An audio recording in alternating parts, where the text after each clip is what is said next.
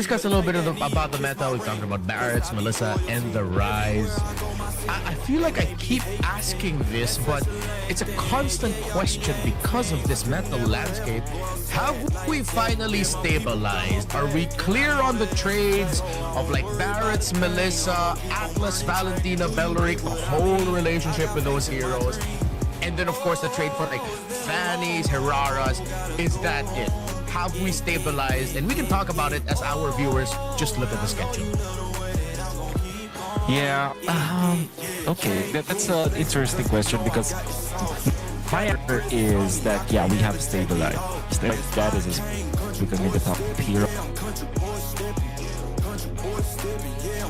And there will be just some pocket picks that will arise that will answer those meta picks. For example, top of my head, that's the Brody, which teams have now started against the Melissa. But we know that the Melissa, the Hirara, as well as the Barretts, they're like the top heroes. And then you also have that Eudora, which also is a top hero. So my answer to your question is that, yep, I feel like that the meta has actually stabilized already. You know what? Hopefully we do get to see that, because it's really gotten to the point the possibilities is wrecking my brain, and it's starting to be in a bad way. I mean, I love it. It makes the drafts very unpredictable, but like yesterday, it was an overwhelming feeling of, okay, it seems like there's some very clear trades that we want to take. So hopefully you watching wherever you are, whether at home, whether you're on the way to work or to school, wherever country, hopefully you understand that we are on the broadcast that's looking towards Group B and Group D, and we will be opening it up with Vamos and Bushido Wildcats. Team Vamos brought Bigtron by Vitality to their limit. They went to 3 games, and it was a great, entertaining series. Meanwhile, on the other hand, Wolf, Bushido Wildcats, they struggled to show their own identity. Unfortunately, for both of these teams, this is the lower bracket, which means that they will face elimination. But we do know that Clock and Air Force, for Natco, Sizga, and Zakip, I would say, they have a great chance at winning at this. And I'm only basing this because of yesterday's performances. Team Vamos almost down Bigatron by Vitality, and they also managed to show us a little bit of the preview of the metagame. They showed us how to use the Melissa. They showed us how you can use 2 tanky heroes with an assassin and a hard marksman, right? So teams, I think that it was just BTR adjusting more properly and more experience compared to them. Now they're at this point that they can actually show what they're worth up against Bushido Wildcats. Yeah, and as we mentioned earlier, Bushido Wildcats, compared to the glowing review that, of course, myself also brought out Team Vamos, this team just, it feels like they couldn't show off what they're capable of, because they were up against a team in Foot Esports, a fellow competitor in the Turkey Championship, who just really looked like they got their number. They knew where they would want to go. I feel like there were some moments where the members of Foot Esports knew what Bushido Wildcats wanted to think about before they could even think about it. That's what it felt like just watching that series. But we'll give it to Bushido Wildcats. They had 2 drafts where you and I both thought, hey, this is good. Maybe even better than the draft of Foot Esports, but they could just not execute. If there's one matchup that I'm going to have to be looking out for, it's keeping it simple, and we'll start into the EXP lane, because Sizka, in the place of Sepan, really got to show off for Team Vamos and looked so coupled with the team. You mentioned the great barrier. He was a great Barrett's player and also handled heroes such as the Uranus and other tanky heroes really well. Meanwhile, Kuntepper on Bushido Wildcats just had a lot of moments of, I think the term you used yesterday was overcompensating. And when you're up against like Team Vamos, the risk of that happening again this series is actually so much higher. Especially because Vamos is a team that is also chaotic in the early stages, or all stages of the game thing, all things considered. So I do agree with you. You can this early game will be so volatile for both teams, especially because Bushido Wildcats can draft properly. And the adverse effect of that is the Wildcats might be in a tough spot because they might not be prepared for this kind of playstyle coming from Southeast Asia, specifically from Malaysia, and specifically from Samos themselves. I think that there was a time where Sunshine, I think Sunshine did play up against some members of Team Vamos from before. Maybe M4, maybe yes, or at least experience of playing up against Malaysian players. But in terms of familiarity, there will be a lot of challenges for Rashid Wildcats. Oh, for sure, especially since Vamos really do love that playstyle that you were hearkening to. Wherein it's quite smothering, but I feel like. And I think this can also evolve once again to a discussion returning to the meta. It felt like looking back at some of the replays for MSC, how we talked about teams, checking out other broadcasts. It seems like more often than before, it's like every team now has to be good with aggro, has to be good with the early game, and has to be good with high tempo, which it's deeply how the game has evolved to, where it's really just about how liquid stampede can you get for everyone. Okay, the answer to that is absolutely yes. Because you are heavily incentivized in this metagame that we have to be aggressive, to be aggro. And I think that you will lose more. You lose more games if you don't catch up with this kind of playstyle, right? Of course, you still have to think about your macro and your late game. However, there is just so much benefit on focusing on your early game, because the teams that you will be playing up against will also focus on that anyways. The way that we're drafting, the amount of heroes that are really good when it comes to early game dominance and early game advantage is just too much. It's gonna be foolish if you don't really think about improving your early game in this landscape that we have. And I feel like a team that was a really great example of that yesterday, and we gave them a really glowing review as well for their performance in Group D up against Pro Esports, is none other than Onyx. Onyx has always had that identity of a team that likes to set the tempo, likes to dominate, but especially in this metagame where you really need to make that happen, and it's quite rare to see matches go into that push and pull, mid to late game type. Although we do still get to see it from time to time, it seems like the best teams can pull it off and finish the game 11 to 14 minutes in, you know? Onyx seem to have found a new footing in remembering what they're best at, and it's quite deadly. We've always thought of Kelra as the type to play marksman heroes, always been fantastic about that, always been fantastic with it, but the man played back-to-back Paquito games and made it look easy. Kiboy played for Vilda Network. Lutfi went back-to-back with Barons, and if that isn't a perfect snapshot of what the metagame is now, then I don't know what is. Yeah. And again, the biggest proof of that most recent, well, I would say World Championship, but a team with an international championship with worldwide audience, the biggest tournament of this year when it comes to the prize pool, MSC. In the finals, it went 7 games where both teams were just trying to win against each other in the draft. It's more of a tug of war of who's gonna get the much better early game heroes and the compositions. And when you look at the game that they played, all of that just translates and tells us that yes, you have to absolutely win the early game. 7-game series with all stomps. Oh, that will always tell you that yes, this is the metagame that we're playing now. We have to really think about the early game. So that is definitely the snapshot that we should look at.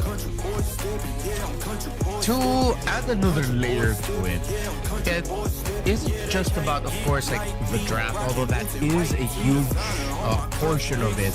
And I like that you mentioned that the tug of war feels like it's really in the first phase bans and first phase picks. You know, that first three that you get really sets the tempo for the entire match, not just the draft in its individual scene. But it also asks so much of every player in every position in the first 3 minutes of the game to not mess up. You better be doing your job correctly or the entire team is feeling it. It's the most punishing meta landscape that we've had in the longest time. Before, there's a way for you to recover. You lose all 3 turtles, as long as you got farm on your gold, it's fine. You can get Lord 1.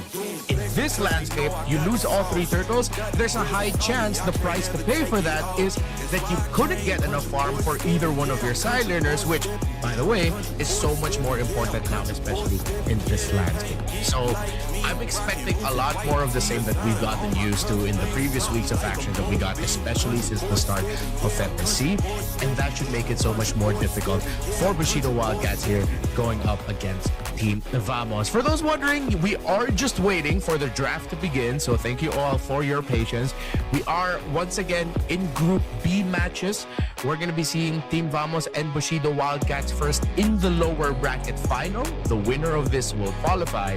Later on, the second Group B match that we're going to be seeing is Bigatron by Vitality going up against Foot Esports, representative from Indonesia and a representative from Turkey, and whoever wins that will get a better placement in the bracket. Meanwhile, for Foot Esports, or for Bigatron by Vitality, for whoever who loses that matchup, will go into, if I'm not mistaken, with how it should be is, I think, I wish I double checked this, but I think the loser will go into the round of 16 bracket in the playoffs, while the winner of upper bracket matches will advance straight into the quarterfinals. Give me a sec while I... Okay. Yeah, okay. I think that's the case. Yeah, because it feels like you should not be facing the same people. Yeah. Yeah, I mean, it's not people, but yeah, well, people, definitely, but the same opponents, so that's what I would say. Yeah. I think that is a topic for a different day. For sure, right now, teams will just focus on trying to win, actually, from what matches are up ahead. Talking about like Vamos as well as Bushido, I think that there is an important hero that we have to talk about as well, which is the Eudora and the Bushido Wildcats, as well as Vamos. And I'm only saying that because the very first instance of the Eudora being picked and prioritized was actually from when I saw them being played by Vamos, actually. Specifically, it was the first match of the MSC group stages. And I'm sure that you were part of that casting grid, and I'm sure that you guys are also surprised from the Eudora. And me specifically, because I prior to that I wasn't actually paying attention to the metagame of MLBB. I haven't been playing since then. When that happened, actually, so I was surprised about this Eudora, but then I see it just a few minutes into the game, just the first 2 minutes. I saw it in lane, and I already understood. Okay, this is why Eudora is really good. It is a lane bully. It matches up well against most of the mid lane mages that we have. It threatens tanks, and it's a big threat to assassins as well. Although it is also threatened by assassins, there's just so many ways for the Eudora to actually find an opening when it comes to late game teamfight. So that's what I wanted to say about Eudora, and this is something that Bushido Wildcats also suffered from yesterday. For sure. I spent majority of MSC being the, I wouldn't say notorious, but very vocal hater of the Eudora. And it's not because I think that she's not a good hero. I see the value. I see the strength. It is quite busted what she can do. If you get the snowball with the Eudora, it feels great. Hell, if I don't know what to pick and I just want a quick, easy win in solo RG and I'm in mid lane, I'm picking the Eudora. It's so underestimated that people just often disrespected it. And we saw a little bit of that yesterday also from A7N when they faced up against GK Esports and Qdora in Quanok. That man made the Eudora look so easy. He was flickering forward, catching assassins in the back, catching the backliners, catching the opposing mid laner in the middle of a whole team fight. There's such a high ceiling with what you can do with a hero that has a very clear optional set of combinations with the ordering of the skills so that you can maximize whoever gets hit when you have the superconductor passive. But my dislike towards the Eudora hero is that how it feels like sometimes it shoehorns you to a very specific type of gameplay wherein you're very close to mid-range. And that's why picks like the Melissa and Vexana popped up, because they had so much range, and a team with the Eudora would often struggle against it because now they're wondering, wait, but we cannot get close enough because of the priorities of the Esme, the Uranus, but I feel like it's leveled up. And that's why yesterday I also was very vocal and said, I'm not much of a Eudora hater anymore. I feel like the team's figured out how to balance building around her. She's just so good. It's just it's just naturally good in the meta. It's just a good hero, essentially. Yeah, enough buffs. It has stabilized in the meta game, especially in the times where there's a lot of assassins. I remember the last time that the Eudora phobia was a thing. We were at the tail end of the assassin meta, actually. So it was between season 8 and 9, early into season 9 of FPL. So that was about 3 years ago. Oh wow, yeah. Don't remind me how old we are, man.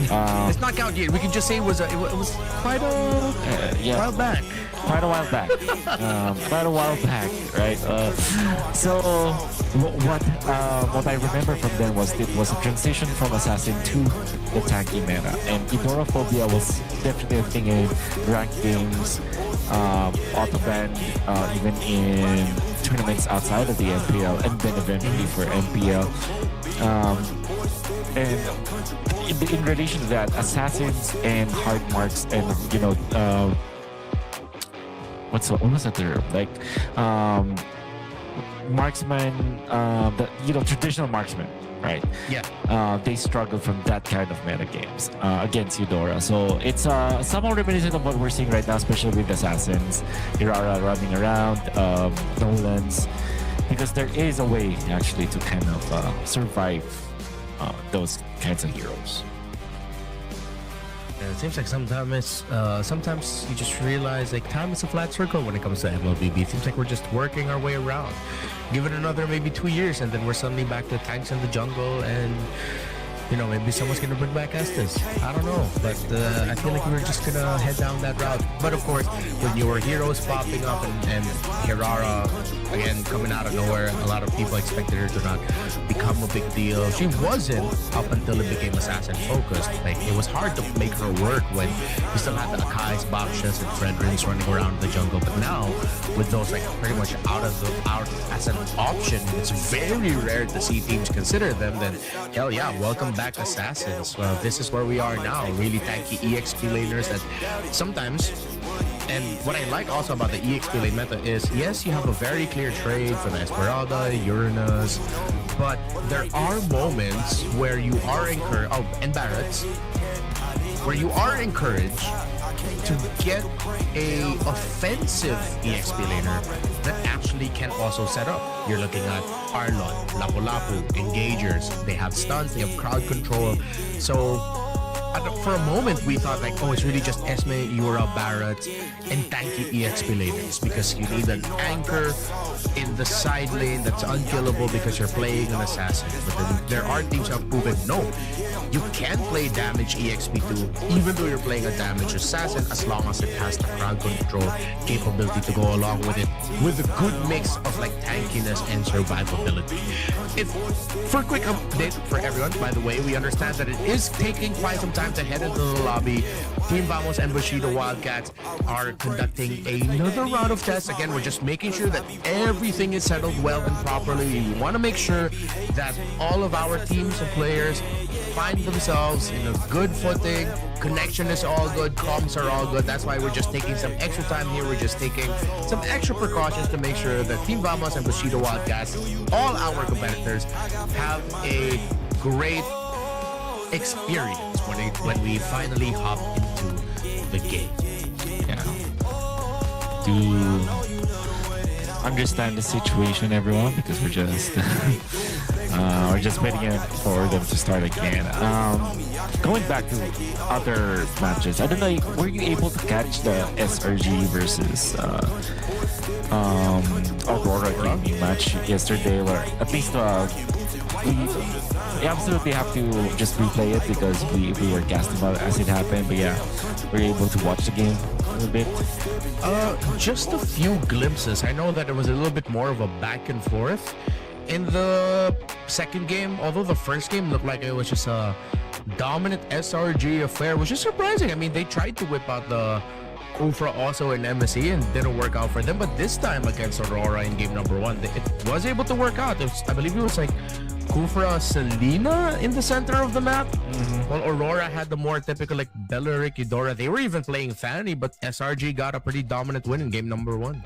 Yeah, and then game number 2 was Aurora Gaming starting really strong. They've taken out the turret in the middle of SRG and they were winning. I think they were about 5k or 3k thousand gold ahead, and it was a great clash between two teams. There was a lot of back and forth where almost everyone from each team defeats each other in a clash or wipes them out. But then what really surprised me was that SRG used Rafaela against Midnight. The audacity to use it. Just use the Rafaela in the middle. But I know that I'm pretty sure that they have rehearsed that or trained with that hero before. What's really interesting is that when I told you that it's like there's a lot of like back and forth between two teams, very close clashes that we've seen from them, and sometimes that a team wipes out another or they wipe each other out. But the reincarnation coming out from the Rafaela, which we never really talked about when we're talking about Rafaela. I remember you asking me what the strengths are of the Rafaela. Told you that it's about the early game and the laning stage, and then eventually it becomes there's a lot of damage output coming out from the Rafaela because of the reduced cooldowns. But if you look in the latter portions of the game, there's that additional factor where the resurrection is so important in an assassin meta game. Imagine if your gold laner gets picked off, and they spent so much for that. Maybe they have spent one big suppress or one big ultimate, a couple of ultimates, maybe a battle spell to take on one. You resurrect that guy, that important guy, which usually is a target, right? So that they don't have their flickers, they don't have their ults. You are topped up. You have 5 people against 5. You are gonna win the fight. And I think that's exactly what happened in the fight of SRG versus Aurora. And to wrap this up real quick, remember, it seems like the most important or one of the more important conditions for playing the Rafaela is that you make sure it's also in Flying Cloud. It just expedites the return of the hero that you get to resurrect, and of course having Uranus and the EXP lane paired up with the Rafaela seems like the way to go. Thank you all for your patience. We have finally made it to the draft of game number 1 between Team Vamos and Bushido Wildcats. Vamos taking out the Selena feels like it's a very targeted ban, although we did get to see it prioritized yesterday by Bushido, and they were able to still round out their draft really well with the Selena first pick on the blue side, just again could not execute it. While Vamos does not want to even consider Marcel in terms of the trading, they just ban it out themselves. Yeah. Okay, so that means that when it comes to priority, there still is that Hirara and maybe the Paquito. Every time that the Barrett is out, the Paquito can run easily. And the reason why that is because teams are utilizing the Paquito, the Barretts against the Paquito for extra damage, actually. And of course, a lot of control to go with it. So I'm gonna be surprised if the Paquito will eventually be the priority for the red side team. For blue side, I think it's still either Atlas or Hirara as their priority. Yeah, considering that there's a ban on the Valentina, I think it's going to be one of those drafts where you really see an importance of the trade between the Atlas, Belleric, of course, the roamers of the meta. But let's see if any of them will be brave enough to consider trying something different. I mean, we get to see SRG try something different with trying to make the Kufa work again, and they were able to make it work. But knowing Team Vamos and the type of team that they're up against in Bushido Wildcats, it might not also be surprising if Vamos just goes ahead and locks in something like maybe the Juicin as the first pick, especially as Bushido Wildcats take out the Atlas. But Vamos can also be dangerous with it and just rush the Belleric. But they said, nope, we want to go for the most busted hero right now. We get the Hirara. Yeah. Belleric available well as the Paquito, and Bushido Wildcats. I think it just makes total sense to just secure the Belleric now. It's the strongest roamer that we have. It in the Atlas definitely the top heroes when it comes to the roam selections. And if you don't get it now, it will mean that your opponent can easily just take it away from you. So I don't think that it's wise. Oh, of course, the Freya. How could I forget the Freya? Freya and Eudora, a strong answer by the Bushido Wildcats. It's most likely going to be going to the gold lane already. Let's see if Vamos are going to go ahead and pick up the Phoveus.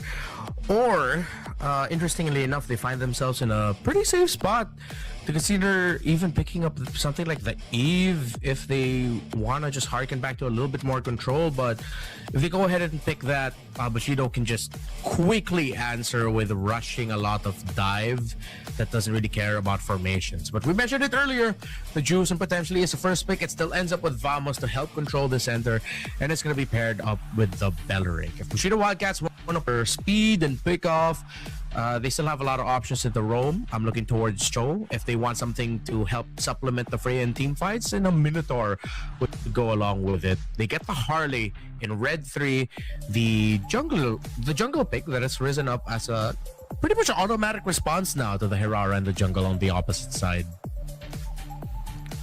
That's right. With the Jushin, I feel like this is a more of an adjustment by the teams more late into MSC, where every time the Eudora is getting picked up, it's either the Valentina that they answered it with it first. Sometimes they'll go for Eve and Lilia. Then eventually teams like Onyx, teams like Bigatron by Vitality, more so the Indonesian teams have decided, okay, let's pick up the Jushin once again. That's when everybody else picked up, actually. That eventually what happened was they now prioritize the Zushin over the Eudora whenever the Zushin is open, and just mitigate their damage upward from the jungle, just compensate with that from that lane. I think that it's a cool answer to the Jushin, after the Eudora, I mean. However, I think this is also another good adjustment from the Bushido Wildcats. What this actually achieves is a lot of movement coming up from their jungler. Yesterday, they were picking up a lot of Nolan, and they were failing in the early stages, which meant that they had a difficult time winning the game with that. So this is a different flavor for Bushido Wildcats. Okay versus the Hirara, but also very good against the Jushin. So already good answer here for Bushido Wildcats. Yeah, to mitigate the movement of the jungle that you mentioned, Team Vamos would take away the Uranus. Besides the fact that they don't have heroes right now in their draft that could counter the rampaging early game Uranus, they also take away a great pickup that, especially since we saw it maybe a season ago, Uranus being utilized for handling macro on its side of the map. Multiple cuts, sometimes even turret 3.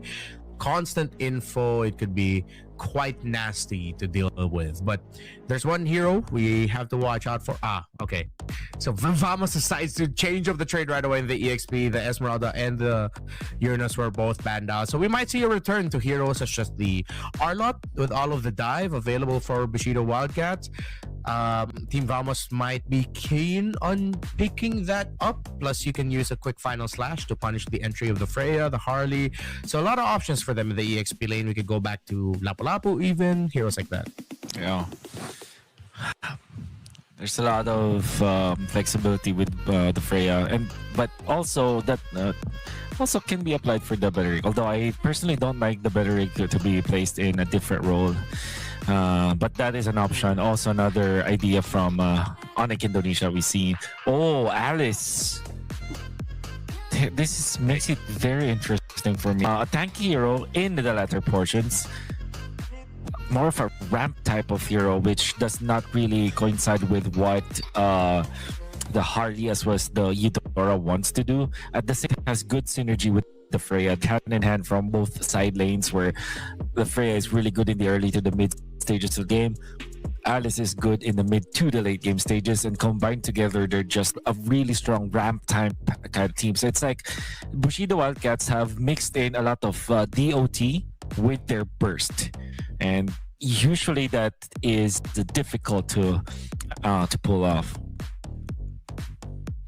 Good balance, but very demanding. As expected, the Arlot comes through for Team Vamos, and they go ahead with a Claude. So this looks like a lineup that might take more time. Oh, chip pickup by Bushido into the Belleric, into the Juice in, the Arlot. This could be tough to pull off if you're just looking at it from a team fighting perspective. But if you look at the chip, the Freya, the Harley, the Alice, just look away from the door just a bit, you get 4 heroes that could make managing the map really messy for Vamos, Wolf. Yes, that's what I would say. If they do pull it off, it will take a lot of time. But I think that, you know, there are some team compositions where you look at it and you say, okay, this is a late game type of team, and its early game is like just compromised so much. All things considered, I'm looking at Bushido Wildcats. I think they have a lot of openings in the early game. I'm not saying that they are that their early game is way better than their opponents. I think Vamos have just nailed it, but it's not impossible to win. This is not a late game composition where the early game is like totally just you farming. However, Bushido Wildcats has to play perfectly, is what I'm saying. There is a lot of opening for them to utilize with the Freya as well. Just early, and then you put in the Eudora with the chip. That means that you have a lot of angles to look at. However, Team Vamos, just look at their composition. This is Hirara with in as well as the Belleric, strong mid trio. And then if you factor in Arlot with the Jushin in the early stages, you see a lot of thorough fights that can easily be won by Team Vamos. Mechanically demanding is the draft of Bushido Wildcats, with Vamos having seemingly the right answers for it in the early game.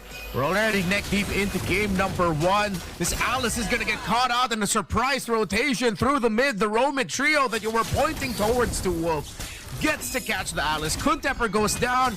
And it seems like the theme from him yesterday, the overcompensation continues, and so it does as well for Nam. Siska is here. They have to be careful with the entry of the Arlot. Bushido Wildcats might get punished. They back off, and Vamos decide to not overcompensate like what their opponents are doing so far at the start. This will make pulling off the game plan of Bushido Wildcats all the more difficult. Yeah. Chip has to back up for now, and of course the Eudora is forced to just fend for his own in the middle up against this Jushin as well as this Belleric. That might mean that he will miss a lot of minions out there. So Nixus tries to pull it just to kind of scatter the members of Team Vamos. But that means that Team Vamos now know exactly where Bushido Wildcats will be coming from. Turtle take is going to be difficult for the Wildcats. They even get Nexus taken out. And now Siska wants forced. Siska with the fire. A level 3 tank cannot survive up against the 4 members of Team Vamos. You talked about the Roman trio, and again, just adding more evidence to the argument. Vamos have cut out Nexus and have over-rotated, or excuse me, better rotated against trio Bushido Wildcats, who are now scrambling to get some semblance of control in the center of the map and through their own jungle. Nexus, after getting taken down, is now finally being able to get some farm, but the lead has ballooned, getting to 2,000. Meanwhile, up top, it looks like Kuntep is in trouble. It is an Alice after all. He'll be able to get away. But if you look at the entire heat map, it's been all Vamos in the center. The chip has been relegated to just protect the jungle, not actually being able to be proactive, get information. This is going to be a really tough comeback for Bushido Wildcats, if ever.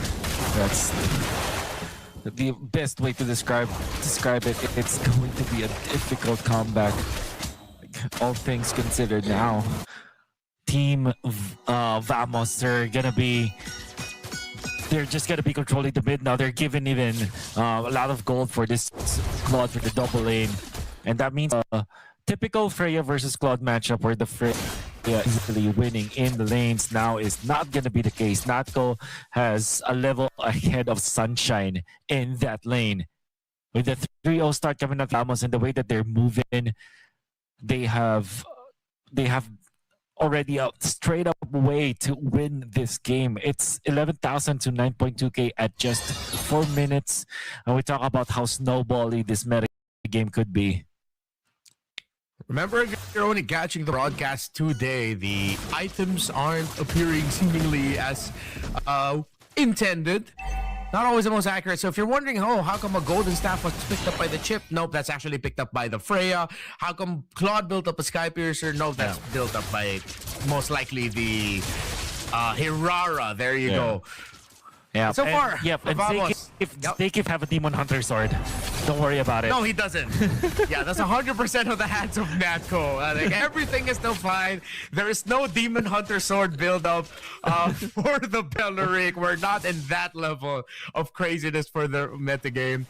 And as expected, Bushido Wildcats really are just, even if it felt like 2 minutes into the game, they're already telling each other, hey guys, farm up first. Oh, Siska from out of nowhere with a final slash to catch out Kirai.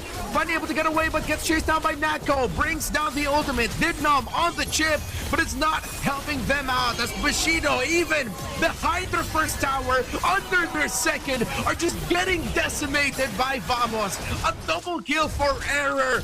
And everything we've said about the lineup, about the possibilities have come true. That's a triple for Error and total domination for Vamos. Oh man, and the way that they are using this Claude being activated very early into this game, it seems like they are the team that's how active Team Vamos has been. Everybody from their lineup clearing their side lanes into the middle, clearing that wave as fast as possible as well, controlling the river, then getting the pickups that they needed. 7-1. Team Vamos is leading by 3,000, and we haven't gotten into the third turtle yet. Now, Bushido Wildcats, when we said that the early game is not impossible for them to pull off, they still have to look at a way to activate this Rhea as well as this Harley. But now things will be very difficult because of the defensive items that Team Vamos accumulated along the way. And I think Siska wants to go for the damage with the War Axe. Topside, conceal, plus the ultimate from the chip. Bushido Wildcats are trying desperately to get something, but the perfect ultimate from Zakif messes up the attempt. Wrath of Dryad on point has led to a double kill. Error, a kill for Siska, making that two double kills make 4 basic mans. Team Vamos are excelling. Unbelievable. Zakif reminded everyone should not pick the chip if the Belleric is around. A 5-man Wrath of the Dryad. Now Nexus wants to kill Natko. Natko with the lifesteal. Natko will fall. Finally, something good for Bushido Wildcats. Natko, the first target of the shortcut up top, coming out from Numb. That actually spelled the doom for Bushido Wildcats as they received that 5-man Wrath of the Dryad coming out from the Belleric. And now taken out finally something good for Bushido Wildcats. Nevertheless, you should still respect Zakif in this match. Bushido Wildcats, you have to think about every time that you pop the chip ult. It's crazy to think that, I mean, we did point out the difficulty of playing the chip in this scenario. They're going to try to go again. They send out the cavalry against the Arlot.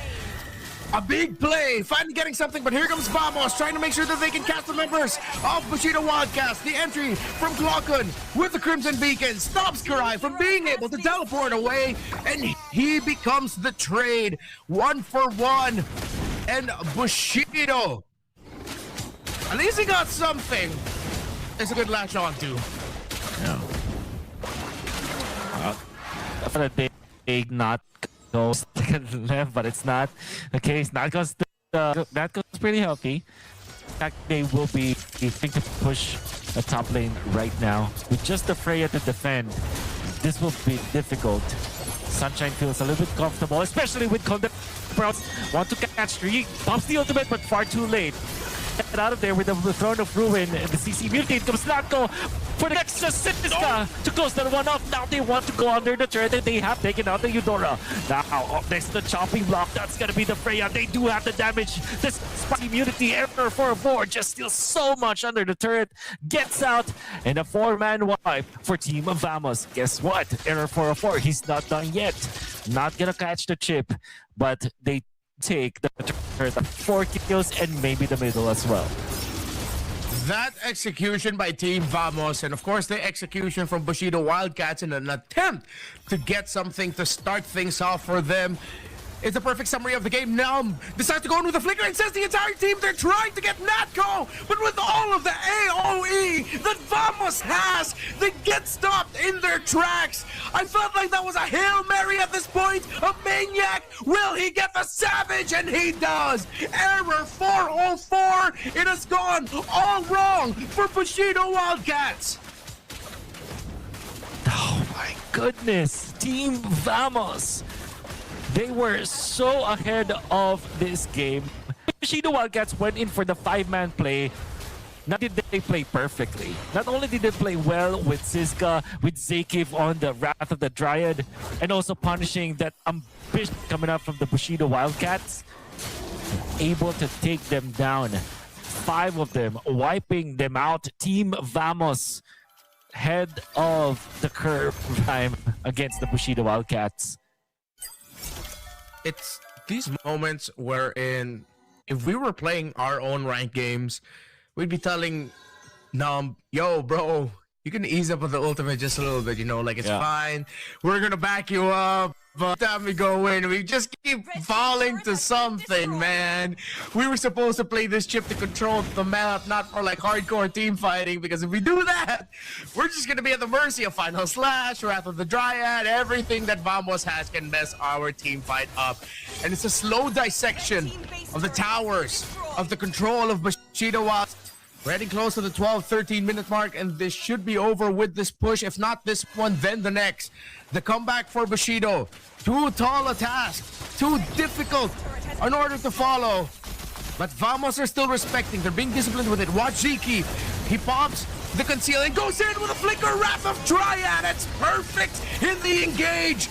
Bushido are knocked out of it. Vamos took control early with how they started, and they'll be able to win this game with nary a scratch. 23-4, domination by Vamos. First 3 picks coming out from Bushido Wildcats was interesting, but the last pick that they did, the chip, I think that they might have just overthought them.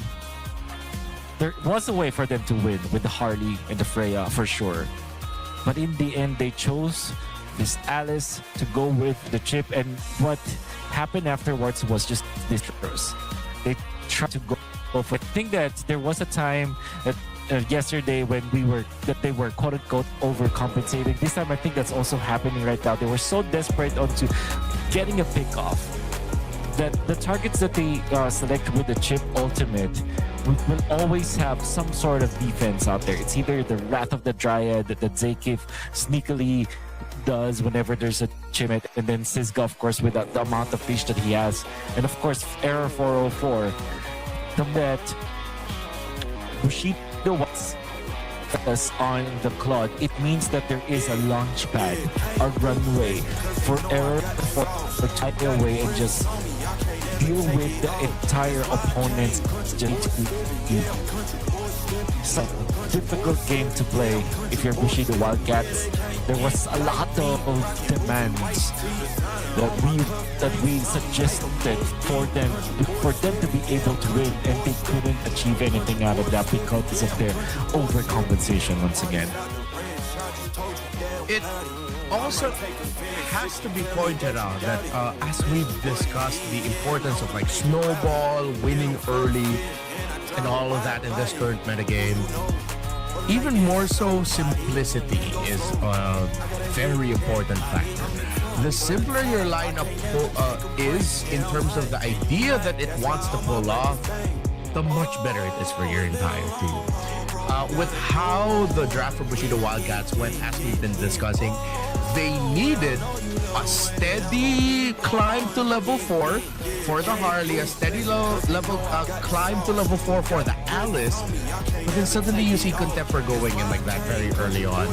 You see Nam and Kirai not taking care of the vision in that middle bush, overcompensating again in presence for the Alice in the turtle, leaving Nexus to just get spotted out there.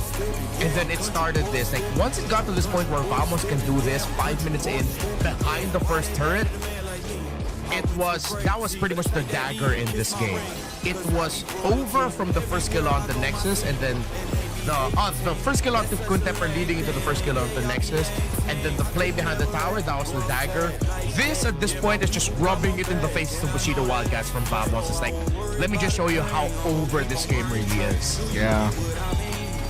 You can see when they try to go for a cheeky play, they just get punished over and over again. I think that they will eventually take out, get one kill afterwards, but this time Team Vamos decides, okay, it's time in the game. They initiate with the Wrath of the Dryad catching 2. They have so much gold advantage that they can just use it as a battering ram against Bushido Wildcats under their own base. It's such a one-sided game, and I think the Bushido Wildcats, that should be a rude awakening for them. Stop with this kind of play style where you desperately want to win. You can naturally win. They are drafting well. Their first 3 picks, they were able to snag Harley with the first pick Freya as well as the Eudora. And I think those first 3 picks alone is enough for defeating Team Vamos. You just have to be more stable with your last 2 picks. When they decided to go for this this Alice, it's almost like a death sentence to themselves. Although I could say that there is a window, there's definitely a window for them to win in this game, but unfortunately they played their hand too much. It's interesting to see that the theme still continues. It's like overcoming, and it's difficult to pinpoint on exactly what. When you've already had a fantastic draft on the first 3 picks, you just need to round it out with some stability.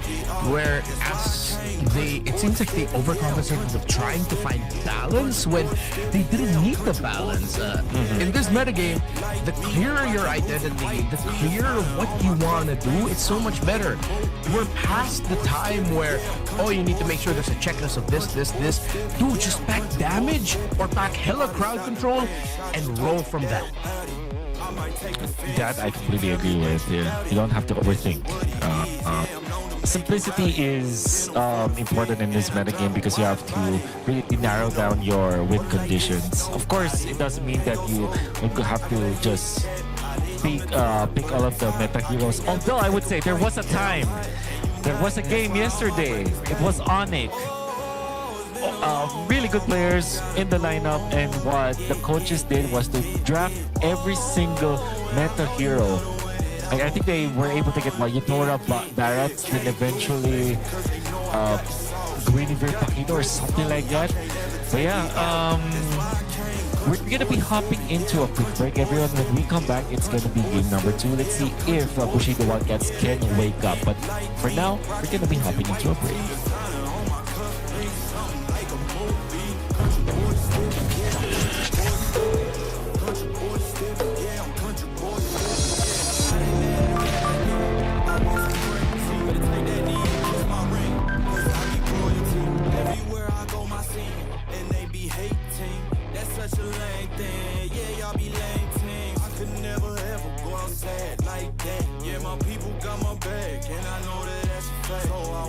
about a thing, I'm gonna keep on burning track. Do you get what I mean? I got faith in my dream.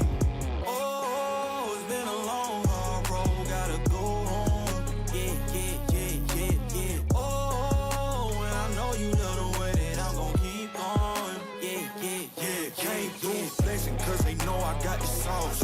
Got the presence on me, I can't ever take it off. That's why I came, country boy stepping, yeah, I'm country boy stepping. Country boy stepping, yeah, I'm country boy stepping. Yeah, they can't get like me, rocking boots and white tee. Designer on my cuff, think something like a movie. Country boy stepping, yeah, I'm country boy stepping. Country boy stepping, yeah, I'm country boy stepping.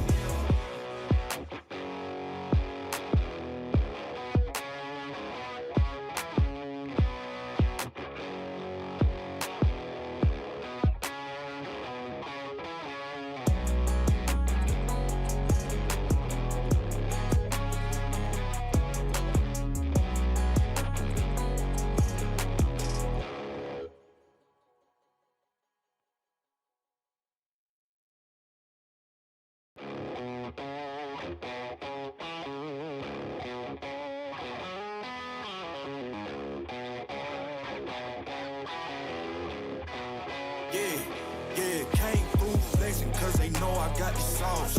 Got the presence on me, I can't ever take it off. That's why I came, country boy stepping, yeah, I'm country boy stepping. Country boy stepping, yeah, I'm country boy stepping. Yeah, they can't get like me, rocking boots and white tee. Designer on my cuff, think something like a movie. Country boy stepping, yeah, I'm country boy stepping.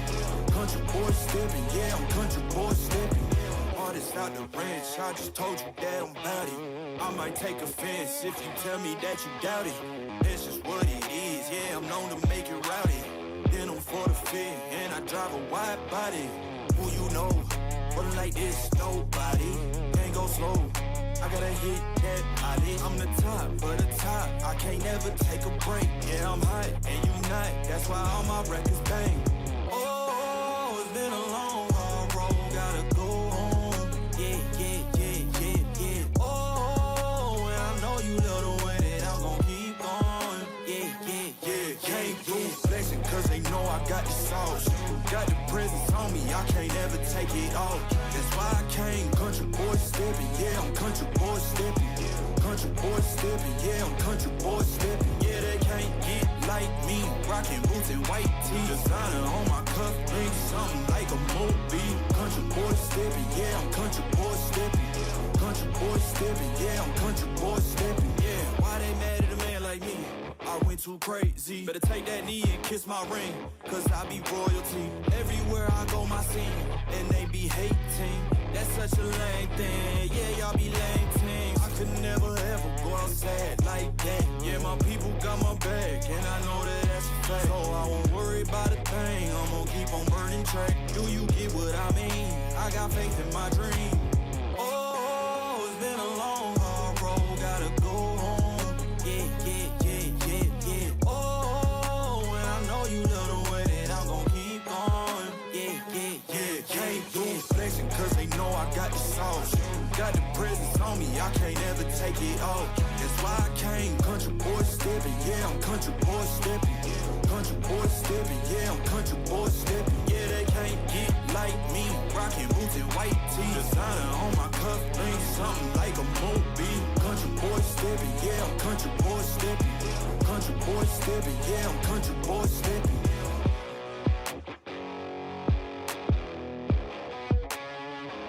We speak into your ears, we speak into your soul. Is there anything that you want to say? Like, I'm not even gonna give you a prompt, just like anything you want to say. Short, don't play chip if you're not if you don't have enough sleep. That's what I would say. If you don't have enough sleep, Yes. is that our working theory now, that our brother Num from Bushido Wildcats has not had enough sleep to play the chip? No, this is not related to the game that we saw earlier. Although I would, we can say that the decision making coming out from the Bushido Wildcats weren't as pristine as their drafting pattern was yesterday. Because remember, yesterday we were commending the way that they drafted. In fact, there's a lot of promise when it comes to the hero composition that they were able to do. And even in this game number 1, I still see hints of good drafting coming out from them. But I feel like their decision making is not as good as yesterday. And now that you're looking at how they played that game with the chip, it kind of reminded me of when I played with other people who just played so much and grinded so much when it comes to MLBB. The next day they didn't have enough sleep and they end up losing more stars than they gained because of, you know, lack of sleep. So yeah, don't play chip if you don't have enough sleep. Yep. It's really good advice pretty much to... Yeah, I know it looks so fun, folks. We're in, oh, look, I'm a chip. I can bump into someone. Here's my ultimate. Whoopee! Here's the entire party. But there's a level of nuance to it, which I will also admit sometimes I do mess up. I apologize to all of the randoms in RG that I have sent to their impending doom because I mistimed my chip ult. But that just adds even more to the case of it. All right, We've already seen the bans. We're not gonna forget Freya this time around because Vamos decided to ban that out. Marcel's gone too. Belric, Valentina active. Heraura's gone. So we're gonna be seeing some different priorities this time around. And that priority should be on the Belric or the Eudora, I feel like, for Bushido Wildcats. No Freya. So instead it will be the Selena. To be fair, there was a time where Kirai started the game with a really good ability to stun his opponents with the arrows. But I feel like this is a hero that they feel is their last resort. It's like a break glass in case of emergency kind of hero here for Bushido Wildcats. And I don't blame them. They could be eliminated from games of the future. And if they lose another game. Team Vamos, however, with a really good answer. The clue. A way to thank the arrow as well as step on the traps of the Selena in case they need to. I feel like even though we know that this is a comfort, it's, as you mentioned, hey, that's so funny. You straight up mentioned Guinevere and Paquito earlier, and then here comes Bushido Wildcats just prioritizing it right out of the gate. Yeah. After seeing the glue and the Harley, though, how do you feel about this? How do I feel about this? I like it. I like it. There's a lot of skill shots that they may have to land.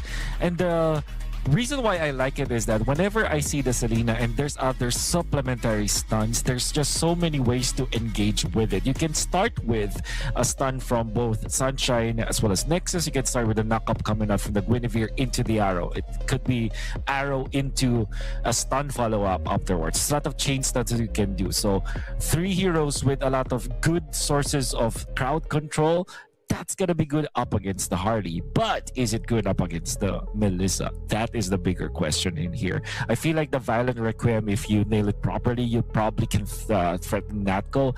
But otherwise, it's difficult to play dive against the Melissa. We saw this a lot as a major component to picking up the Melissa. If you know there's so much dive and not any clear idea of reach to be able to poke the Melissa down, then it's so difficult. But at least the comforting thought is you put in the condition, Wolf, of get the Violet Requiem onto the Melissa. You know it's not going to have Purify. It will always have Inspire. So at least that if you do get that catch, it's gonna be a great catch. But it's, again, gonna be very difficult to execute and really pull off the catch this Melissa out, because hypothetically, even if you get to catch her, there are other problems to deal with. So Bushido need to find a way to level this out with some form of reach or really good dive that once they decide to go in, there's no room for Natco on this Melissa to thrive. Yeah. And this means that for Team Vamos going to be looking at taking away more damage heroes like Arlet. Think about it, there's a good synergy for Bushido Wildcats with the Arlet, but Guinevere plus the Paquito plus the Arlet, I doubt Bushido Wildcats will actually pick that kind of composition, because that would mean that their Gwyn is your jungle, and you have the Paquito in the gold lane up against the Melissa, and I think that is not a good lane to play at for Bushido Wildcats. So I think that they probably would have been better if they banned out the Brody, because I feel like Bushido Wildcats will with that one out. But we'll see. Maybe Bushido Wildcats themselves will just not pick up the Brody, put this Paquito in the gold, put themselves in a very tight spot actually. Yeah, especially since if Vamos decides to round out with like a Farso or a Vexana as their mid laner, then that's pretty much GG for a all dive composition, and you're playing a new game plus hard mode, hardcore mode, one death, and your entire save run is just gone. So they're saving that pick for later. They get the Uranus, and with all of this dive and burst, it's whoa, oh man, this is not gonna be a fun time for Bushido, but hell, if they pull this off, then they pull this off, but it's too demanding. Yep. You put your Paquito in a lane up against the Melissa. You put your Benedetta against the Uranus. There is a lot that they have to do. I have to say though, their river fights are really good. They have the damage, they have all of the stunts in the world, have good neutral objective team fighting, but their laning stage, that's what they will have to fix right now. And Team Vamos, what they only have to do right now is to pick a mid laner that will defeat the Selena. Maybe, okay, this is not a hero that I thought about, but it's another anti-dive hero. And this is also a hero that I have seen so many times played against the Guinevere, because what you do is to pop your ultimate when the Guinevere jumps. It will not stop the Violet Requiem, but it will stop any follow-up. And you also deal the damage. So I like the idea here coming out from Team Vamos, ready to close it out. Bushido Wildcats, I hope they're ready. I hope this is like a comfort thing for them, because otherwise their laning stage is gonna be disastrous. Again, that's why we put that asterisk of if they pull this off, then hey man, Bushido Wildcats can just look at all their previous losses and forget about it. You know, it's just, hey, we were able to do it with this lineup against this composition against Team Vamos. Let's pat ourselves in the back for that. We're now about to head into game number 2. Looks great for Vamos, especially since they rounded it out with a A7N. Of course, a hero notorious for, as Wolf mentioned, it being anti-dive.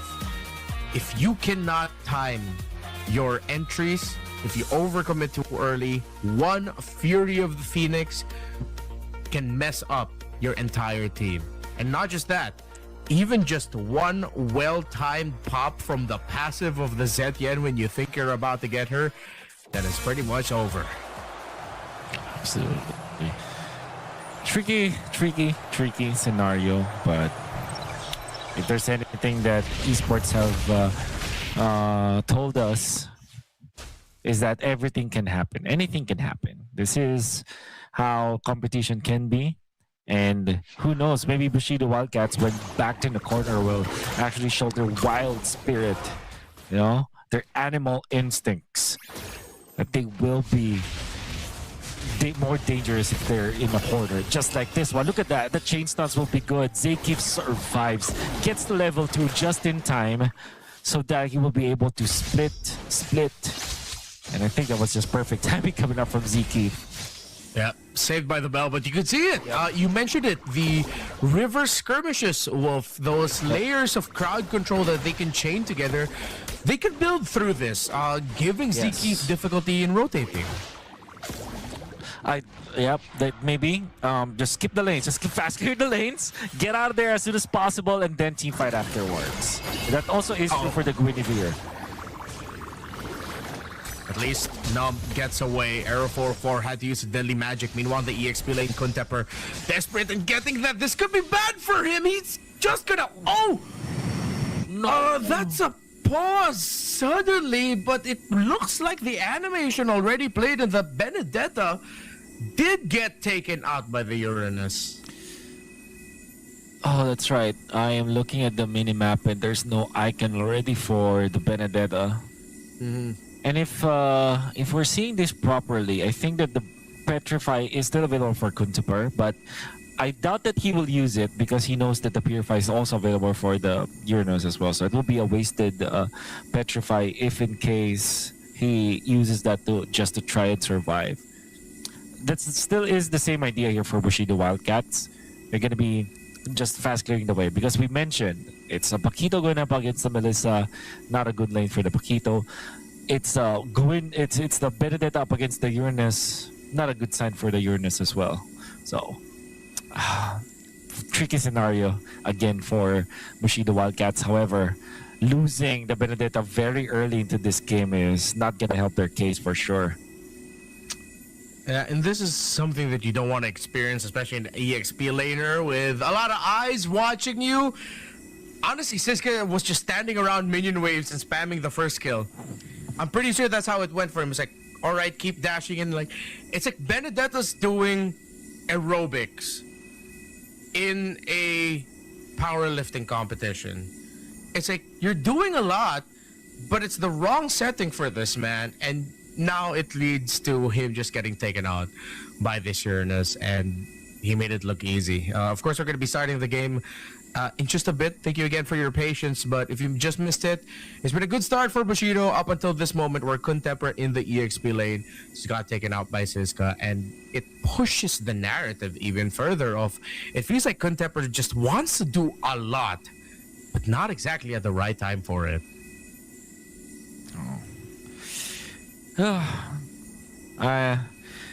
Really scary situation now for the Wildcats. At the same time, there is a big part of me that kind of wants them to at least even win in the early stages. I feel like so that this game will be much more interesting and much more, and obviously not one-sided.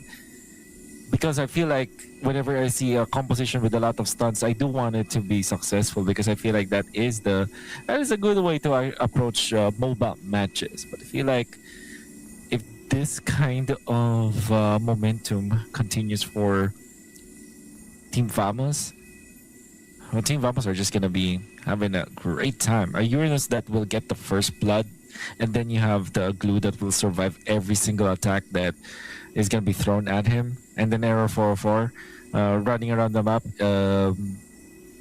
comfortably. That's not a good sign for Wildcats for sure. Especially the start that they had gave them a lot of optimism, really. But maybe if they start layering really good crowd control for Kirai, Nexus, and Numb, leave Kuntepper to just do his own thing as the Benedetta, get the Selena, Guinevere, and Cho together to just chain things up, use Nexus's Valid Requiem and entry as some means to help sweep things up after Numb and Kirai have forced out Purifies from especially the Melissa. It sounds demanding, yes, but it should be good. Oh!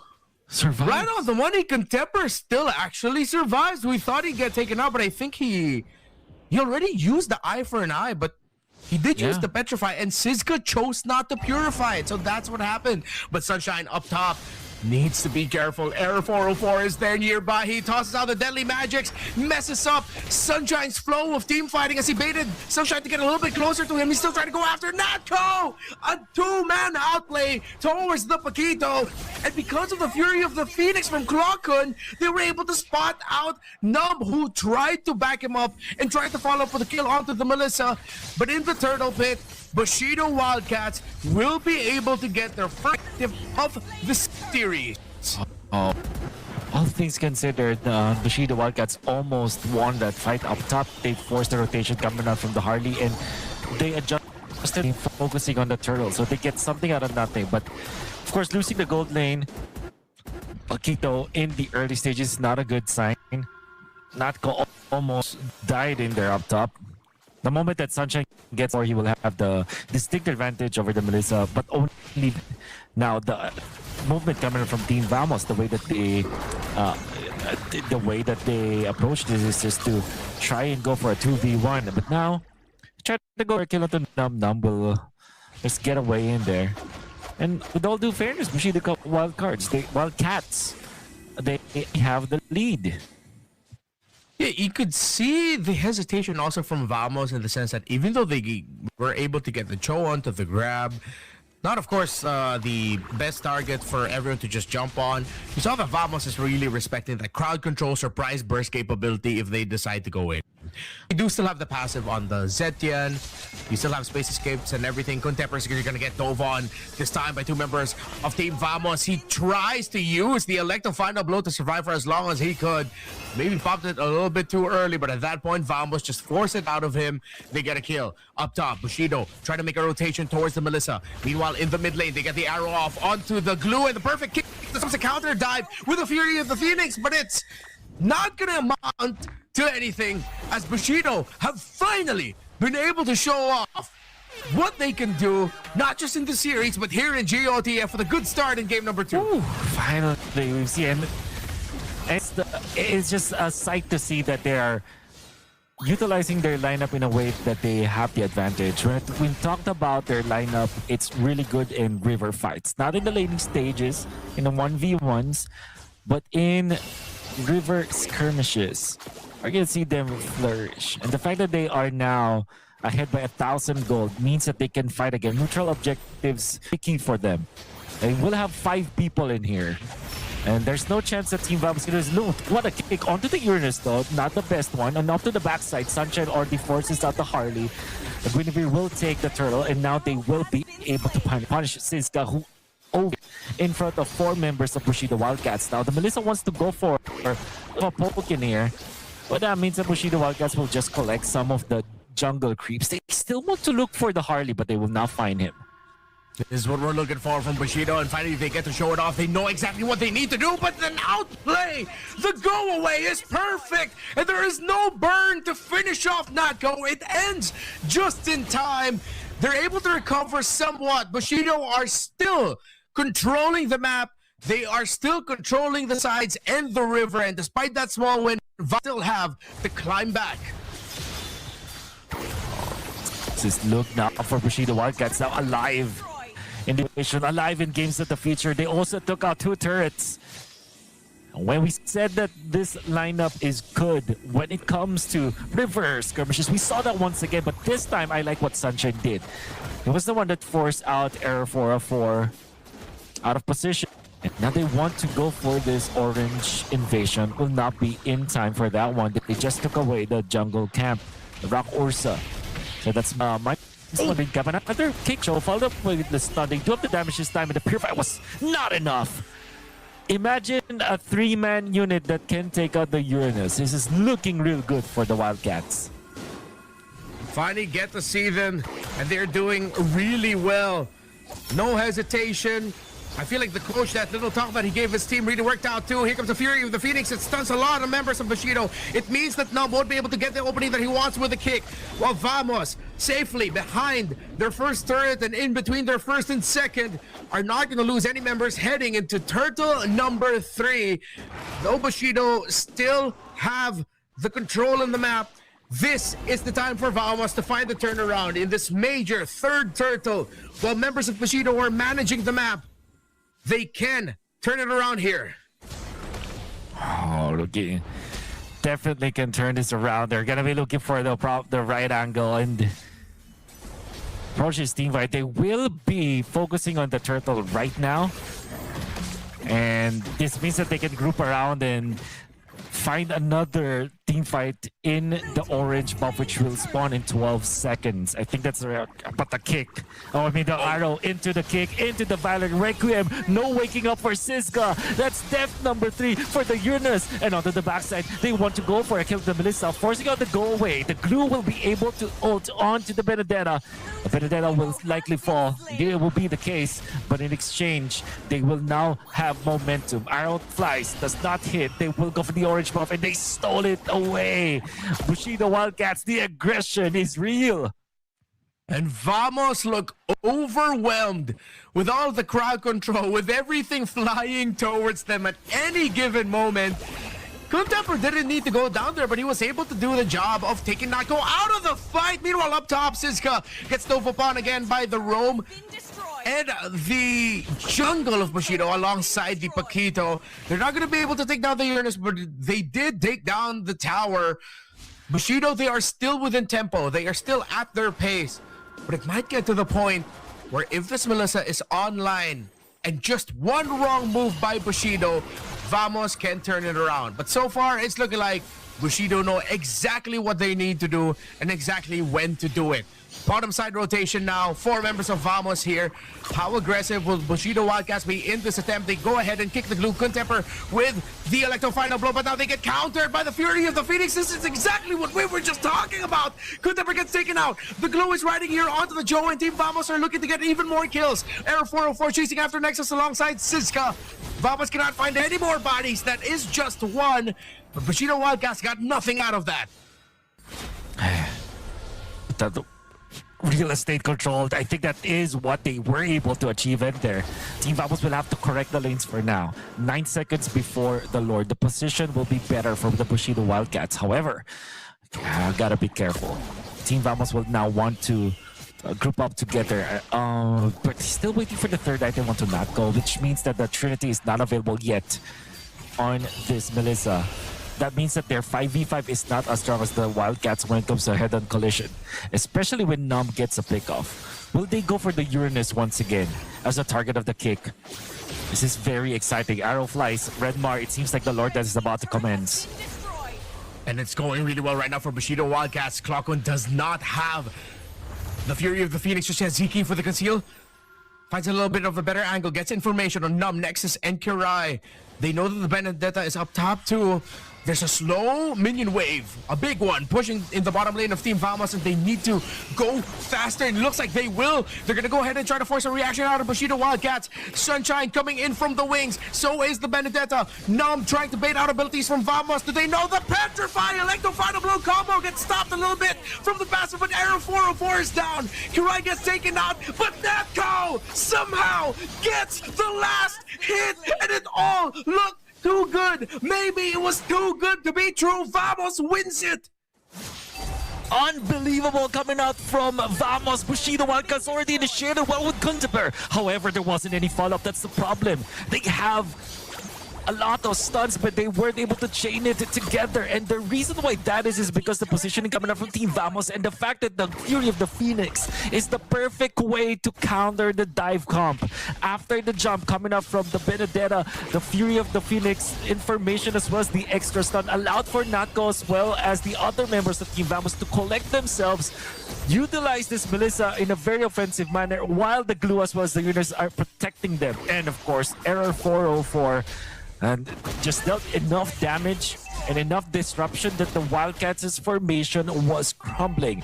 Natko, the MVP, for some reason, those needles was enough to take out the Lord. And now Team Vamos are back in the game. Num trying to find a conceal angle, but isn't going to be committing it. Vamos know that they have the lead. This is the moment that they were waiting for. Bushido handled this as well as they could with the lineup that they had. They get an arrow, but the Fury of the Phoenix gets brought out again. We talked about the impact of this Zetian, and it's been felt over and over with every team fight. But in these past 2 major moments, it's the sad reality that Bushido now has to deal with. They did everything they could, but this was inevitable for the lineup that they were up against. Despite them getting a kick onto Ziki, he just gets to split away. And Siska can just now do this. Body the members of Bushido in their own base. Push commences. A lot of problems. Now Bushido Wildcats have to correct now. Damage coming out from Natko is just immense. We talked about how the Trinity is not available yet for the Melissa, but this time it is now available. Just one team fight win was all it took. And now even Siska is not the target anymore for Bushido Wildcats. He's not an easy target anymore with the Purify being available. And of course, the Melissa that can turn things around in case Zetyan ultimate is almost available as well, coming out from Clockun. 2-0-5 on the Zetyan, the mid laner for Team Vamos. I can engage once again. It's 30 seconds before the Lord, and it might well be the last team fight for both of these teams if Vamos takes it. It's Bushido who decides to take it. They decide to jump onto the Uranus, but now they're getting sandwiched here by the members of Vamos. Fearing the Phoenix is not going to land, but that does provide all the information. Not with the kick. Defensively, the Violent Requiem to try and stop the members of Team Vamos from jumping onto them, but it seems like it was inevitable after all. They try to go in with the Electro final blow, but Natko is down. Natko is down. The game isn't over yet. Whip us back into the portal. I'm trying to hear if we can get information. It's not over yet. Bushido is still alive, and they've taken out 4 members of Vamos. I would say something really smart, Redmar, but I did not see what exactly happened in there. What we do know is that the Wildcats are not out just yet, and there is the Lord. Potential kick. No. That's gonna be the passive. No, not even the passive to Zetyan, actually. That was just a flicker. Tried to go in. However, it's gonna be enough for them to take this Lord. There's some minion wave up top that has to be handled by Vamos as well. Sunshine takes it. It's not over, Redmar. It's not over yet. Hang on, everyone. We might see something historic coming soon. This is the best game that Bushido Wildcats have played so far. They are up against Team Vamos. Arrow 404 checks out that bush, checks where Numb is. Team Vamos are feeling that they have to gather themselves together. They have to move as 5, which I think is the right decision here. Vamos are probably just as surprised as we are. Maybe even they themselves were feeling that they were getting whipped into the portal. But Bushido had other plans. The best they looked, as you mentioned, tournament life is what they're fighting for. With a lineup that at this point should be struggling, just pulled off the defense of a lifetime. They layered their crowd control perfectly. Heroics from Kunteper and everyone else to make sure that they can find the Melissa. Bushido, can they do it? But it's still a tall mountain to climb with all of the minions and towers they need to break. Okay. Team Vamos are perfect, are playing the defense perfectly. Now they want to go for it. I don't know how that happened, but Kunteper actually was taken out of a piece of the Bushido Wildcats composition. Fortunately, it's just 15 minutes into this game, and there is no real estate lead for Team Vamos when it comes to the minion wave right now. So they can wait for 25 more seconds, clear out their own jungle camps, but Team Vamos wants to take advantage of this. They press in the attack in the middle, position themselves. Lord is still 70 seconds away. Wildcats will not be punished from that pickoff. Room to build, exactly, is what the death of the Benedetta has now given for Vamos. Minion waves up top will be pushing. A slow push down bottom. An even slower push through the mid. It's going to be a lot of minion waves for Vamos to deal with. Kunteper has returned. So Bushido has 40 plus seconds to work with in terms of getting some semblance of map control, but Vamos doesn't want to give it. Conceal play to break this tower up top, to make the base go bald. No more towers here. The Abyssal Arrow lands onto the Zetyan. They pop Clockun. They force the Fury of the Phoenix, and they find Error 404 in the center. No, Sunshine and Nexus have done it. No juggler for Vamos, and now Bushido is going for the chase. It's their turn for advantage. It's their turn for a clearer shot at this next Lord. Wow, what a roller coaster of a game. I can't believe that this is what we're witnessing.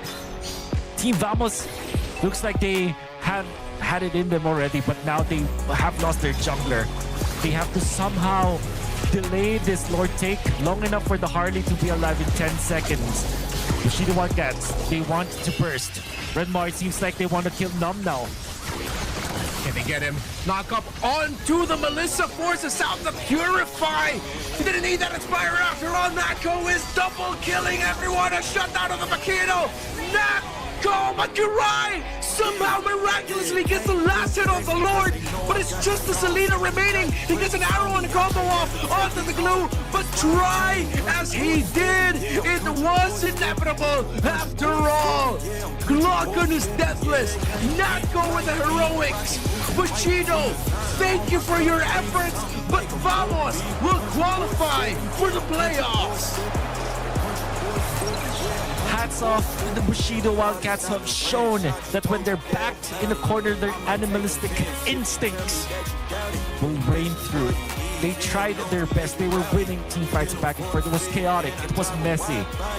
But they had to do it. Unfortunately, that will be the last game that they play for Games of the Future. Team Vamos were more calm in that last moment. Although they lost Error 404, they had straight up idea to delay the Lord, force some movements coming out from the Benedetta as well as the Cho, and when Nam overextended, when the Benedetta overextended, that's how they were able to just pick them apart one after the other.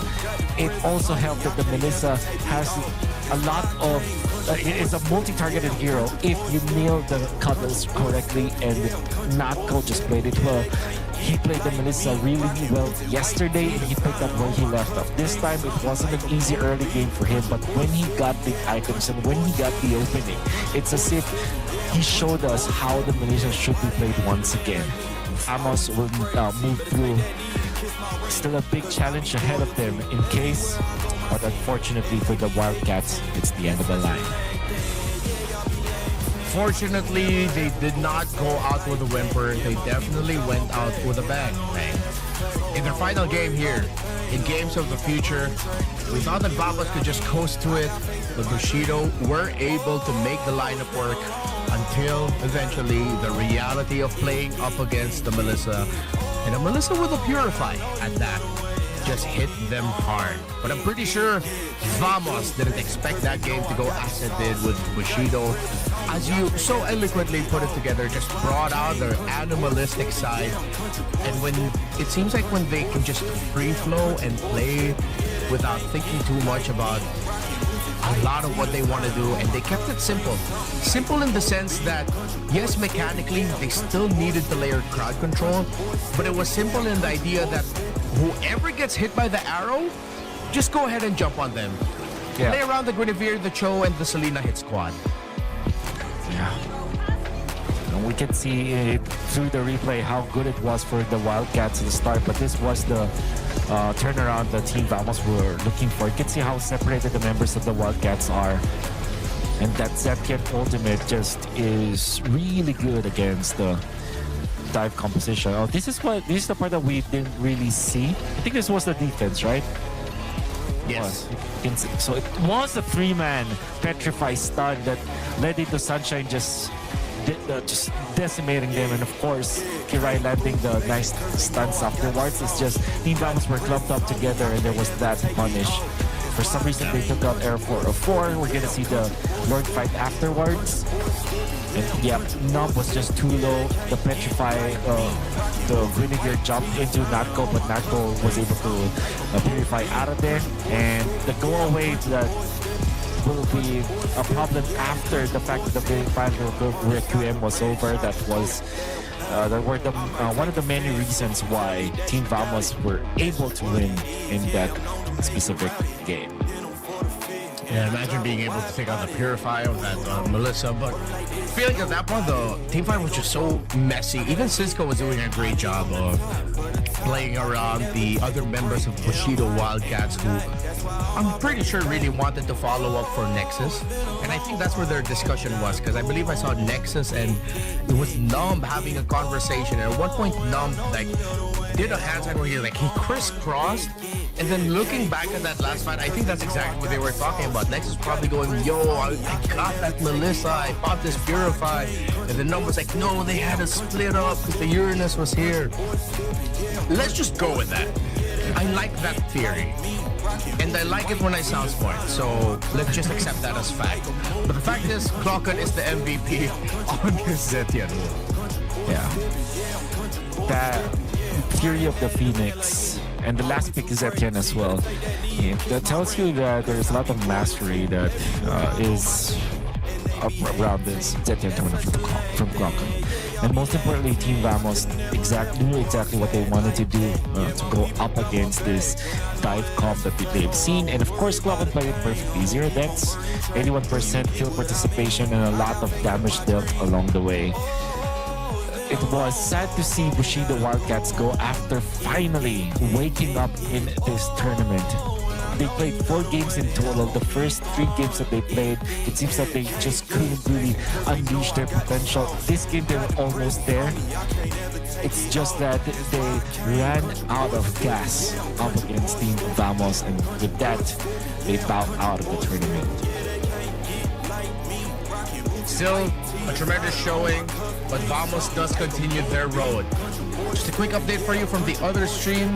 Currently, it looks like Team Spirit was able to qualify for the playoffs. They had to forfeit their match against Falcons, but the champions of MSC easily swept through Entity 7 to make it into the playoffs. So Vamos and Spirit are in, and doesn't that sound familiar? Coming up next, the final Group B match to determine better placements. Bigatron by Vitality, Foot Esports. When we get back, we're gonna go on a break now. Renmar and Wolf come back later for the next match of Group B.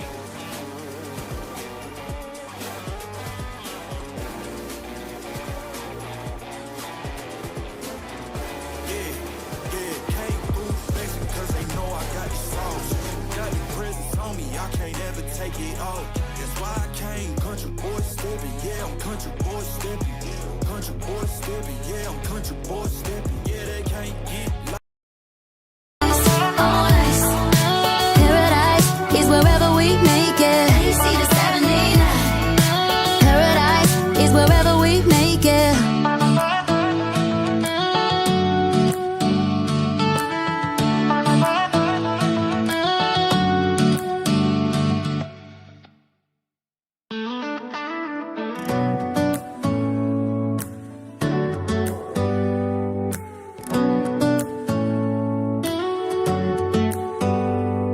Do you hear that? My sanity about to break while everyone I know's out. On a trip, on a boat, on a lake. I'm tired of feeling all FOMO, babe. I don't even care if we stay home. Put our to-do list on ice. Crank the AC to 79 and make a little island right here. And there ain't a palm tree in sight, but there's not a cloud in your blue eyes. If we need a drink, I'll be the bartender. I got a fifth of Patron and a blender, baby. Slipping on a swimsuit is overrated. We don't need a beach to get a half naked. Life's too short, let's not waste it. Cause paradise is wherever we make it. Paradise is wherever we make it. Till the sun's up Monday, we'll tell our phones, do not disturb. I got my straw hat, babe. And you can finally pull the tags on your Tommy Bahama shirt. Blue crush up on the 85-inch sound machine. When we wanna hear the ocean, I think everything we need is right here. And there ain't a palm tree in sight, but there's not a cloud in your blue eyes. If we need a drink, I'll be the bartender. I got a fifth of Patron and a blender, baby. Slipping on a swimsuit is overrated. We don't need a beach to get a half naked. Life's too short, let's not waste it. Cause paradise is wherever we make it. Paradise is wherever we make it. Oh, this view of you, it's got everything I need. Yeah, the rooms, they're cheap. And if we don't want to, we don't ever, ever, ever have to leave. Yeah, there might not be a palm tree in sight, but there's not a cloud in your blue eyes. If we need a drink, I'll be the bartender. I got a fifth of Patron and a blender, baby. Slipping on a swimsuit is overrated. We don't need a beach to get a half naked. Life's too short, let's not waste it. Cause paradise is wherever we make it. Paradise is wherever we make it. Paradise is wherever we make it.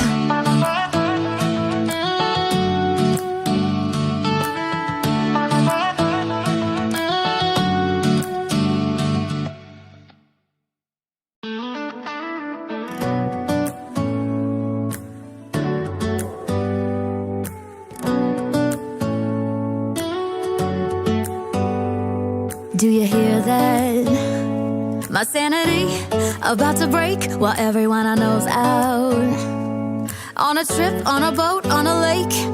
I'm tired of feeling all FOMO, babe. I don't even care if we stay home. Put our to-do list on ice. Crank the AC to 79 and make a little island right here. And there ain't a palm tree in sight, but there's not a cloud in your blue eyes. If we need a drink, I'll be the bartender. I got a fifth of Patron and a blender, baby. Slipping on a swimsuit is overrated. We don't need a beach to get a half naked. Life's too short, let's not waste it, 'cause paradise is wherever we make it. Paradise is wherever we make it. Till the sun's up Monday, we'll tell our phones, do not disturb. I got my straw hat, babe. And you can finally pull the tags on your Tommy Bahama shirt. Blue crush up on the 85-inch sound machine. When we wanna hear the ocean, I think everything we need is right here. And there ain't a palm tree in sight, but there's not a cloud in your blue eyes. If we need a drink, I'll be the bartender.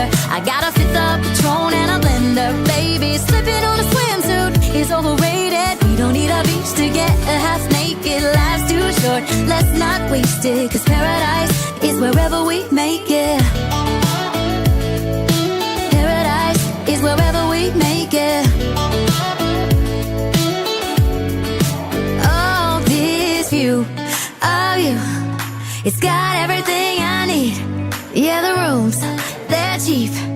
And if we don't wanna, we don't ever, ever, ever have to leave. Yeah, there might not be a palm tree in sight, but there's not a cloud in your blue eyes. If we need a drink, I'll be the bartender. I got a fifth of Patron and a blender, baby. Slipping on a swimsuit is overrated. We don't need a beach to get a half naked. Life's too short, let's not waste it, 'cause paradise is wherever we make it. On ice. Paradise is wherever we make it. AC to 79. Paradise is wherever we make it.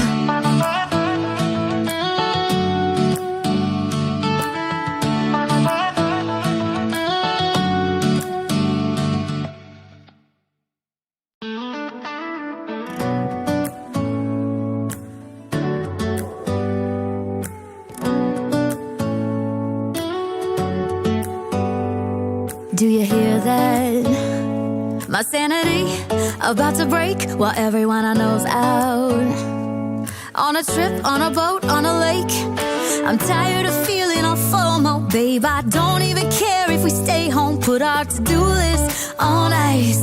Crank the AC to 79 and make a little island right here.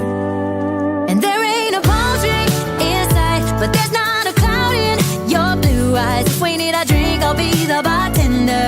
I got a fifth of Patron and a blender, baby. Slipping on a swimsuit is overrated. We don't need a beach to get a half naked. Life's too short, let's not waste it, 'cause paradise is wherever we make it. Paradise is wherever we make it. Till the sun's up Monday, we'll tell our phones, do not disturb. I got my straw hat, babe. And you can finally pull the tags on your Tommy Bahama shirt. Blue crush up on the 85-inch sound machine. When we wanna hear the ocean, I think everything we need is right here. And there ain't a palm tree in sight, but there's not a cloud in your blue eyes. If we need a drink, I'll be the bartender. I got a fifth of Patron and a blender, baby. Slipping on a swimsuit is overrated. We don't need a beach to get a half naked. Life's too short, let's not waste it, 'cause paradise is wherever we make it. Paradise is wherever we make it. Oh, this view of you, it's got everything I need. Yeah, the rooms, they're cheap. And if we don't wanna, we don't ever, ever, ever have to leave. Yeah, there might not be a palm tree in sight, but there's not a cloud in your need a drink, I'll be the bartender. I got a fifth of Patron and a blender. Baby, slipping on a swimsuit is overrated. We don't need a beach to get a half naked. Life's too short, let's not waste it. Cause paradise is wherever we make it. Paradise is wherever we make it. Paradise is wherever we make it.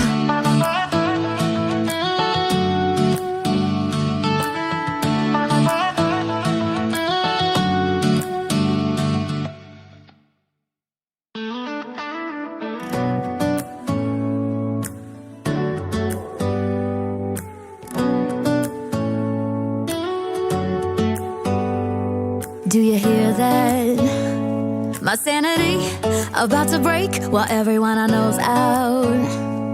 On a trip, on a boat, on a lake. I'm tired of feeling all FOMO, babe. I don't even care if we stay home. Put our to-do list on ice. Crank the AC to 79 and make a little island right here. And there ain't a palm tree in sight, but there's not a cloud in your blue eyes. If we need a drink, I'll be the bartender. I got a fifth of Patron and a blender. Baby, slipping on a swimsuit is overrated. We don't need a beach to get a half naked. Life's too short, let's not waste it. Cause paradise is wherever we make it. Paradise is wherever we make it.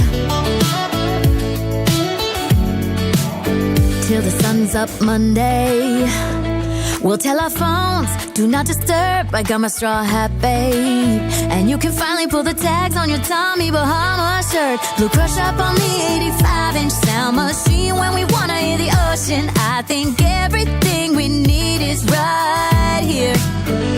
And there ain't a palm tree in sight, but there's not a cloud in your blue eyes. If we need a drink, I'll be the bartender. I got a fifth of Patron and a blender. Baby, slipping on a swimsuit is overrated. We don't need a beach to get a half naked. Life's too short, let's not waste it. Cause paradise is wherever we make it. Paradise is wherever we make it. Oh, this view of you, it's got everything I need. Yeah, the rooms, they're cheap. And if we don't wanna, we don't ever, ever, ever have to leave. Yeah, there might not be a palm tree inside, but there's not a cloud in your blue eyes. If we need a drink, I'll be the bartender. I got a fifth of Patron and a blender. Baby, slipping on a swimsuit is overrated. We don't need a beach to get a half naked. Life's too short, let's not waste it. Cause paradise is wherever we make it. Paradise is wherever we make it. Paradise is wherever we make it.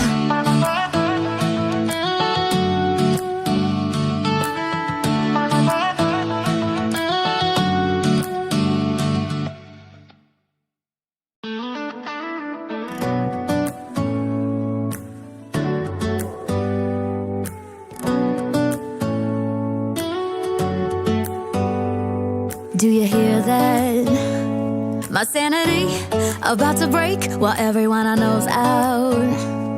On a trip, on a boat, on a lake.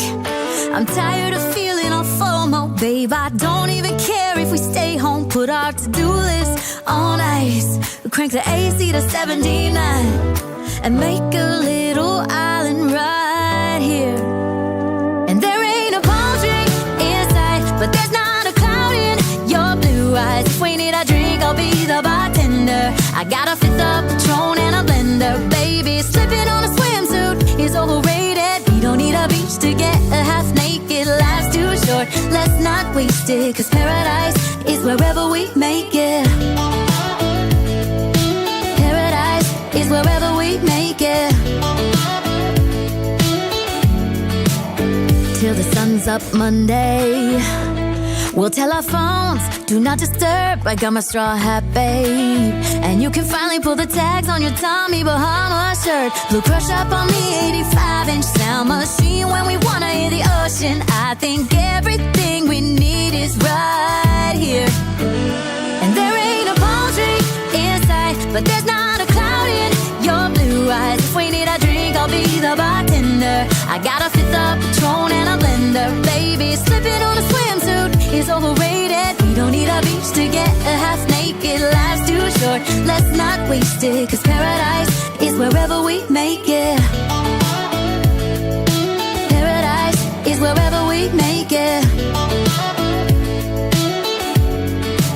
Oh, this view of you, it's got everything I need. Yeah, the rooms, they're cheap, and if we don't wanna, we don't ever, ever, ever have to leave.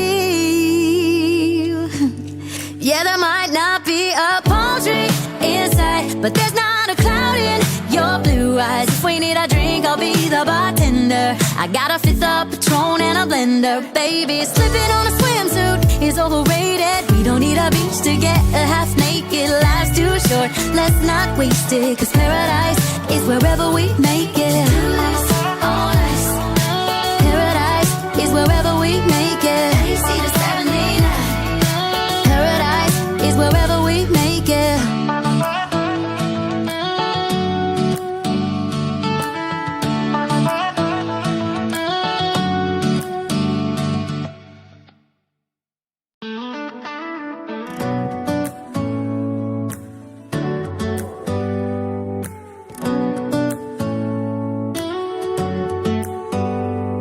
Do you hear that?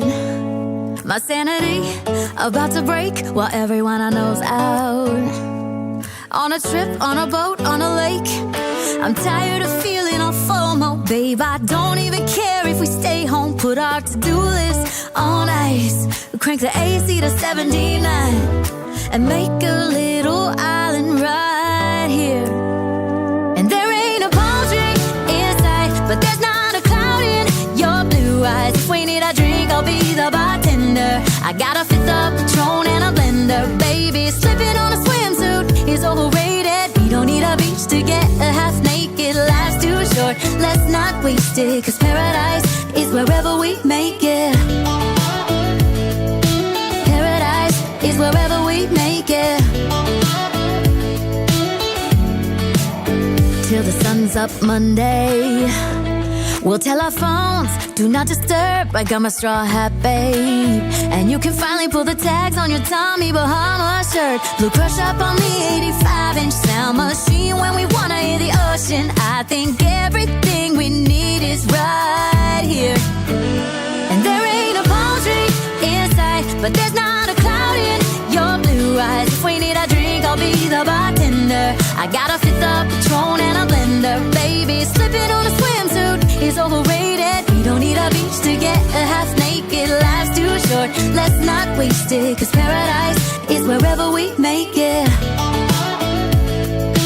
Paradise is wherever we make it.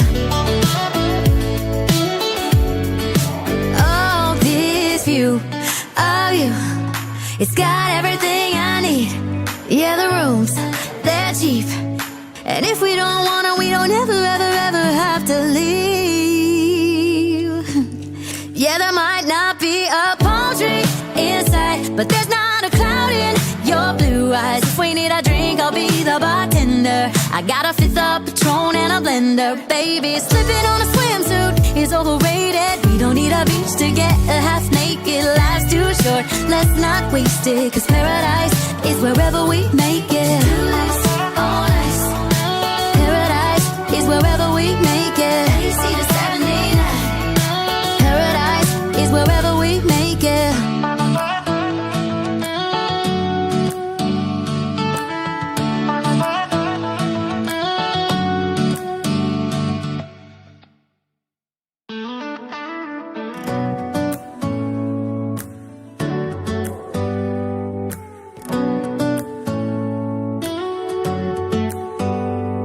Do you hear that?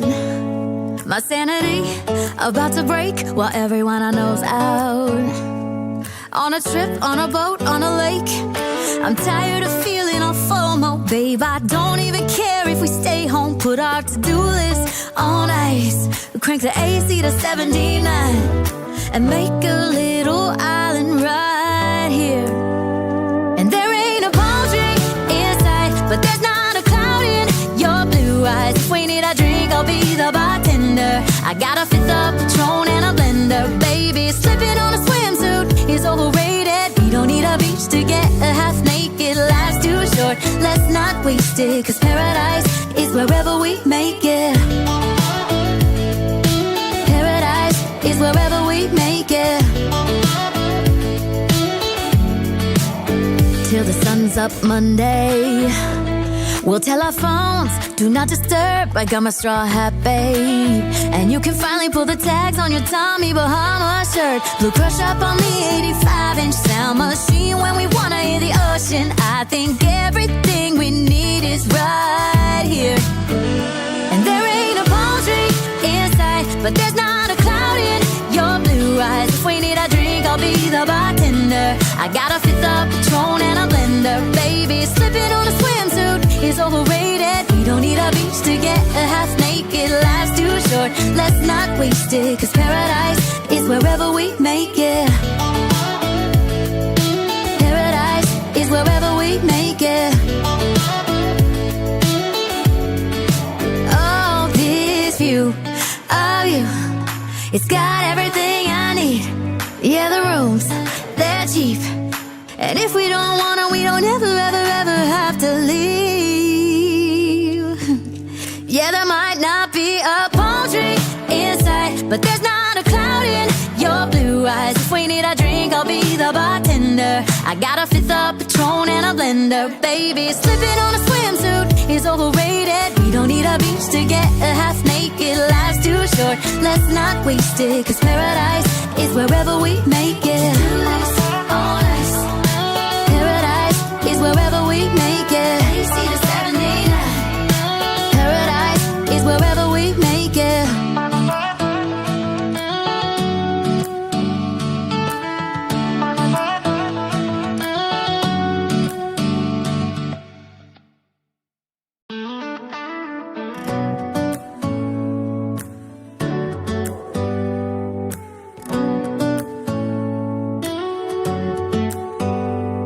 Do you hear that? My sanity about to break while everyone I know's out. On a trip, on a boat, on a lake. I'm tired of feeling all FOMO. Babe, I don't even care if we stay home. Put our to-do list on ice. Crank the AC to 79 and make a little island right here. And there ain't a palm tree in sight, but there's not a cloud in your blue eyes. If we need a drink, I'll be the bartender. I got a fifth of Patron and a blender. Baby, slipping on a swimsuit is overrated. We don't need a beach to get a half naked. Life's too short, let's not waste it. Cause paradise is wherever we make it. Paradise is wherever we make it. Till the sun's up Monday, we'll tell our phones, do not disturb. I got my straw hat, babe. And you can finally pull the tags on your Tommy Bahama shirt. Blue crush up on the 85-inch sound machine. When we wanna hear the ocean, I think everything we need is right here.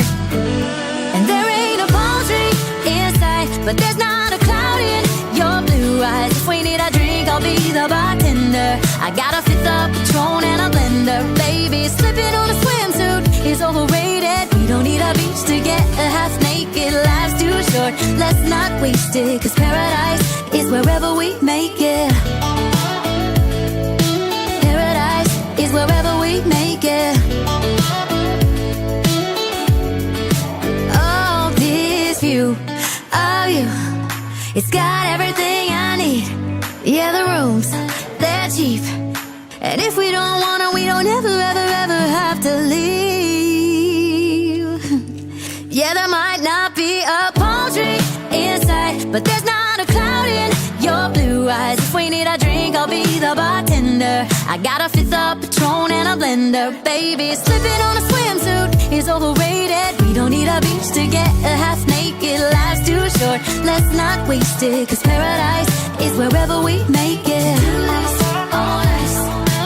Paradise is wherever we make it. Paradise is wherever we make it.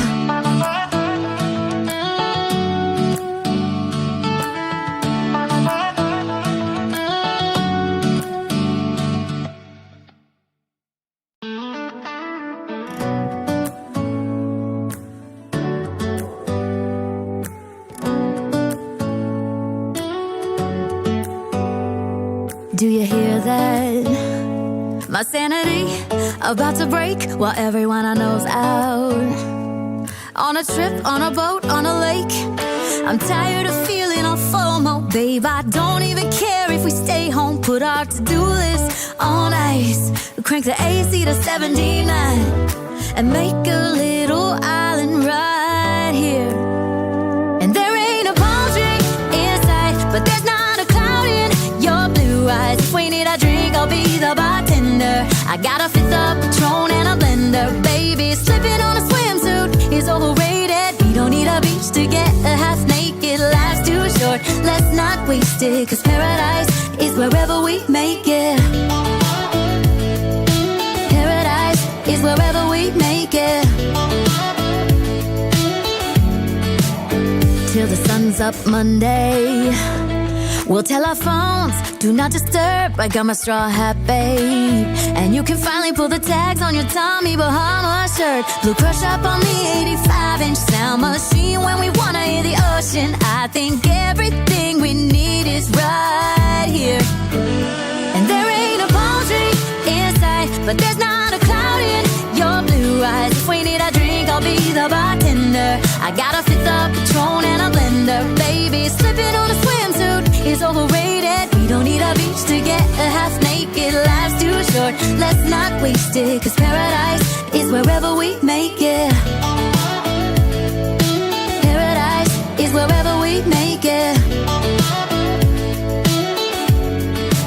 Oh, this view of you, it's got everything I need. Yeah, the rooms, they're cheap. And if we don't wanna, we don't ever, ever, ever have to leave.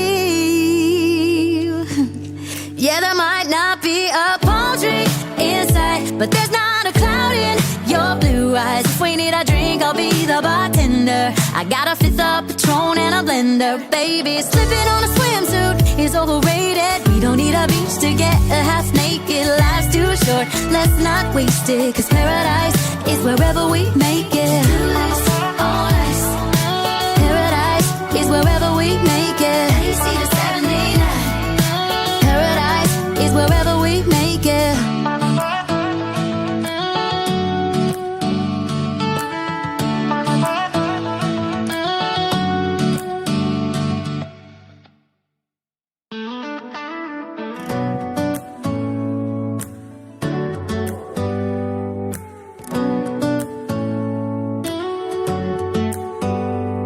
Do you hear that? My sanity about to break while everyone I know's out. On a trip, on a boat, on a lake. I'm tired of feeling all FOMO, babe. I don't even care if we stay home. Put our to-do list on ice. Crank the AC to 79 and make a little island right here.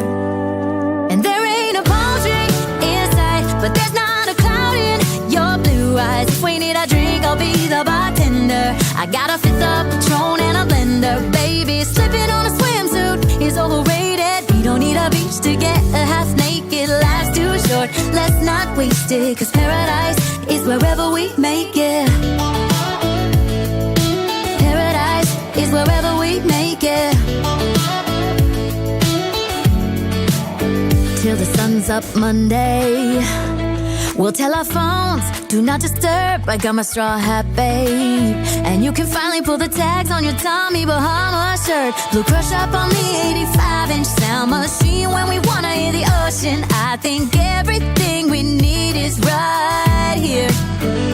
And there ain't a palm tree in sight, but there's not a cloud in your blue eyes. If we need a drink, I'll be the bartender. I got a fifth of Patron and a blender, baby. Slipping on a swimsuit is overrated. We don't need a beach to get a half naked. Life's too short, let's not waste it, 'cause paradise is wherever we make it. Paradise is wherever we make it. Oh, this view of you, it's got everything I need. Yeah, the rooms, they're cheap. And if we don't wanna, we don't ever, ever, ever have to leave. Yeah, there might not be a palm tree in sight, but there's not a cloud in your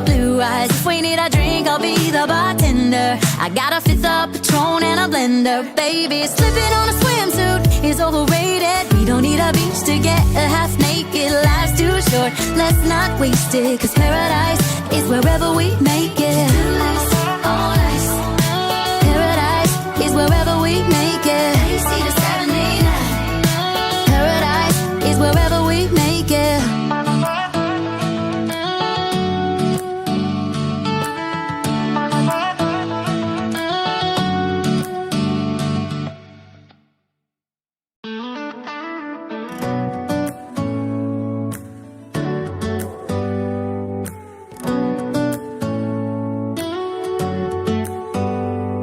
Do you hear that? My sanity about to break while everyone I know's out.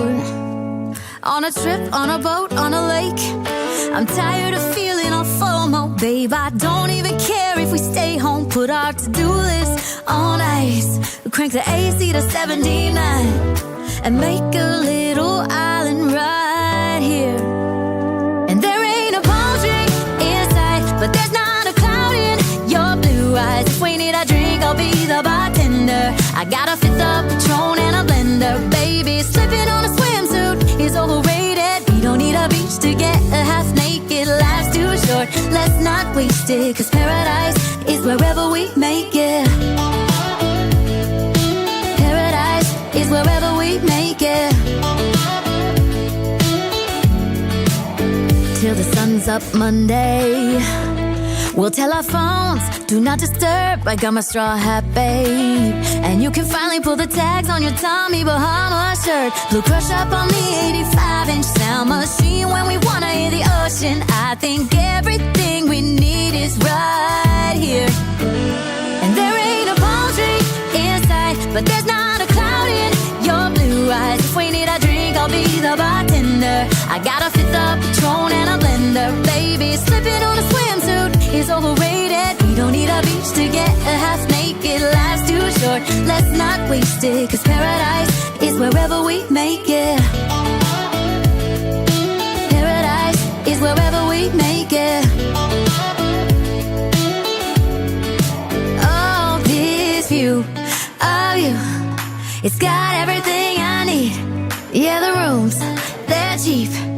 And if we don't wanna, we don't ever, ever, ever have to leave.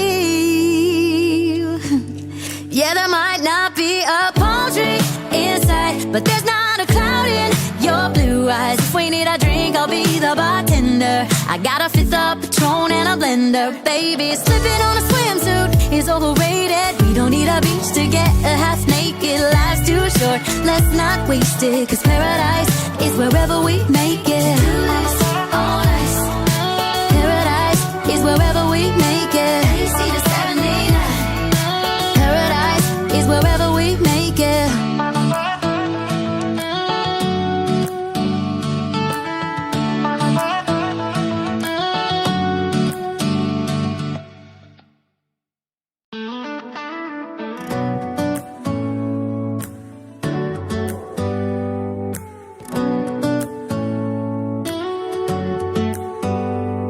Do you hear that? My sanity about to break while everyone I know's out. On a trip, on a boat, on a lake. I'm tired of... However, for BTR, they have found their stride once again. And it's mainly on how they were able to activate Evan from before. I think Evan was...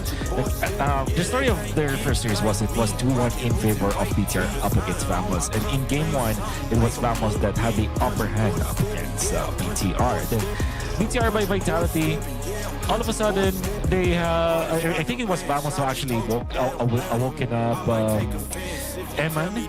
And then when Eman woke up, it seems like they're really scared. So to answer your question of how I feel about this, I think this will be an Eman show. I hope we do get that great show, as I remember we were saying yesterday, Foot Esports needed a dominant win, similar to what they got against Bushido Wildcats, to really increase their own momentum and chances of proving Bigatron by Vitality that they can beat them. Because if it was anywhere to a close game, then I'd be worried for them today. since they sure enough dominated Bushido Wildcats and they got to show, as you mentioned, a lot of good stuff, then I like their chances against Megatron by Vitality. But BTR by Vitality, I remember our discussions yesterday. Number one, they gave Vamos a taste of their own medicine. They themselves picked up the Melissa road with it. Game number two, despite the rocky... game number three, excuse me, despite the rocky start to it, they got their condition and they were clear with it, as you mentioned, Emma. But Finn, Moreno, Nile, and Shogun, all of them were fantastic in the series. They played yesterday against Vamos. That it's safe to really look at them as the favorites heading into this game. Yeah, I feel like that's a very safe, a very safe prediction if in case.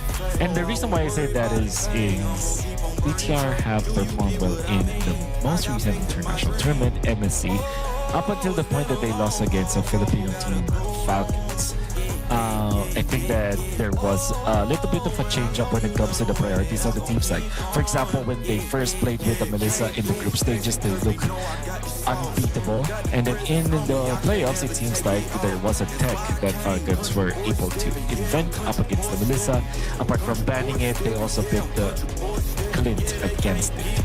And then we eventually saw that Eman could not play as aggressively anymore. But now, with the mixture of Clint, Melissa, and Brody as tank gold lane marksman picks, it allowed Nael to just focus on one specific hero, which is the Hirara.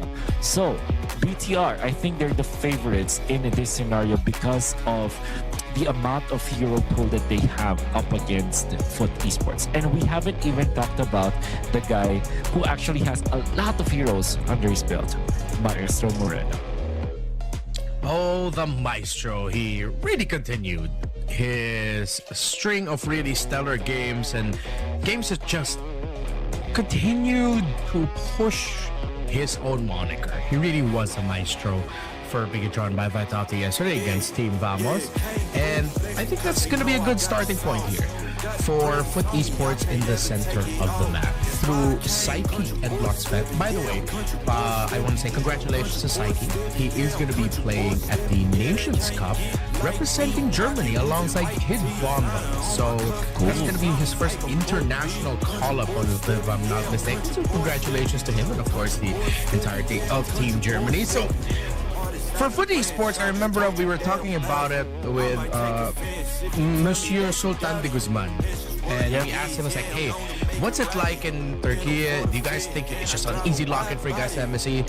And he admitted to us, no, there's a lot of really good teams, and Foot Esports is one of those really good teams that he admittedly see as a team that other teams around the world need to respect. Yeah, to be fair, they were battling it out back and forth in the Turkey region, MTC. That's right? It's not MCT, right? It's MTC. Yes. MTC is for Turkey. MCT is the Champions Tour. That's right. There you go. You're right. All right. So in that region, we saw that there was almost a rivalry, a little classical in that region. But of course, Aurora Gaming have won consistently up against Foot Esports. That did not stop Foot Esports though from performing internationally when we saw the wildcards. They almost got to MSC as well, had it not been for other factors.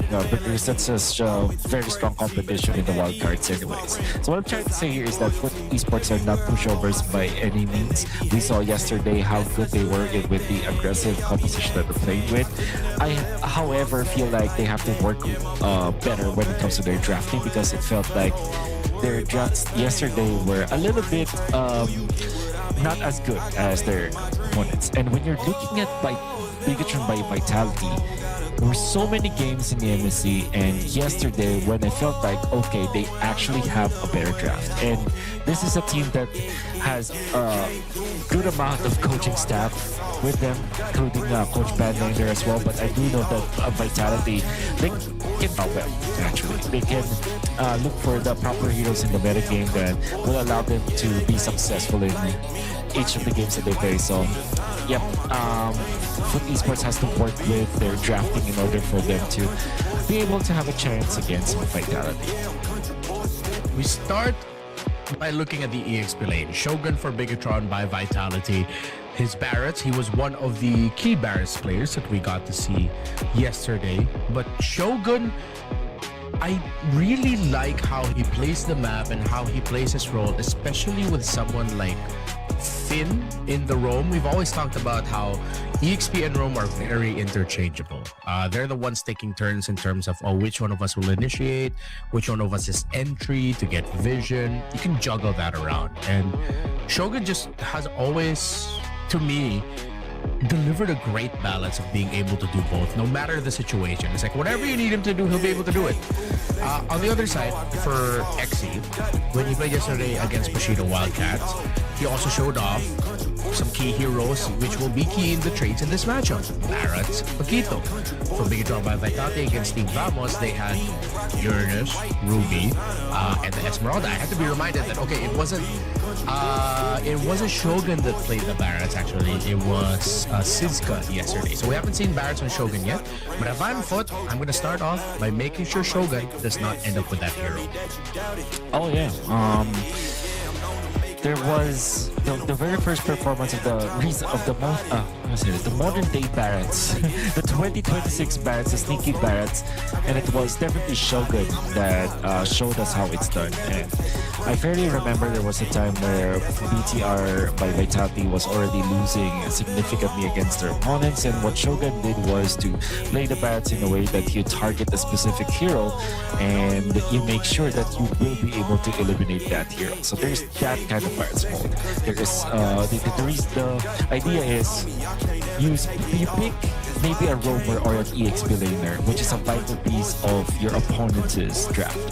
It doesn't have to mean you always target the jungler or you always target the gold laner. Sometimes it's just even the mid lane. The idea is just to identify which hero can easily be eliminated and will actually take away the nature of the composition of your opponent. There was a time where he went for the roamers, that he targeted the mid laners, and it was wonderful to watch because they slowly wiggle down their opponents to a point where they can now win team fights despite playing from behind. So that's one way to play the Barretts, and I think this is Shogun special. There was another Shogun special, which is a sneaky Barretts that we first saw, and actually allowed Vitality to destroy their opponents and win the team fights easily because of the pickoff. So Shogun, definitely the Barretts by a virtuoso of MSC. Barretts virtuoso. I never thought you could actually put those two words together in the same thought. Virtuoso and then it's Barretts. Big stompy boy, but of course with how they changed up this their ultimate. Honestly, very welcome change to Deathless Welcome. And it still makes sense in the lore. For Foot Esports, they did ban out two heroes against Bushido Wildcats, and I wouldn't be surprised if they continue to ban out, especially against Nile today. They took out the Fanny, but even with the Fanny gone, we saw Nile, of course, two Hirara games, placed the Harley, and I'm pretty sure in terms of the jungle pool, we're pretty much stuck with that. Hirara, Harley, Nolan, Fanny, and just trading out those heroes. Sometimes there could be Suyo in the mix. That's true.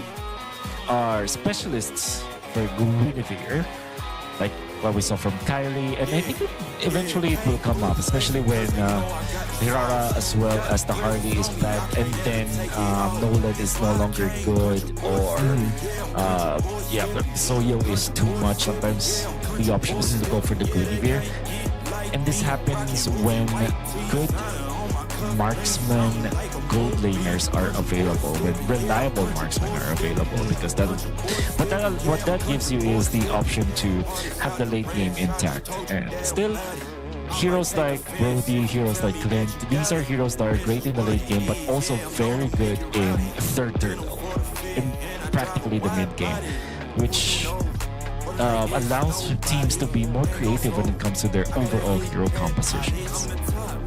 I think we can latch onto that thought then. You mentioned, okay, with those gone, you still have heroes like the Guinevere. Would it be good for Foot Esports if they decided to try to call it back to maybe back to utilities in a way. I'm sure there's still always going to be one assassin let through. But if they can somehow manipulate the draft to make it look good for Bigatron to pick up something like the Guinevere or any other utility, do you think that'd be good for them, even if it's like a Barracks in the jungle for now? Or do they just play assassin? So for Foot Esports, I think it's okay to play utility. Now for Vitality, I feel like with how Eman is playing recently, I think it's way better if they focus on assassins. And I'm saying this not because I don't trust the late game options for Eman. I still do. I think he is amazing, but whenever I see Eman be aggressive in the third turtle, second turtle, first lord, and just get 2 items, just get Sky Piercer and he's okay with the Brody, or when he plays the Paquito, he's just so disruptive. I feel like Vitality feels more like a Vitality team when Eman is playing aggressive heroes, which typically happens if you have assassins. So yeah, for Vitality, Nael and Eman, when they play together, when they play with their strengths, I feel like they're a treat to watch. So yes, assassins for Vitality. It'll be a tough task here for Foot Esports, how they're going to manage, because even their own jungler is assassin coded. It seems like when Kazue can pop off, do his own thing, and really set the tempo alongside his mid trio in Psyche and Blodsfet, then it becomes so much easier for Foot. But they are going up against Bigatron by Vitality. It feels like it's the classic question of, do you try to dance the same dance as your opponents, who by most accounts should be better at you in dancing that, or do you force them to dance something different, meaning that you yourself have to change? I feel like that's always like, now especially in this current meta game, it's difficult, because as much as teams would always want to go like, all right, everyone's just going to be leaning towards early tempo, aggro, snowball, this the way, but there might be teams crazy enough here and there to try and change the mold just a little bit, harken back to an older style, just to shock their opponent and get them out of their comfort zone and in their system, and that might work out for Foot if ever. Yeah, and what that generally means is they should have figured out their identity by now for esports. Especially with how the nature of tournaments like this go, it's relatively a quick tournament. It's just a week, right? So you are not incentivized to hide what your strategy pools are, especially if your strategy pool is smaller. And the reason why I'm saying this is because Foot Esports will have to claw their way into the tournament up against the top teams in the region, like BTR by Vitality. Eventually, they will face like the likes of Onyx, the likes of Team Spirit, so even the Falcons, right? So it will be difficult for them to bounce back in the tournament if they don't know their identity yet. If you know your identity, it means that you will have a much better mastery with your hero pool, with your strategy. So that means that you have a better likelihood of winning in the tournament. Know your identity and keep it simple. It's good to be able to show that you're flexible and you can do this and that, but in this current age and metagame, it seems like it's not just about being able to do everything. It's being able to do one thing, one simple thing, very, very well. Again, distilling MLBB back to its purest form. Let's see who between Bigatron by Vitality and Foot Esports can do that better. Remember, these two teams are already qualified for the playoffs. They will be fighting for qualifications, whether the loser will go to the round of 16 or the winner will go to the quarterfinals straight up, skipping a step in the playoffs. Team Spirit, the latest champions of MSC just a few days ago, beat Entity 7 with dominating 2-0. However, since they had to forfeit their match against Team Falcons PH because of a schedule conflict, Spirit had to fight that in the lower bracket, meaning that they'll be crawling from the round of 16. Later on in Group A, we'll see Team Falcons PH go up against Tianfeng Hawaii And in Group C, Selangor Red Giants, Rune Eaters in the upper bracket finals, while Aurora Gaming and the Mongols will be at the lower bracket finals. Wow. Unfortunately for the Entity 7, it's a choice between the M5 World Champion and the MSC 4th placer, or the MSC Champions. Yeah. Very unfortunate for them. And they will now be moving on to the games of the future as well. You know what's crazy? You put the MSC champs in the round of 16 no matter what because of that default. And they also have another MSC semi-finalist, which is Aurora in the mix, right? I hope it's not Aurora versus Team Spirit after the draw. Is it even possible to be that way? I don't think so. Actually, that's a good question. Are you looking at the... Yeah, I'm trying to see like, oh, I think it's really just a draw. Oh, it's a draw, so it is possible. Yeah, it could be a possibility, unless like a cross-bracket thing. Let me... We were given some supplementary files. I remember I scoured through them before, but I don't remember seeing anything. But maybe, just maybe, I might be able to draw up that information in terms of like how we're going to decide which teams face each other in the playoffs, where they land.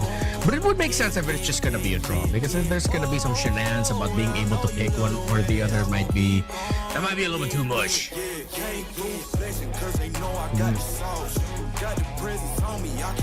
Right now we're just waiting for the teams to start up. So while we wait for Big John by Vitality and Foot Esports to set up and make sure everything is alright, let's go ahead and watch this. The games of the future are a very challenging ordeal. It is a competition aimed at evaluating performance both at the digital and physical stages, which encourages strong ambitions, drive, and spirit. Today, though, we have gathered our athletes to take a quick break and try out Kazakh national food. Let's see what we have here. Bowersak, a delicious fried dough snack that is often enjoyed in the Central Asian region. What do our athletes think about it? Yummy.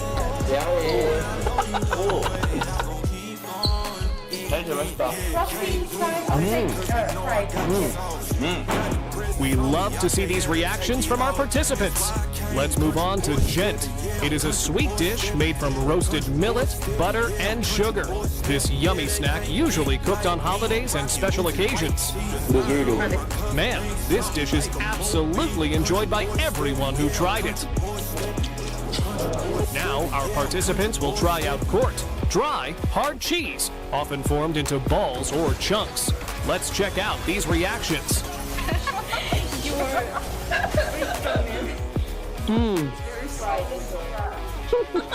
These reactions were absolutely awesome. Let's move on to Kuimus. This traditional Central Asian drink is made from fermented mare's milk, and it holds deep cultural significance to nomadic cultures. Pour me up 5 glasses. I'm trying to get wasted. Thank you so much, guys. Good luck on the tournaments. I'm gonna take this and then I don't even have the water. What do you say?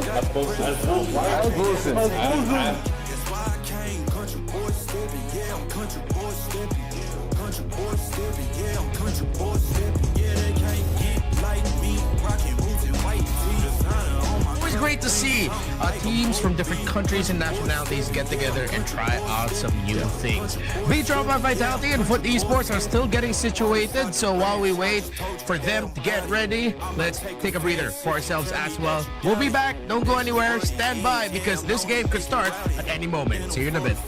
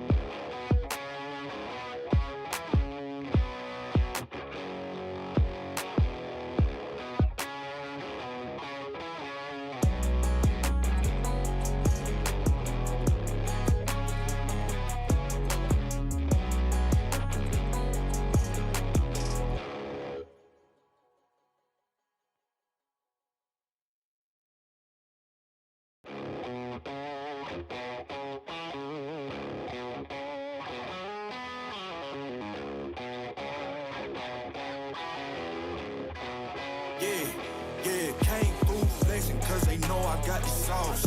Got the presence on me, I can't ever take it off. That's why I came country boy stepping, yeah, I'm country boy stepping. Country boy stepping, yeah, I'm country boy stepping. Yeah, they can't get like me, rocking boots and white tee. Designer on my cuff, link something like a movie. Country boy stepping, yeah, I'm country boy stepping. Country boy stepping, yeah, I'm country boy stepping.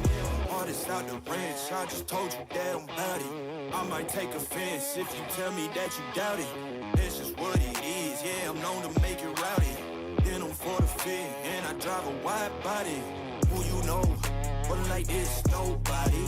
Can't go slow, I gotta hit that body. I'm the top, but the top, I can't never take a break. Yeah, I'm hot, and you not, that's why all my records bang. Oh, it's been a long, hard road, gotta go home. Yeah. Oh, and I know you love the way that I'm gon' keep going. Yeah. Came through flexing cause they know I got the sauce. Got the presence on me, I can't ever take it off. That's why I came country boy stepping, yeah, I'm country boy stepping.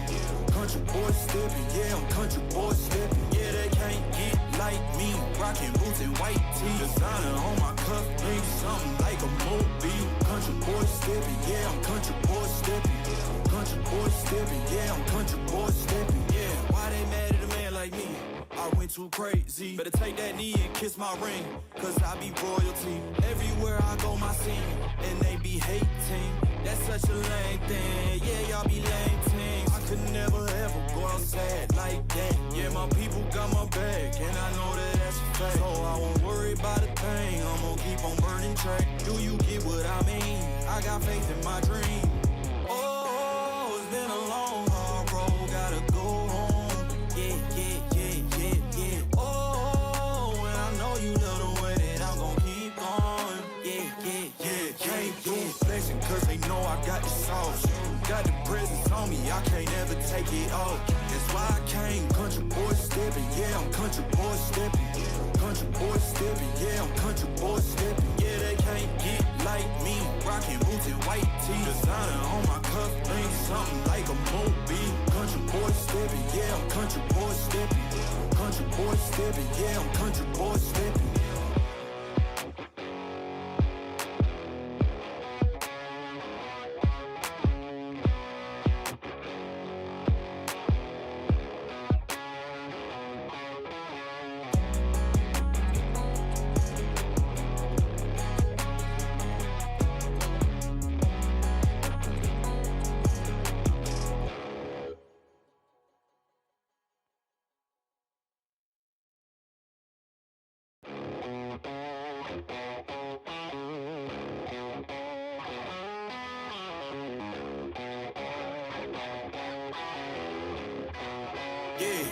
Yeah, came through flexing cause they know I got the sauce. Got the presence on me, I can't ever take it off. That's why I came. All right, I hope every one of y'all got to get a great breather, quick little break, maybe grab some water, whatnot, for finally back. A pre-game discussion of Big Tron by Vitality Foot Esports. We are set. We're going to be heading into the draft in just a little bit. Maybe we can get into a little bit more specifics in terms of what to expect. You know, Wolf, there's something that I noticed looking at the drafts from all of the games. There's one hero who's popped out a little bit more in terms of the picks, and that's Glue in the Roam. Glue in the Roam. And is it because Atlas and Beleric have always been like the matchup that we always look at, and then whenever one of them is banned, the other one can run free? Like when Atlas is banned, of course Beleric becomes, you know, his tier becomes very, very high. It becomes S tier. But the way that you mitigate that is to look for another option, which in this case is the Glue. It probably is what is happening now. Yeah, actually, looking back at it, good thing you pointed that out. Looking at the bans where we saw the glue pop up, it's in games where one of the two are gone, whether it's the Atlas or Belleric. So it seems like it might be the third straight option. There's one main option that we must not forget, of course. The Marcel does pop up a lot in the bans and in the major trades, and I feel like generally it's just a good hero to get for yourself. That if any team on the blue side decide to let go of it and would be willingly giving the Marcel to the red side team, I would be scared of that. Yeah. And in this scenario, both of the Atlas, well, not only the Atlas as well as the Barrack, but also Marcel is open. BTR just straight up ban the Hirara. Kind of understanding that there is no positive trade for them. And look at how people are now reacting against BTR. After watching that first series, Melissa is now a priority ban for BTR. Against BTR, I mean. This is not a thing, definitely, because there's a lot of things that you have to consider. You still have to think about Marcel. You still have to think about the Atlas, as well as the Barrack and the Valentina at a certain regard. So that is a free ban that BTR will always enjoy when whoever they face. That's going to make it a little bit tougher, the trading too. Well, come to think of it, taking out a hero that isn't exactly one of the S tiers that you want to chase right out of the bat opens up a lot of options very quick. It went straight from banning out the Selena to an instant fanny ban by Foot Esports, one of the heroes that we mentioned. And again, we should be very scared of the team willingly giving up the Marcel as the first pick, especially when it's the Valentina they choose to prioritize instead. Yeah. How crazy BTR has been drafting, and definitely Foot Esports will be shocked in this first pick. Atlas, Belleric, Marcel. What do you pick now? And BTR felt like there were way too many options. Let's pick a hero that will answer all of that, and that definitely is the Valentina. I like the idea of the Uranus though. I believe that Foot Esports have chosen the perfect hero to be the perfect blind pick hero, in fact, which is the Uranus, because it really is not scared of anything just yet. The Marcel is a good pick overall, so that means that BTR, even when the Barrett is available, they will second guess picking that up. Without any Hirara, Fanny, Nolan, as well as the Harley might be the priority here for BTR. Instead, they go for the Paquito as well as the Atlas. Way really understandable. I wonder why they went in for the Paquito, because it does not answer both the Uranus as well as the Marcel. Yeah, it's pretty obvious now that you're most likely gonna consider this for either one of the carry positions in the gold or jungle as the main go-to here. Might be too tough to play in the jungle that you might have already just shown your Eman card.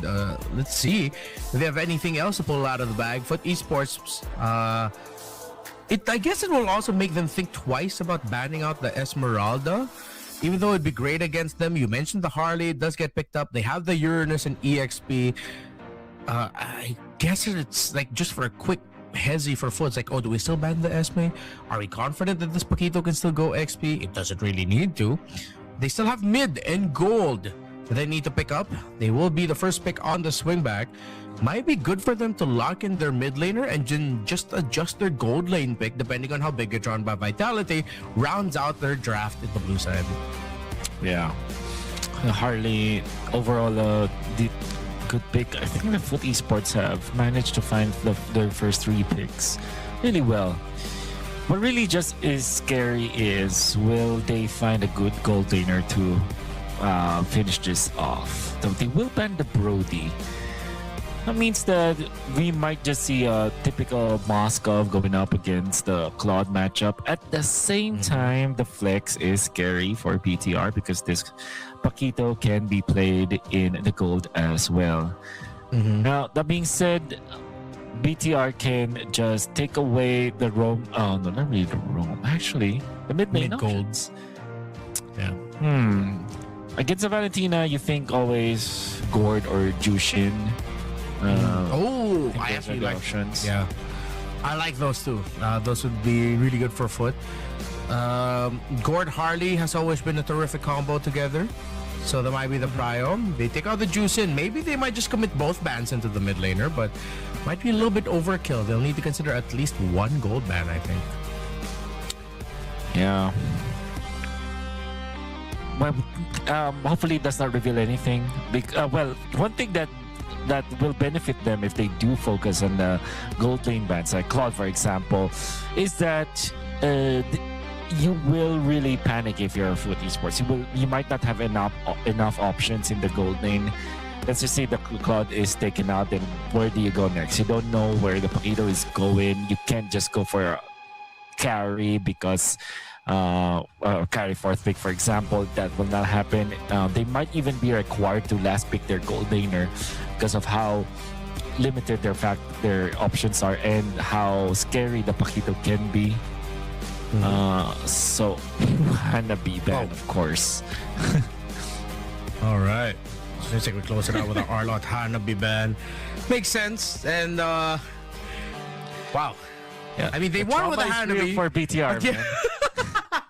Yeah, exactly. That's exactly what it feels like. It's just, the trauma is real, but I mean, they were able to show up with it. Oh, here's a classic combo. I wonder if Foot Esports will think about just doubling down on all the combos for the Marcel.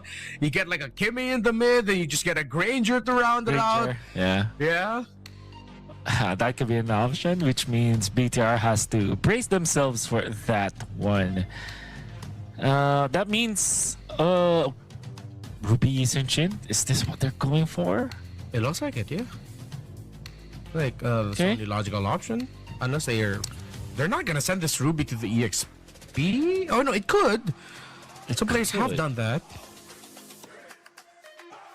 Shogun did play it before. Yeah. And that means that Paquito can still be like, this is just such a flex pick. But then again, they will reveal their jungler soon. It's going to be Harith. So Paquito in the jungle XP Ruby, gold lane Harith, Foot Esports can still go for the Granger. They might be scared of the Granger versus Harith matchup. It's still a skills matchup the way if you like it, but Granger overall is I would say a normal pick for Foot Esports.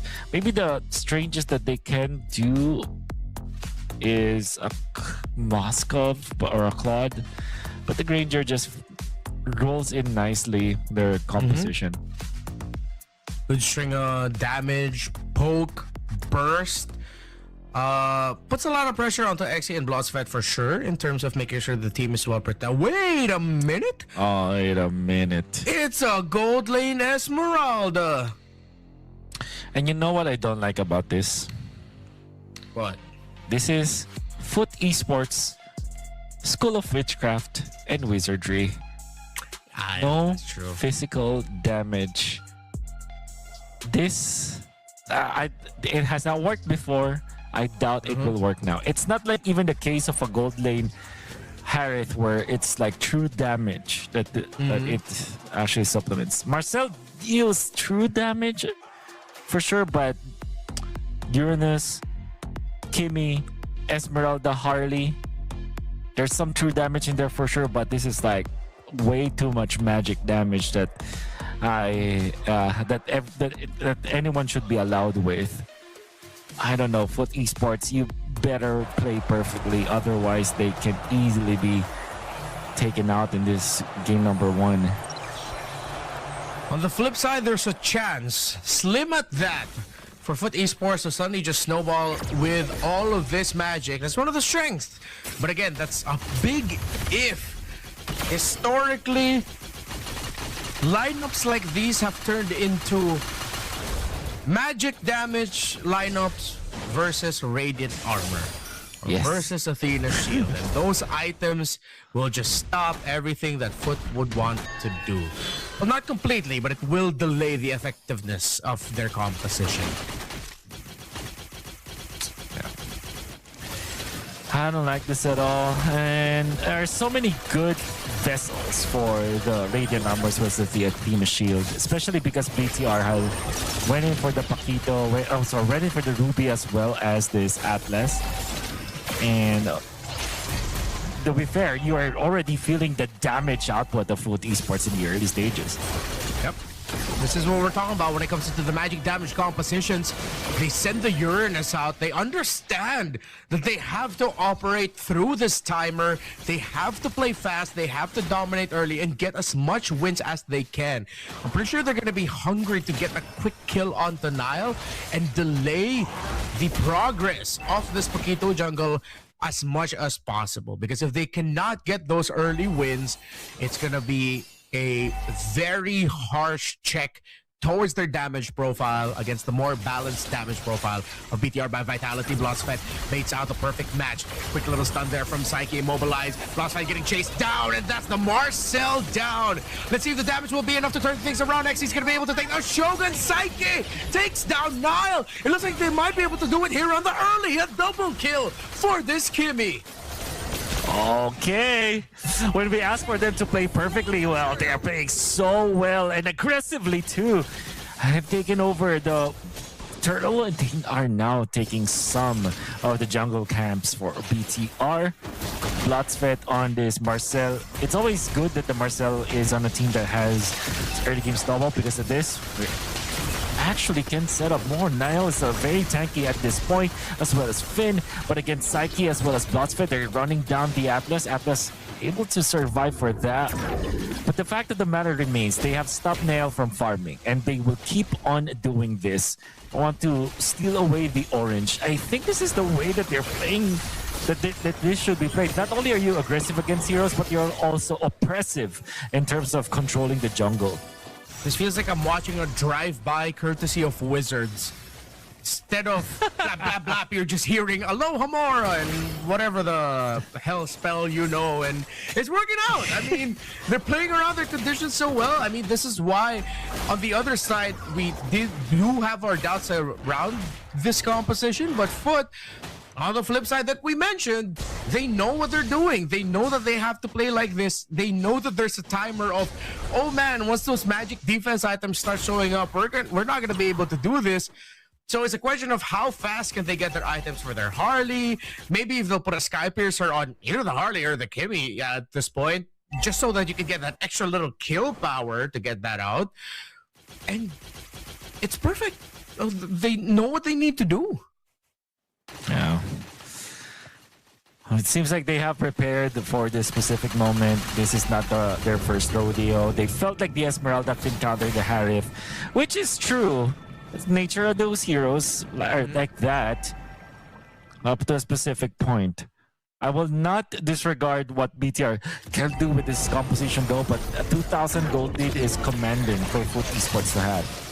Golden Hour brought down here by Moreno as the Valentina Marcel cosplay. Just a delay. The attempt by Foot Esports, but here comes Foot with their Esmeralda and their Harley. Shogun takes a lot of damage. Finn going straight for the Harley. Perfect match into the Fatal Links. It's the perfect combo for the damage. All of this magic.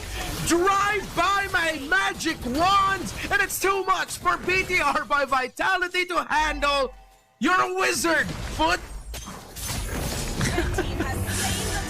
And very commendable usage of the traction pulse. Amazing usage and piloting coming out from Blotsfed on this Marcel. Didn't have the golden hour in that clash that they won with, but the way that he stuns and actually helps the Kimmy and the other members of Foot Esports nail their skill shots by actually stunning their opponents is really good. Oh no. Whoa! Great usage of the ultimate, but Xy will be able to trade. Fortunately for Foot Esports, that was just the Marcel. They didn't need to take that trade. RX trying to go after Emon, but it felt like at that point he just got baited into it instead of committing an escape. But he didn't burn the Purify. He just paid for it with his life. Xy now trying to focus on the turret and mid, gets cleared up by Finn and Moreno. Did the minion waves. Foot Esports, I think it's starting to bite back onto them. It might be getting to the point where BTR by Vitality have the tools to answer this, but they know they have to continue this pace up until they realize they can't. Then they need to start slowing things down. Traction pulse committed. Shogun is able to run away. I feel like Foot Esports in general if they keep on taking away the jungle camps coming up from BTR, it means like BTR cannot get into the late game, and their late game will also be delayed. Okay? Wow, perfect! Ultimate fatal links in the double kill there from Moreno was the setup of the century here for Bigatron by Vitality. Foot Esports were not ready for that. Admittedly, neither was I. Did not expect BTR would pull the trigger like that and make it look so clean. They take 3 down and they'll get turtle number 3. Unless Kazuya is crazy enough to try. He's way too far. Maybe Foot might just try, but Bigatron will be able to take this very quickly. With their best. Blotsfit is here though. Going for the free moment, does not have the golden hour. Will just give away the turtle for that. RX wants to chase as well as Kazuya, but it seems like BTR have just gotten out just in time. And I think that this is Blotsfit just making sure that he will keep on having the Thunderbelt stacks. It is important for Foot Esports to keep their foot on the gas when it comes to taking the jungle, but they cannot give away big team fight bets onto BTR, just like what happened in the bottom lane. This time they will try to push bottom instead of taking the orange. Nail will secure his orange and will eventually get to his purple buff. But the reward for Foot Esports there was to get that push onto the bottom lane. Moreno has been stellar in this game. 4-1-1 and double kill in the last big fight. And Foot, they might just be reaching the point, that fork in the road, in terms of whether or not they can make this lineup work. They're getting pushed back. Little by little, the capability of their lineup to bully BTR by Vitality into submission, into their side of the jungle, is happening less and less. So maybe 1 or 2 big team fights to solidify whether or not Foot can still do this early on, because the longer this stretches out and the tankier in terms of magic defense the members of BTR by Vitality get, the worse it gets for Foot. Finn decides to go forward. The Fatal Links gets countered a little bit, but Blotsfit is not going to be able to survive that onslaught. It is getting to that point. They're way too tanky. The magic defense. Moreno with the targeting of the Psychic, forcing out the Kimmy. Kazuya gets spotted out here by Nile. He's going to chase him down. This Paquito going after the Harley. Full on combo. Fork in the road, and it is gone to the way of BTR by Vitality. Right in time for Lord number 1. The moment that Foot Esports' formation was broken down by BTR because of that snag. The Fatal Links committed on just 1 hero, it was enough. BTR, they understand the scenario. Foot Esports has to be complete as 5 when they wanted to win a team fight. But that does not happen, and they will try to stake this Lord. They will be successful in doing so. Blotsfit will be able to run away. Every time that there is -1, not from BTR, Foot Esports will not be able to win the team fights. It will take the whole village of Foot Esports just to win, and BTR has found out that that is their secret, and what they'll do now is just to group up and take one after the other. And BTR by Vitality's teamfight targeting, specifically Moreno on this Valentina, has been stellar. Single-handedly keeping Psyche away from that fight, getting 2 shadow strikes in towards the Kimmy, sending him out, and then suddenly it just looked really bad for Foot to fight into it. So BTR, even they themselves, they know their condition. It will reach that point, and we are finally there, wherein the lineup of Foot is gonna greatly struggle against the lineup of BTR by Vitality.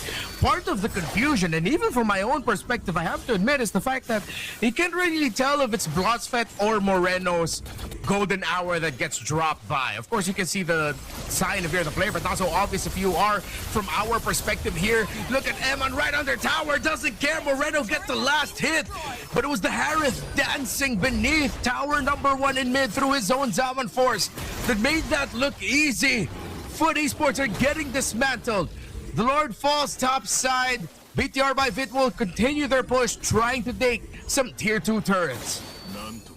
It looked really good at the start, Redmar. It looked like Foot Esports knew what they had to do, but okay, Shogun is low. Shogun might die because of this, but he's still able to land the ultimate to get one. RX will be able to run away. with shutdown coming out from Foot Esports. They will need more of those if they want to get back into this game, because as it stands, BTR are leading by a lot, and naturally the bottom lane as well as the top lane gets pushed by the big minions spawned by BTR. Everything falls now on this Kimmy for Foot Esports, for Psyche to stay alive as long as possible, start getting some items in.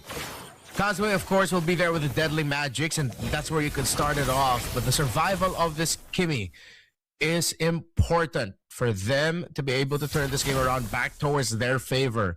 It's even out somewhat, as that little win in the center now allows Foot Esports to open up the map. But in the next big sequence, Moreno will have the golden hour of the Marcel ready for Bigatron by Vitality. And what this entails for Foot Esports is that they will need to go for this kind of play. They're looking for the target Renmar, but Bloodsfed already showed himself. Kazue is here. Shogun, not the best target, but if Psyche can participate in teamfight, it's going to be bad. But already, the golden hour is being exchanged. There's going to be a big -1 coming out from BTR. They weren't able to protect their Esmeralda, Renmar. Without the Esmeralda, they lose a major frontliner. They jump now onto XC, who's trying to hold, but it's not going to be able to. That's 2 members of Foot Esports down. Bigatron by Vitality has found an opening. Psyche is now left behind. Around the Lord, Bloodsfed and Kazue trying to reposition better for the team. Bloodsfed going straight after Eman. So Psyche just has a little bit more room, but Nile is looking towards the Kimmy. Zones him out. 3 versus 5. This is going to be too tall a task for BTR by Vitality. Unless somehow they can get close enough. It looks like with how Kazue is positioning, they will back off. Bigatron by Fit gets Lord number 2.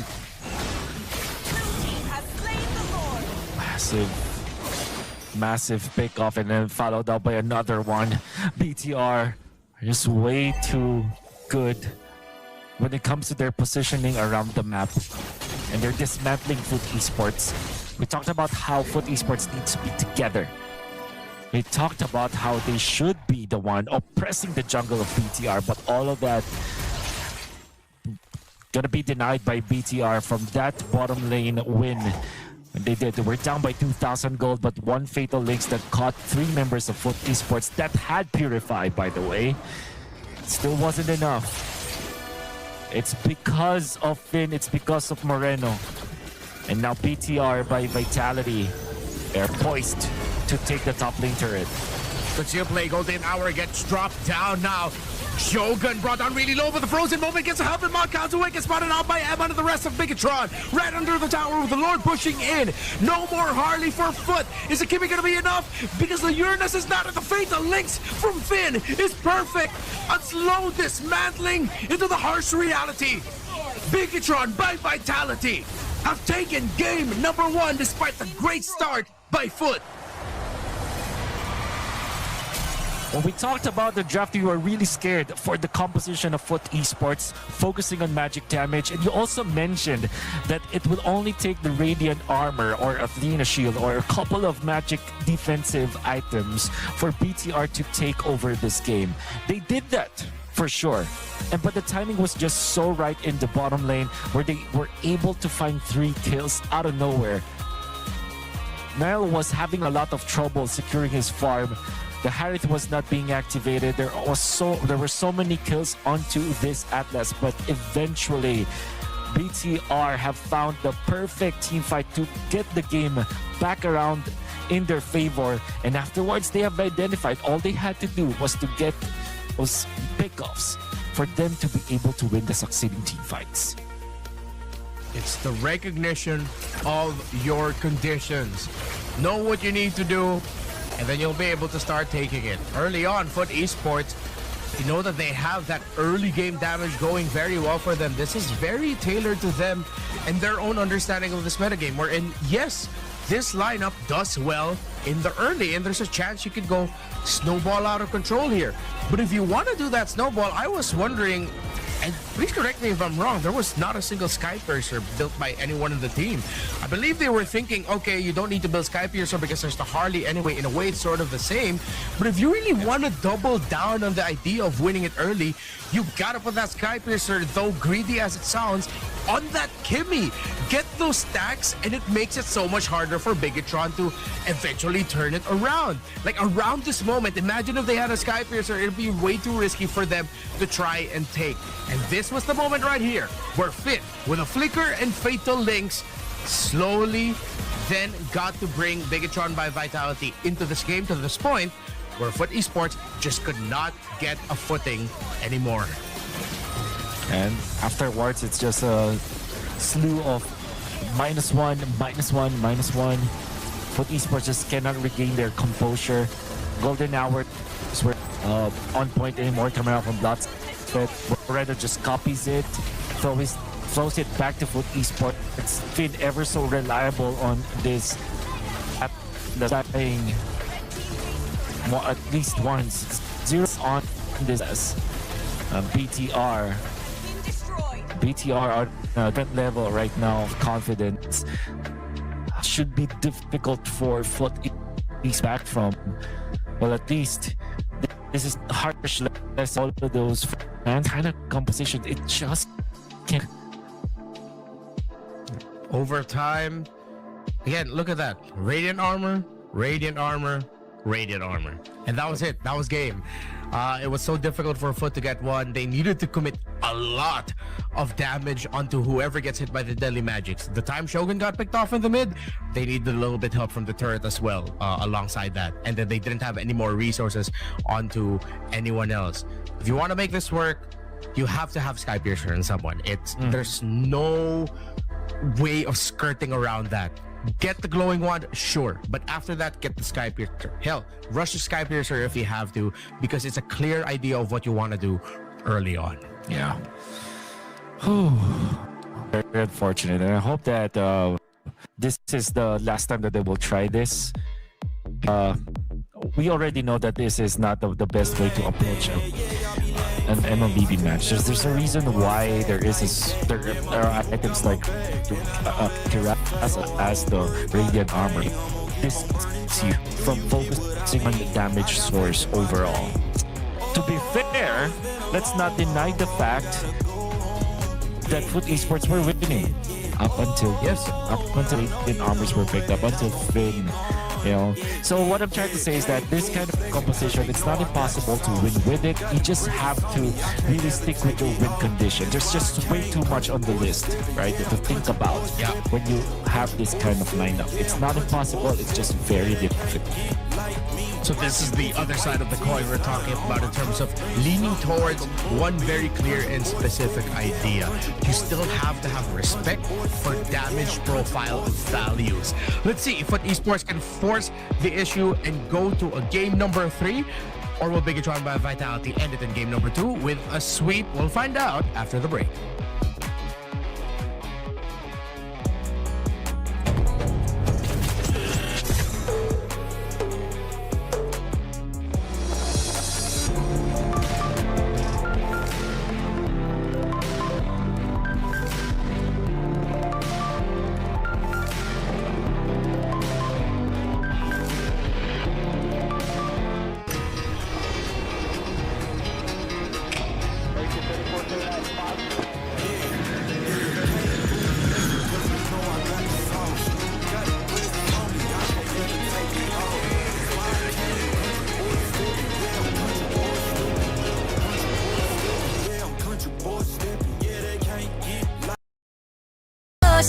I think everything we need is right here.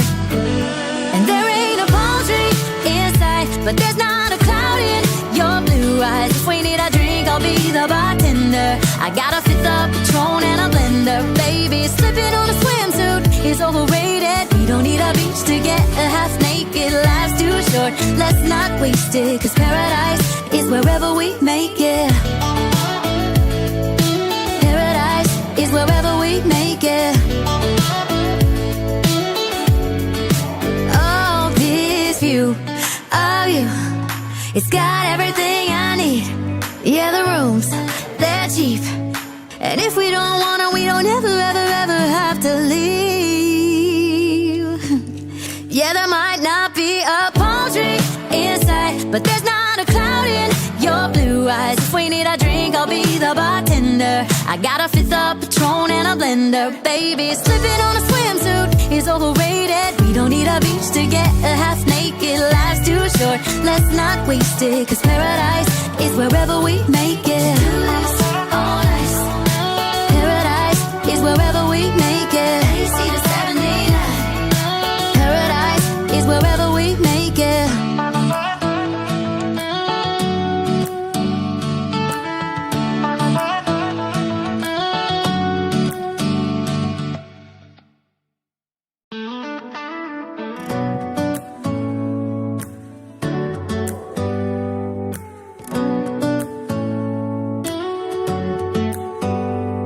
Do you hear that? My sanity about to break while everyone I know's out. On a trip, on a boat, on a lake. I'm tired of feeling all FOMO, babe. I don't even care if we stay home. Put our to-do list on ice. Crank the AC to 79 and make a little island right here. And there ain't a palm tree inside, but there's not a cloud in your blue eyes. If we need a drink, I'll be the bartender. I got a fifth of Patron and a blender, baby. Slipping on a swimsuit is overrated. We don't need a beach to get a half naked. Life's too short, let's not waste it. Cause paradise is wherever we make it. Paradise is wherever we make it. Till the sun's up Monday, we'll tell our phones, do not disturb. I got my straw hat, babe. And you can finally pull the tags on your Tommy Bahama shirt. Blue crush up on the 85-inch sound machine. When we wanna hear the ocean, I think everything we need is right here. And there ain't a palm tree inside, but there's not a cloud in your blue eyes. If we need a drink, I'll be the bartender. I got a fifth of Patron and a blender, baby. Slipping on a swimsuit is overrated. We don't need a beach to get a half naked. Life's too short, let's not waste it. Cause paradise is wherever we make it. Paradise is wherever we make it. Oh, this view of you, it's got everything I need. Yeah, the rooms, they're cheap. And if we don't wanna, we don't ever, ever, ever have to leave. Yeah, there might not be a palm tree inside, but there's not a cloud in your blue eyes. If we need a drink, I'll be the bartender. I got a fifth of Patron and a blender, baby. Slipping on a swimsuit is overrated. We don't need a beach to get a half naked. Life's too short, let's not waste it. Cause paradise is wherever we make it. All nice. Paradise is wherever we make it. AC to 79. Paradise is wherever we make it.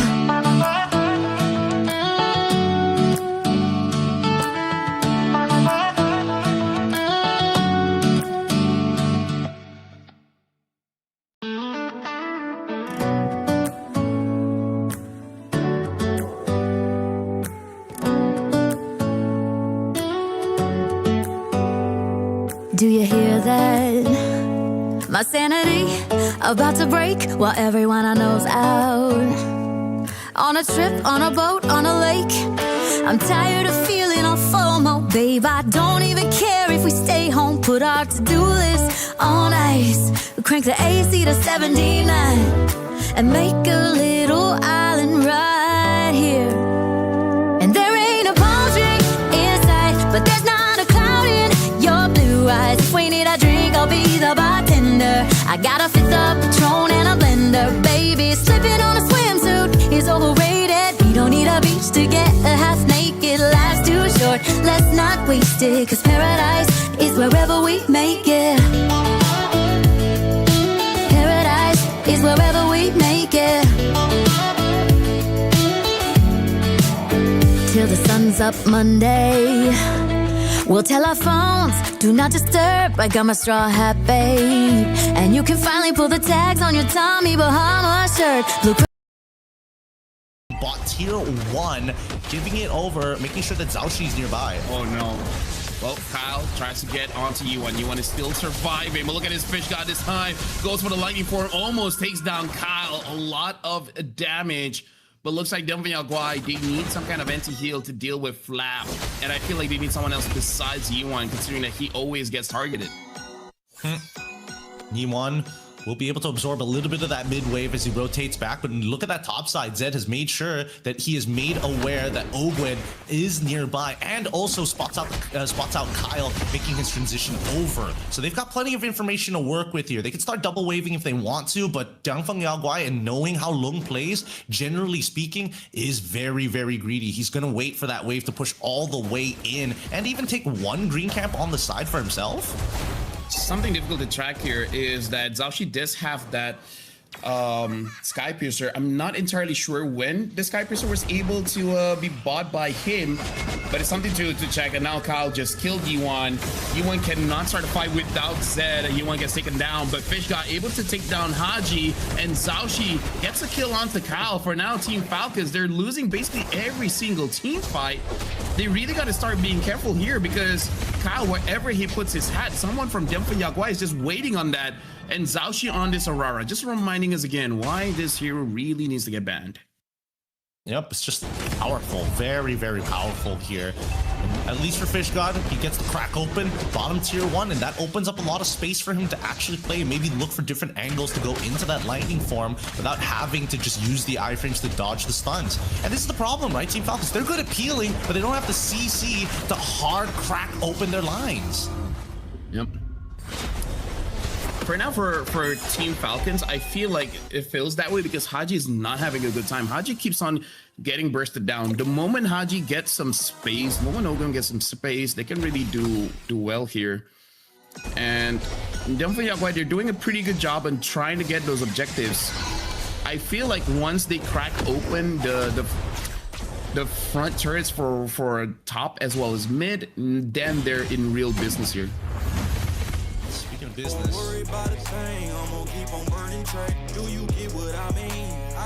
An opening for them, and even in the late game, when they found the kill on the Shogun, they can do it quick. It's just that BTR are just way better at the identification of their threats, and most importantly, have just a way easier composition to really pull off. They went in for the Paquito jungle because they flexed it as their blue 3 pick. Went in for the Harriet, expecting the Granger actually. I think they were literally expecting the Granger. They couldn't pick it up for themselves, but they can definitely counter it with the Harriet in case. I think that's what their mind was at as well. They kind of conditioned Foot Esports to be so tunnel visioned into that Harriet that they had to pick up that Esmeralda just to counter it. Yeah, to be fair, you also did say that maybe they would be wary of picking up the Granger into the Harith, and yeah, that makes sense, honestly, like as a theory that they just decided, let's just pack the Esme. And then I don't know if they realize that with that decision that their damage is all skewed towards magic, or they leaned in on it. Leaning in more to the idea that they leaned in on it and just accepted that it might be tough. But again, if you want to do that, I will die on the hill. Someone needs to build a Sky Piercer.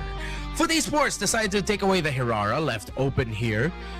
Instead of picking up the Marcel, instead of picking up the Valentina, so many high-profile heroes, so good for this meta, are available for the taking. I think Foot Esports are banking on the hope that they might be able to get away with the Barretts in blue 2-3, considering that Uranus has been banned out by Bigatron. Yeah. Already though, Foot Esports have secured an important hero in the meta game. BTR, how will they answer this one? I think that a third pick Brody might not be too far an option, maybe even a priority with it, but of course the Valentinas, the Barrett, as well as the Barretts, ever so reliable in the meta game that we have. Foot Esports, this time they will have to look for another source of damage. I feel like not only just the Hirara, so maybe, just maybe, they're the ones to pick up the Brody themselves, or if they want to be really safe with it, I think a Paquito will not be as bad. Although there's a bias on the opposite end, I think that you're okay against the Valentina. Ooh, it's gonna be really tough here. Foot Esports, they thought that maybe they could get away with that gambit of getting that Barris for themselves, as it would make sense for Valentina Marcel to get locked in by BTR. But again, it's a Valentina with them. They're happy of letting go with the Marcel. They'll still end up with the Esmeralda. And of course, the aforementioned Roamer. By the way, it seems like so far, similar picks for Foot, except for that Hirara. So, and they don't really have an answer for a Barrett's just yet, and they need to start building around that Barrett's. Yeah. Marcel is not as effective as most heroes up against Barrett's, but I think the Valentina priority pick coming out from BTR just allowed this to happen. So it will be the Harley this time for their side. Really just self-explanatory in a way that this is a typical pick now going up against Hirara. So what you're looking for Foot Esports is to deny strong side laners for BTR. So I think both the Brody as well as the Paquito might be their two heroes that can be piloted by MN, and two heroes that will be a problem for them in the upcoming game. Good pick up there on the Harley.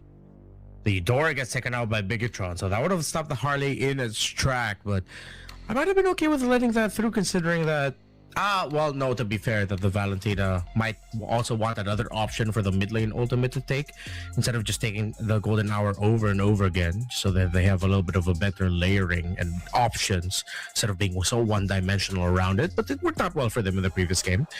Atlas getting taken away by Foot makes sense. No roamer yet for Bigatron. They have the Valentina, so definitely you need to take that away.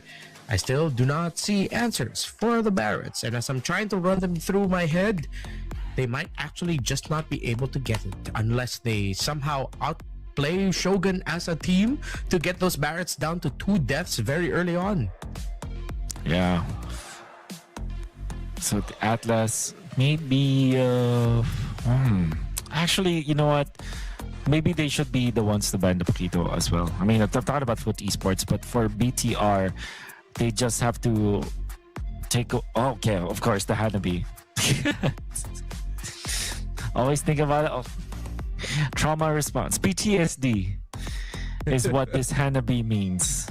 I'm gonna stick with that story. I will stick with that analysis actually, because I mean, all things considered, they have a lot of tools to deal with Hanabi. They even have they do.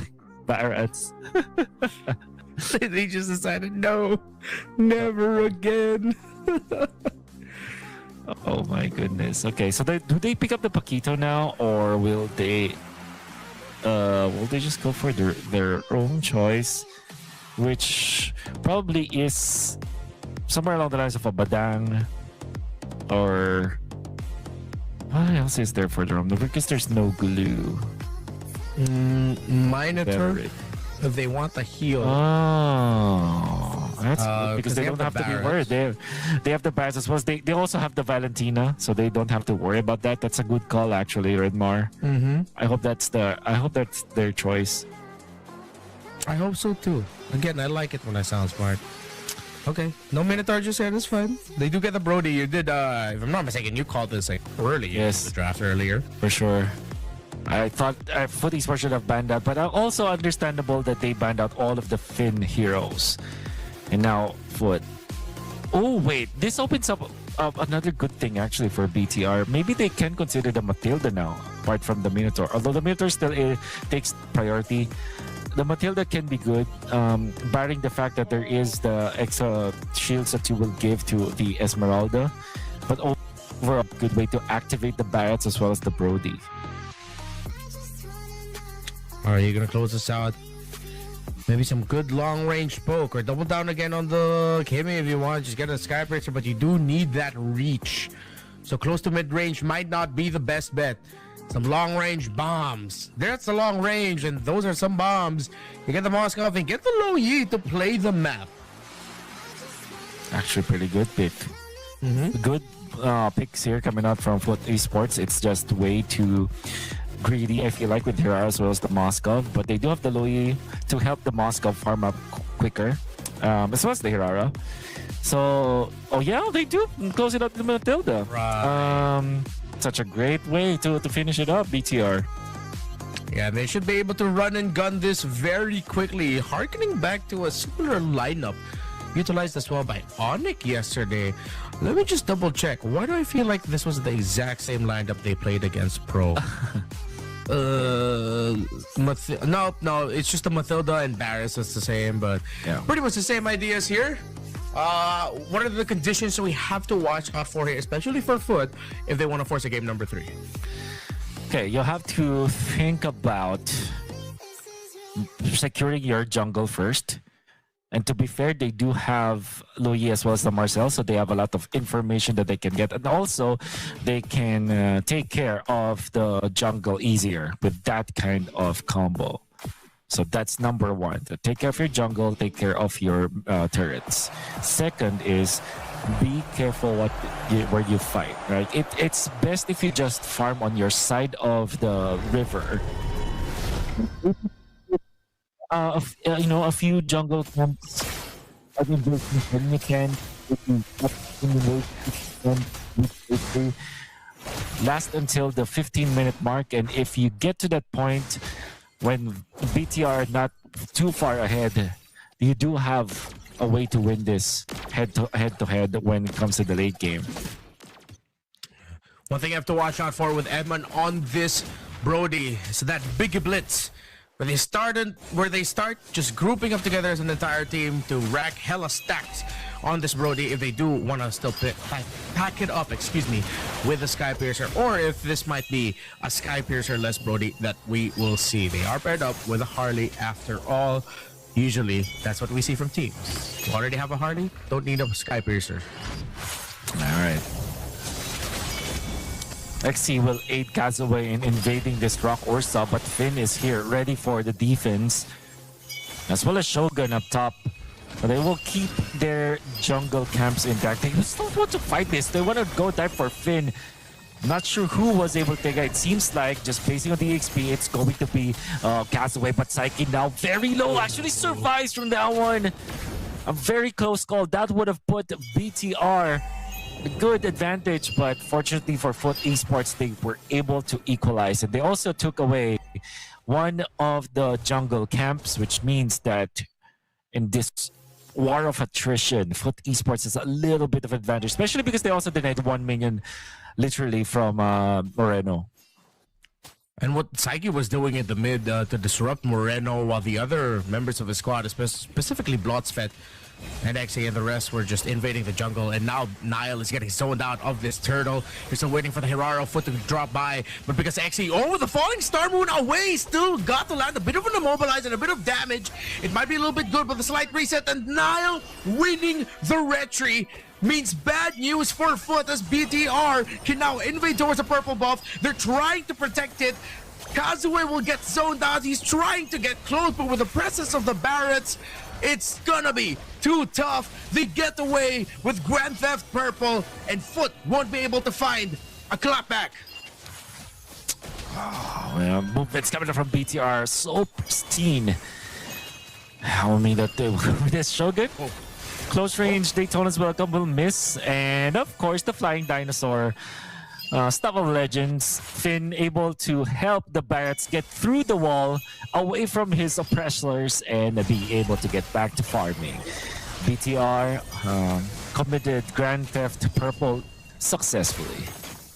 One thing I want to try out is if you can still hold the charge of the Detona's welcome, press the guiding winds, still have the charge going, and then let go, so you can let go of it in the air or something. But topside, speaking of letting go, BTR did not want to let go of their momentum that they had, positioned themselves well, and Shogun got to bait XC into checking the bush, taking out the Esmeralda as a squad alongside Moreno and Niall. And they were able to push up top because of this. BTR, great positional advantage that they have, economical move that they did allow them to have a 2,000 gold lead over their opponents, Foot Esports. Such a great way to maneuver across the map. And this time they will be losing Moreno in the process. Foot Esports quickly going to be transferring down the bottom lane. Blotsvet might be way too fast in rotating. He gets taken out by a task force coming out from BTR. I think that was such a weird move from Foot Esports after winning the first fight. Look at this. Flicker forced from Psyche. Exing Kazue, spot out. Shogun. Already the detonus welcome committed. Eman close by if he wants to join in. RX ready as well. Level difference, Kazue and RX decide to go after the Brody torn apart. Memory gets brought out, and the Falling Star Moon is a perfect mark onto the Brody. The Golden Hour gets drawn by Psychic, gets taken out here by Finn. Big drawn by Vitality are able to catch one with a detonus welcome. Blotsvet is next. Once again, he just got back and he got taken out. No contest here by Foot Esports for this hurdle. They have to back. Oh, they have to back down for sure. XC, gotta be careful there. Fortunately, Shogun does not have the ultimate, so yeah, XC will get away for free. But then again, that's a turtle. Okay, wait. Eman finds one. No Stera is there. I think 2 iframes, and that's the second one. Tries to get away. Will it be on cooldown? Doesn't need it. They will not push through. They will just have. They just wanted to get a push up top, allow Eman to farm up, and at this point, Blotsvet is actually taking so much damage from Eman. And there we go. 5 minutes 36 seconds. There's the Sky Piercer now available for Eman. It's time. It's time for good old Blitzatron. Hunt down the next target. Get that Sky Piercer for this Brody ASAP.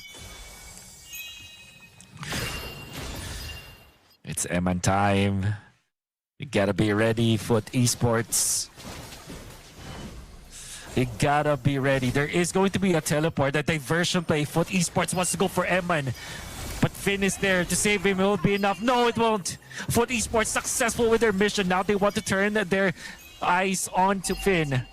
Not get the kill on the Matilda, but they do get the kill. But how about that takedown onto Eman, who just freshly picked up his Sky Piercer? Gotta be denied of that. Nice teleport from Foot Esports. It's like they knew. They had a feeling. They saw the scouting report from the last time we saw Eman pick up a Brody. Don't let him get the momentum after he gets that Sky Piercer. And maybe this is where they find the light of hope through the surprise hit squads. Oh, but there's a sudden detonus welcome, but actually already committed the Purify out. So that's a battle spell for ultimate. Foot Esports, if I'm them, I have to try and make a move, knowing that there's no longer a detonus welcome available. Blotsvet with a frozen moment, but the circling eagle is perfect. Moreno gets to take out the Marcel, and Foot Esports gets split up yet again. Bigatron made that look easy for that trade.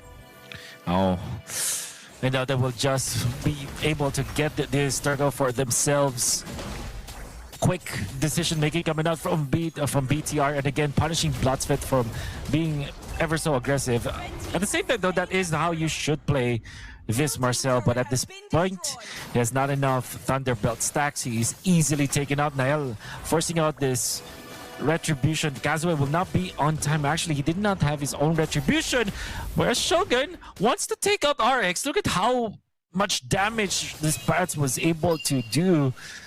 And RX will not commit the flicker, knows that he can survive, but man, that's a lot of health that's taken away from him. That means that BTR can now position themselves around this orange buff.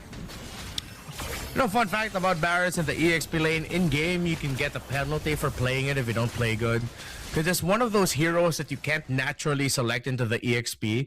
You have to go through that little prompt of, oh hey, this isn't an EXP lane hero. Are you sure you want to pick it? I think after this meta, Muton needs to adjust that a little bit. Barrett's definitely so good in the EXP lane. Maybe a little bit too good, if you know what I'm saying. Yeah, too good. Oh, and the version down, but this is just the farm. They just want to evade the army of Foot Esports knocking up top. Want just to push down the bottom lane for a trade-off. Yep. And I think the BTR will be the happier, because it means that they might be able to pop the Holy Shields up top. Oh, wow. Golden Hour committed just for this one. They really want to keep the Holy Shields intact. Oh, they weren't able to successfully do it. They still lose one of their heroes as the Louis is taken out. Bad decision coming out from Foot Esports. Now Eman. It's actually not Eman. That's actually Moreno. Copy the Moscow. For a second, that was Eman. Now Nael actually pops the ultimate. Castaway, will he be safe? Yes, he will. But then again, there's so much control that BTR has around their base. Yeah. We're good right now. Foot Esports very safe on their side. Bigetron by Vitality will now control the jungle and steal away a purple buff from the Hirara of Kazue. Moreno cosplayed RX there for a moment as the Moskov. And look at the spread of BTR. They sent the Barretts alone. Look at how nonchalant Shogun is. He doesn't care. The Esmeralda's dancing around him. Blossfed close by. Golden Hour, perfect detonus welcome again. Finds the mark onto Psyche. No more Loye. And that's a good chunk of damage got, but Nile got a little bit too greedy. He got caught out. BTR still have their front line for their Brody. Maybe they can get something out of it. For one trade, 4v4. Both teams back off. BTR could find out the Psyche. I wonder why Niall was too aggressive in that regard. I think that they wanted to take more kills afterwards, but a kill of the Psyche already means that you can actually win the Lord fight. Now, Psyche is back in the game. Niall will be back as well. Actually, they want to be able to punish. Look at his backline. Teleportation coming out. Kazuwe might be in trouble. The Blotsfed actually will be taken out in the process. Psyche as well. A bad decision coming out from Foot Esports. They thought they could win, but Nael just respawned, and Nael will be there to supplement more damage. Foot Esports. A massive, massive wrong diversion.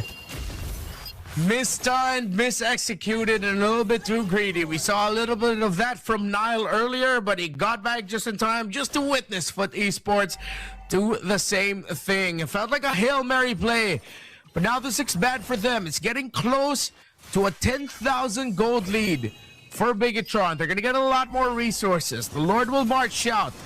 Blossfed going forward. Golden Hour is massive, but Shogun and Nile coming in through the back. This is going to be a huge sandwich play by Bigetron. Blossfed eats up. Oh my God, Shogun gets a perfect death and is welcome with the flicker. But the members of Esports still alive. Emma gets to take out Exy. That's 2 down. Shogun gets Psyche. It's these damned Barretts players who are just so sneaky and so good with it. It's not just about the size of the Barretts that matters, it's how you use it, and Shogun has used it perfectly. Bigetron by Vitality will sweep Foot Esports in his best of 3. Shogun has showed us once again why you should ban the Barretts against BTR by Vitality. They're just too good. It's like he always knows who to target. I think he really set the standard on how you should play this type of Barretts. It's like a proper hitman Barretts. Knows exactly where to point Daytona. Always perfect. Finds Psyche, and then eventually another good find down the bottom lane with that flicker.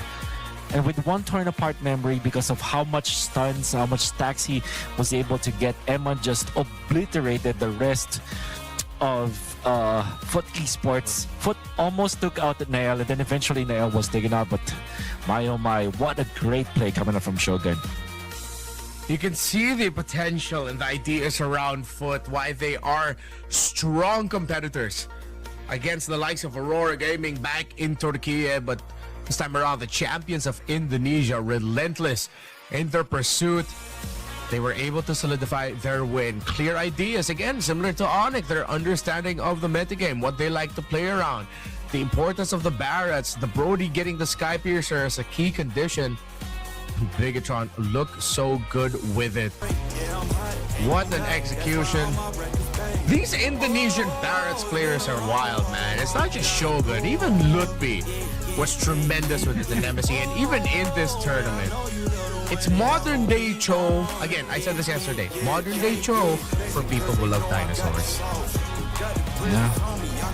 the way that they're able to thread the needle and find the perfect target. Sometimes they do it point blank, sometimes they eat a flicker, sometimes they go from bushes. It's just so many ways to approach it. And because of their mastery with the Barretts, they're able to pull it off time and time again in important team fights as well. It's always it's always fight winning is what I wanted to say. The first blood going into Shogun, and look at this, he finds Psyche through it all. If not for the nail death, this will be BTR just securing the fight for sure. It's a good start coming up from Foot Esports, but how about that? That's from the parking lot, literally. Able to glide, find Kazaway. Scrambling, Foot Esports were running away. And because of the fact that there was a quick -2 from BTR, there wasn't any chance at all for Foot Esports to get back to this fight. They eventually lose the game off of that jump coming out from Shogun. Barrett's, I think the best way to describe it, he's a literal wrecking ball, you know? Yes. And Yes. it's crazy because even though, let's say, you get a big lead, Detton is welcome, being a -1, and the fact that even at the deficit, you still have to use a lot of things to finally take it down. It's the perfect hero for this meta where the really high burst heroes are back, which is good for Barrett's. And then at the same time, it's like, oh, we've used all our burst. How are we gonna take it down? Is the marksman still alive? And if the answer is no, you're not taking that Barrett's down. It's the perfect storm for his return to the metagame. Yep. The stars have aligned for the Barretts to be back in this meta. And I'm just so amazed on how good Barrett's players make it. How do I say this? Like, they make bad Barrett's player look really, really bad. You know what I mean? Like, because of how good Shogun was and Luti eventually, they set the standard on playing the Barretts to the point where it's hard to keep up if you're really bad at Barretts. If you just barely know how to play the Barretts, if you just know how the skills operate. If you're not on the elite level of how Shogun and Luti and others play it, you look really bad. Right? Whereas these boys it looks like they look like assassins actually when they see. That's a good way to put it. It's like they know their one big target, whoever that they're gonna get, and then it just gets followed up so well. And of course, supplemented by our MVP of the game in Finn on that Matilda. Was a great wrap up to the draft, then a great wrap up for this series where Bigatron by Vitality will move on to the playoffs alongside Foot Esports. But this means, again, Bigatron by Vitality secures the first quarterfinals slot in the playoffs. And I'm not sure if this bracketing is actually correct, but it seems like, based off of this one website that I'm sure we're all familiar with, Foot Esports will be facing off against Team Spirit. So I don't think it's a draw, but it might be set placements. So that's going to be an interesting matchup there. Yeah. Foot Esports need to just regain their composure. I think it's just the bad decision making that they're able to. But of course, they will have to root for their moment out there. They're drafting well. It's just that their impulsive decisions get the best of them in this series. Coming up next, we're going to go on over to Group D. Onyx and JK, Pro Esports, and Alpha 7 North. One for an upper bracket slot, one for an advanced slot, and the other, of course, for tournament life and for just making it through the playoffs. 2 more matches to close out the day. We'll be back after a break.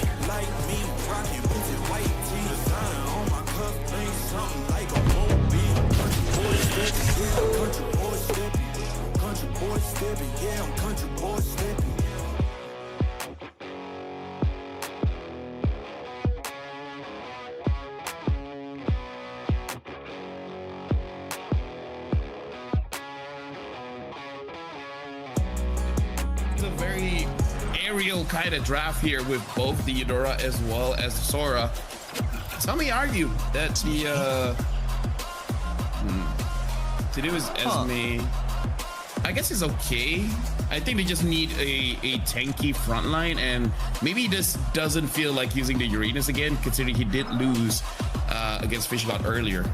I mean, considering that they have like 3 forms of CC, it makes a lot of sense. And Badang is going to be the final pick here. It means an easy way to actually disrupt and, more importantly, cancel out the feathered airstrike if he is in position to do so. Now, there's a lot of ways for that feathered airstrike to get canceled out, but most of them, unfortunately, are very short range. It's going to be difficult to get into that position in the first place, assuming that Flap is able to kind of keep Fish God from actually leaving the lane. So that first movement here and hitting level 4 is going to be super important, and I would argue that Team Falcons probably don't want that first turtle.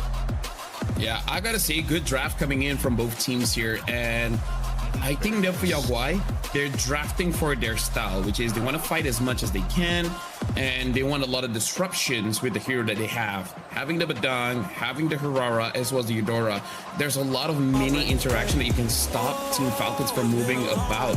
And as long as they keep their jungle safe, it's looking pretty good for Delphin Yaguai here. Yeah, I definitely want to see how that EXP matchup is going to go, because there is the opportunity for a solo kill at level 4 for the Sora into the Esme matchup, because unfortunately for Esme, she's not exactly the ultra tanky dancing celestial girl that we all know until she's got a couple of items in her hand. And Flap opting to go for Impure Rage, so he does want to proactively trade in the lane. Yep. Well, looking at the situation right now, it looks like this might be a game where there's not a lot going on for maybe even the first turtle. I think the first turtle, them from Yaguai, will try to fight out as much as they can. And I think it's on Team Falcons whether they want to, you know, fight back or they want to give the space that them from Yaguai deserves. Because I kind of feel like unless Haji gets level 4 in time, I don't think Team Falcons can fight out that much. Yeah, Lung took Mystery Shop and didn't go Purify instead, and now the early mid trade here has been looking really good. At the very least, is Haji able to get a lot of his damage down onto Yi1, including the passive damage from the bird. But I'm surprised Lung didn't go for Pull Yourself Together and opted to go for Flicker. I think he just feels like I have more damage, I win anyways. Why do I need the flicker if I can kill them first? Which honestly, with the fighter emblem, I don't think you can do. But hold on, a gank up top forces out Flap to use the Purify, and I think that's gonna be good enough. Lung now losing the trades against Super Marco. Yeah. Well. Yeah, that's it. I have no idea how to follow up on that one. Yeah, me neither, because again, I think this is a pretty significant mistake here. But we'll see. For now, early Purify being caught off of Haji, and this is what we were expecting, right? This should be a no contest. If by any chance Kyle's able to steal this, that'd be great. But look at Zed. Now looking for the side, it looks like he was able to dodge quite a lot of damage created fracture here. The turtle is being worked on by Zhaoxi. Doesn't look like Kyle has any avenues to go in. Devil Yaguai secures the first turtle for free. Lung has a flicker, able to dodge it out. Everything. And somehow Zhaoxi was able to get a kill onto Kyle. This is looking pretty good for Devil Yaguai. As long as they protect their jungle and maintain his lead, they might win this one, Gideon. Yeah, they might just win this one. So they're trying to back off at the very least. They've already found that early lead that we were hoping for. And now, how is the conversion going to go? They already got stolen the purple buff away from Team Falcon. So that's going to affect Kyle a lot. He's not going to have as much presence. And Zed, he's not wasting any time here. Look at him. He's already trying to zone out this Marcel to make sure that at least Lung is able to actually catch the Clint underneath his turret.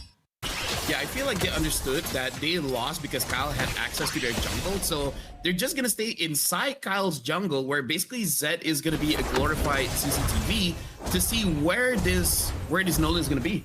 As long as they have good vision on the Nolan, they know that they're not gonna get invaded.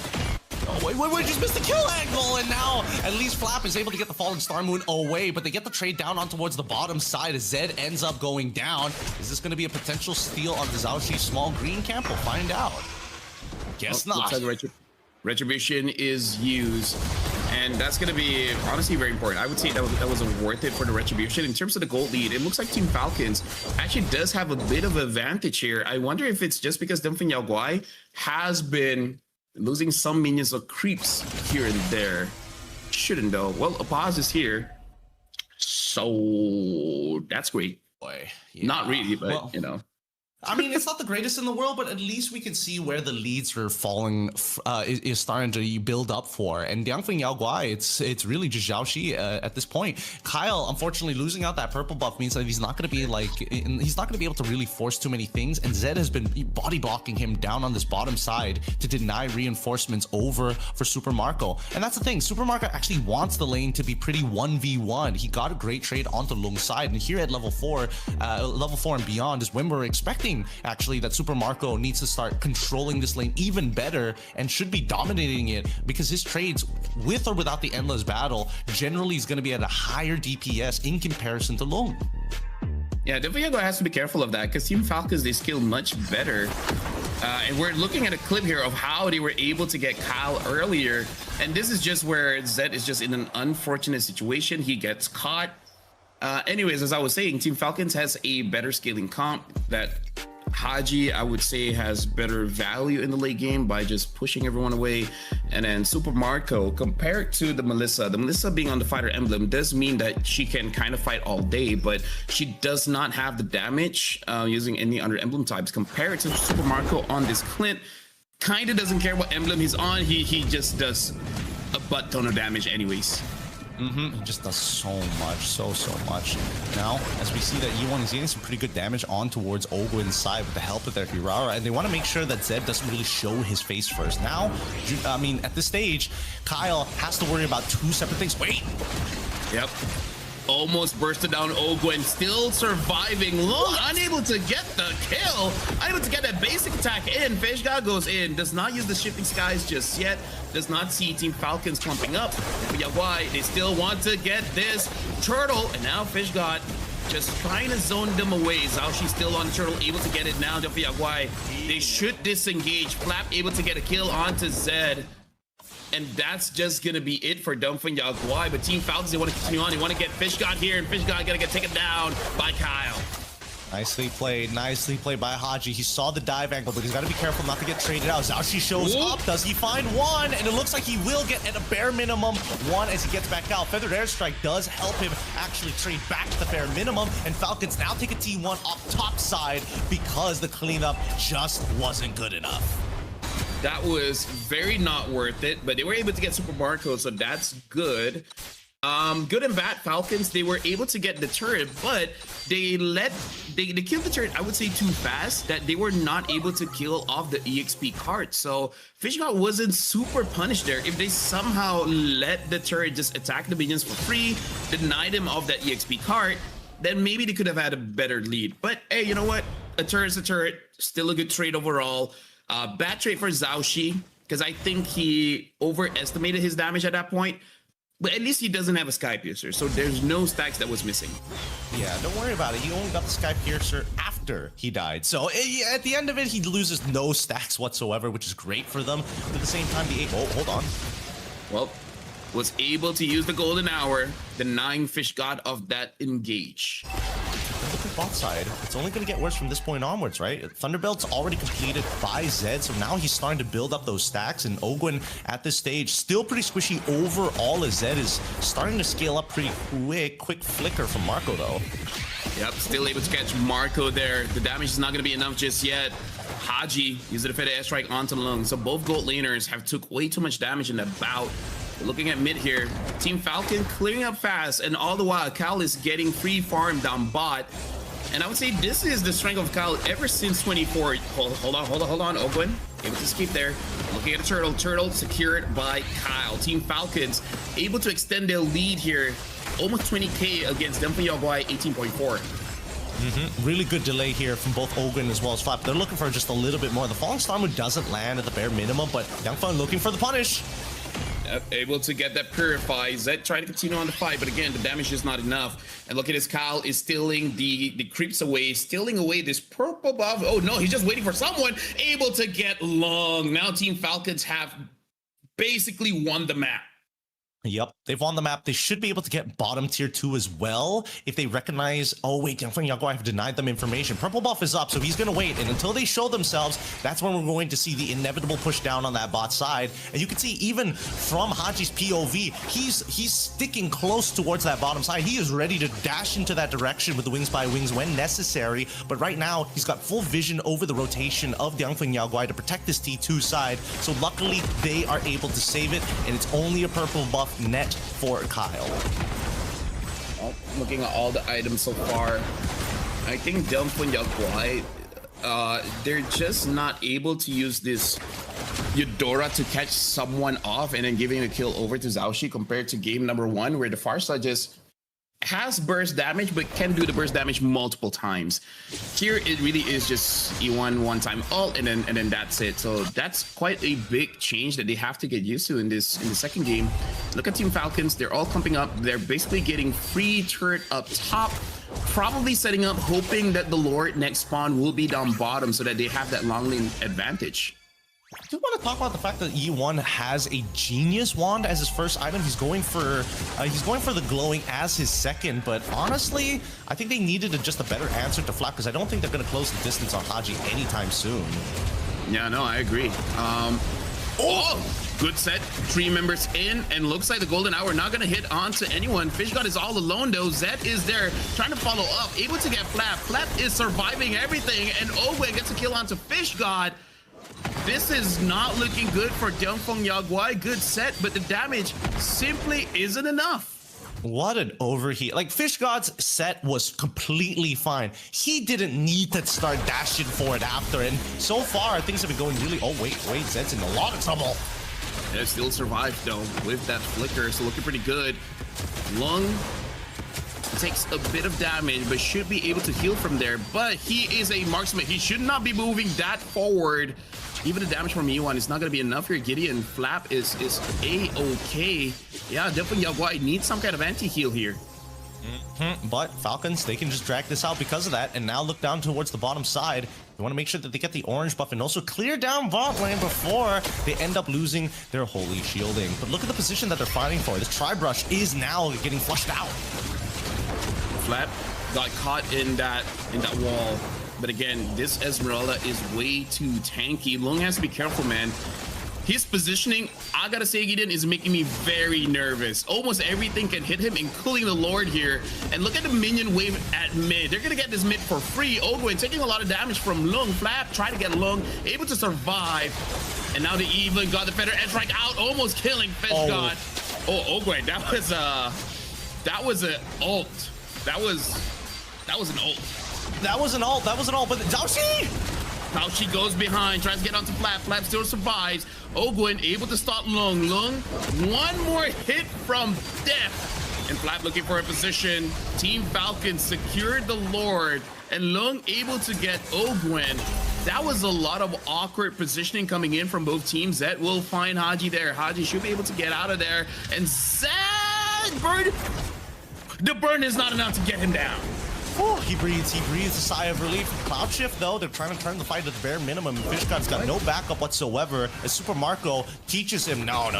It doesn't matter how tanky you are. I deal true damage. Please go back home. I want to still hold on to my flicker, and everything is okay. But I agree with you. It was a really awkward fight from Yaguai. They gave up a lot of the space, and they ended up getting chipped out by the Lord because Team Falcons were able to sustain through like a majority of the poke damage is being thrown out. Not to mention that Haji just refuses to show himself and just holds on to that feather airstrike until absolutely necessary. This Lord should be able to net them something, but let's find out how hard they're gonna hit. Feather airstrike used to zone people away. Flap cancel out. Oh, good engage coming in from FishGod, able to get Haji. Haji's all alone, but same can be said. Zed coming from the side, able to get a kill onto Haji. Nolan from Kyle is still waiting for Lung to show himself, for him to burst him down, but he finds Zed. Zed flickers out. Unable to be saved. Ogwen gets killed though by Lung. Overall, better trade for Yaguai. Nice, nice. Ah, man. I mean, if Team Falcons were able to just, you know, pick up the kill onto Zed and then walk away, have a 1-for-1 trade, but missing a top inhibitor, that's still, in a macro sense, quite worth it for Team Falcons. This upcoming Lord is going to be quite difficult for Diangfeng Yaoguai because a lot of their members, besides Zhao Shi, won't be able to deal with that wave. So at this point, they already have to commit at least one member to constantly clear that wave topside, and that is going to be a potential force error from Diangfeng Yaoguai that Falcons are just making sure that they just don't have an answer to. At this point, Gideon, I kind of want to see a dominance ice on Fish God, because I really feel like E1 is not enough to apply the Life Bane onto Team Falcons, especially considering that Fish God always gets surrounded by everyone. The gauge coming in from Flap. Flap stunned up. Feather airstrike used. Trying to get onto Lung. Lung took 2 shots. Took quite a lot of damage, but more damage was taken by Diangfeng Yaoguai. Conceal use. Ogwen tries to catch 2, able to get 2 into that golden hour, and then Flap goes in. Flap gets caught, uses the Purify in the back line. Zed catches the members of Team Falcons. He secures a kill, same as Lung. Now only 2 members from Falcons is alive. They're chasing for Flap. Kyle is too far away. Now Diangfeng Yaoguai, amazing flank from both Zhao Shi as well as Zed. Oh, man, I gotta look at that VOD one more time. I was pretty sure that Lung somehow tethered Ogwen and was still getting auto attacks off. I'm not 100% sure if the damage went through, but we'll double check the VOD afterwards. But for now, at least Fish God is able to protect that top side, not let him shove all the way into the turret. And because of these 3 deaths from the side of Team Falcons, Diangfeng Yaoguai should net themselves the Lord, and they desperately need to get an inhibitor here off of Team Falcons if they want to even out that pressure. Rather a 50-50 rather than nothing at all as Diangfeng Yaoguai secure the Lord.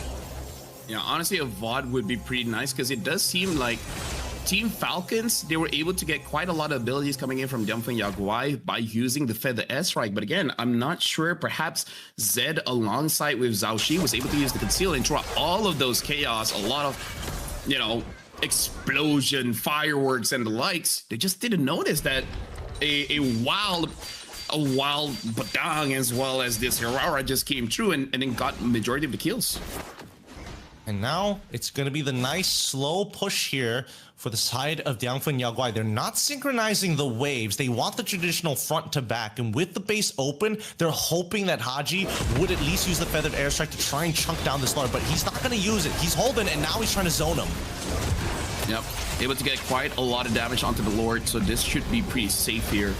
I think Diangfeng Yaoguai, they were waiting on Fish God to find a good catch, but good spacing by Team Falcons to deny that. And now, instead of going for the dominance ice, since he is the setter for the team, he goes for the Winter Crown. In case he messes up, he's still able to outplay the situation. I don't understand. What do they want? Do they want the outer turns or do they want that mid inhibitor? They gotta pick one here because the Diangfeng Yaoguai keep on changing the priorities. Well, Flap took quite a lot of damage. E1 was able to get that Life Bane onto him, but look at Super Marco, 4 items in. The burst damage is going to be quite a lot.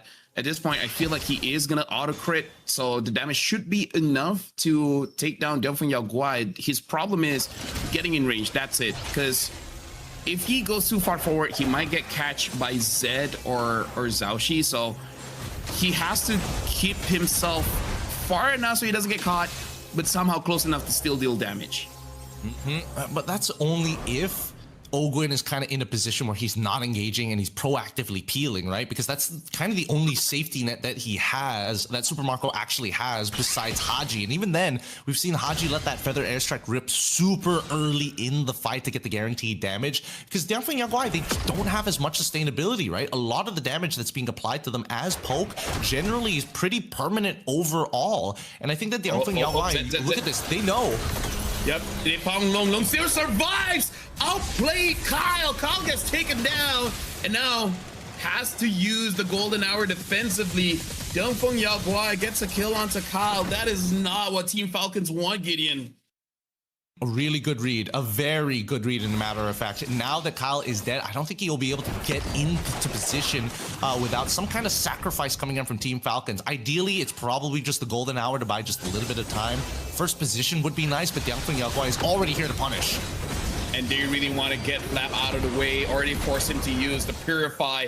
And now even the ult got canceled out. It's a pretty quick ult, so they should be able to get that back pretty soon. Feather Strike Hughes unable to get the damage onto Lung, only the Fish God as well as Yi1. Fish God goes in, gets 2.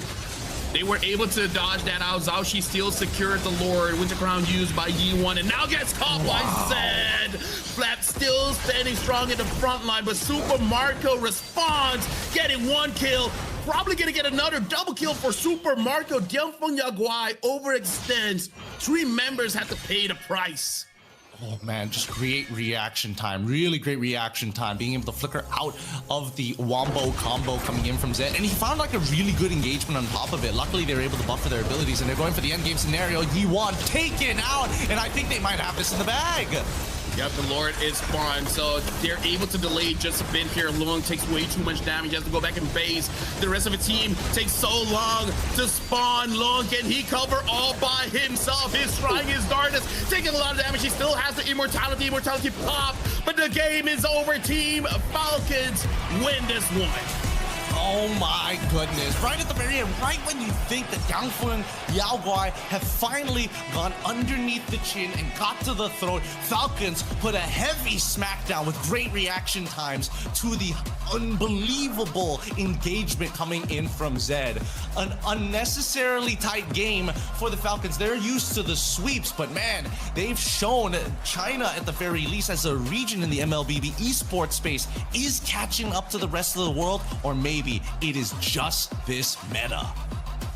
I do gotta say, that was in a way unlucky for unlucky and a slight inexperience coming in from Dianfeng Yaguai, because they were attacking the Lord. It was around 16-17 minutes. At that point, the Lord does quite a lot of damage, and all the damage is true damage. So I feel like they really should not have tried to, you know, go for both. Just get the Lord or get the fight. And yeah, it's just a missed call, you know, a bit unlucky, some abilities miss and etc. But overall, Dianfeng Yaguai, they did show that they're a very strong team, and you know, I want to see more from them. Me too. They've shown that they've got mechanics. They've got hands. They've got hands. They know. I mean, Fish God, he knows how to engage when he has that flicker. But there are times where you need to just make sure you don't show yourself too early on. And I think that Dianfeng Yaguai, like Zed, has been overall the most consistent support we've seen throughout the tournament so far. Able to find like multi-man engages, and that's why Zhaoxi is so trustful of him. Right? He is dashing past members of Falcons to go and capitalize on the engagement that Zed has already set up. It's just unfortunate that at the end of the day, Lung, I think that he needs to just be a little bit braver. He needs to call for resources, and more importantly, when you have such a powerful spell like Go Away From Me and the Feathered Airstrike had already been used, it's on to him to start walking up and trying to make something happen with a composition that's designed to siege their opponents. And I really feel like the takeaway from this is that we got to look more for Zed as well as Zhaoxi. They have been very impressive so far. Maybe a change in items here. Maybe one more person have Life Bane that could help out Dianfeng Yaguai quite a bit, because we see them trying to zone Flap away. Most of the time, Yi1 is there, so he still applies that Life Bane, but you can't really rely on one person at 16 to 18 minutes of the game, because Flap, crazy enough, how many times he's been attacked, but he never died in that game. That just shows that there's not enough anti-heal to deal with this Esmeralda. And Yi1, he's not really looking at Flap. Let's be honest here. He's looking at whoever he can peel off. He's looking at anybody who's trying to get on towards that backliner. And if he can, and ideally, if Kyle shows up, he's going to try and one-shot him. And that's what's exactly happening in these games. I think the big problem with Dianfeng Yaguai is that when you get to these critical moments and under pressure, they just seem to have very different ideas about the game. But with that being said, this already concludes our second series of the day. We're gonna go on a short break before we head on into our third series, and we'll see what the result and winners of that one is gonna be.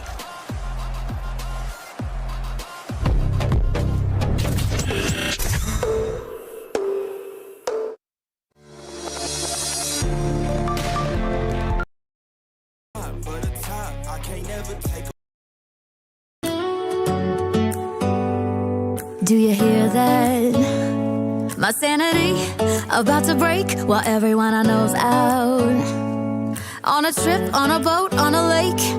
I'm tired of feeling on FOMO, babe. I don't even care if we stay home. Put our to-do list on ice. Crank the AC to 79 and make a little island right here.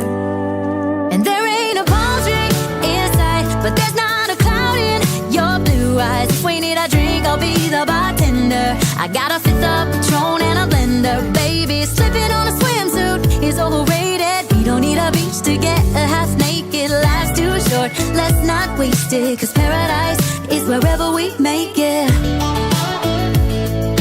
Paradise is wherever we make it. Till the sun's up Monday, we'll tell our phones, do not disturb. I got my straw hat, babe. And you can finally pull the tags on your Tommy Bahama shirt. Blue crush up on the 85-inch sound machine. When we wanna hear the ocean, I think everything we need is right here. And there ain't a palm tree in sight, but there's not a cloud in your blue eyes. If we need a drink, I'll be the bartender. I got a fifth of Patron and a blender, baby. Slipping on a swimsuit is overrated. We don't need a beach to get a half naked. Life's too short, let's not waste it. Cause paradise is wherever we make it. Paradise is wherever we make it. Oh, this view of you, it's got everything I need. Yeah, the rooms, they're cheap. And if we don't wanna, we don't ever, ever, ever have to leave. Yeah, there might not be a palm tree in sight, but there's not a cloud in your blue eyes. If we need a drink, I'll be the bartender. I got a fifth of Patron and a blender, baby. Slipping on a swimsuit is overrated. We don't need a beach to get a half naked. Life's too short, let's not waste it. Cause paradise is wherever we make it. All nice. Paradise is wherever we make it. AC to 79. Paradise is wherever we make it.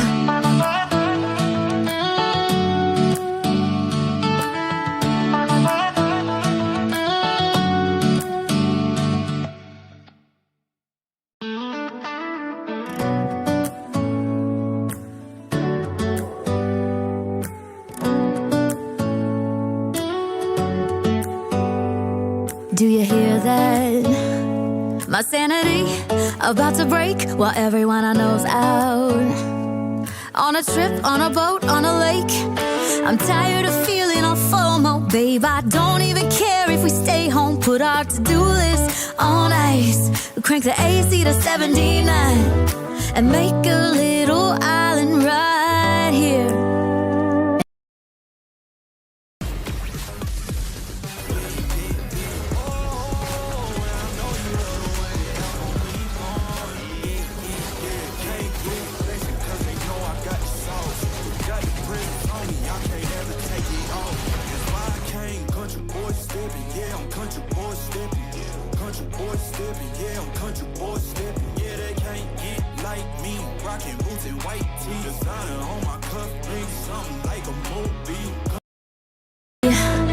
We'll tell our phones, do not disturb. I got my straw hat, babe. And you can finally pull the tags on your Tommy Bahama shirt. Blue crush up on the 85-inch sound machine. When we wanna hear the ocean, I think everything we need is right here.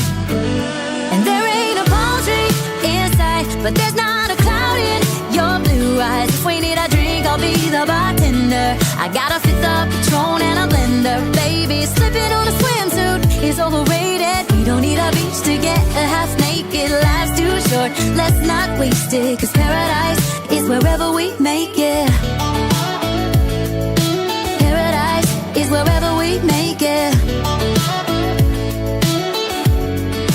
Oh, this view of you, it's got everything I need. Yeah, the rooms, they're cheap. And if we don't wanna, we don't ever, ever, ever have to leave. Yeah, there might not be a palm tree in sight, but there's not a cloud in your blue eyes. If we need a drink, I'll be the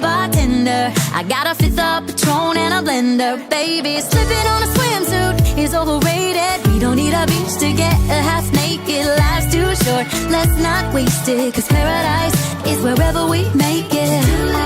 On ice. Paradise is wherever we make it. AC to 79. Paradise is wherever we make it.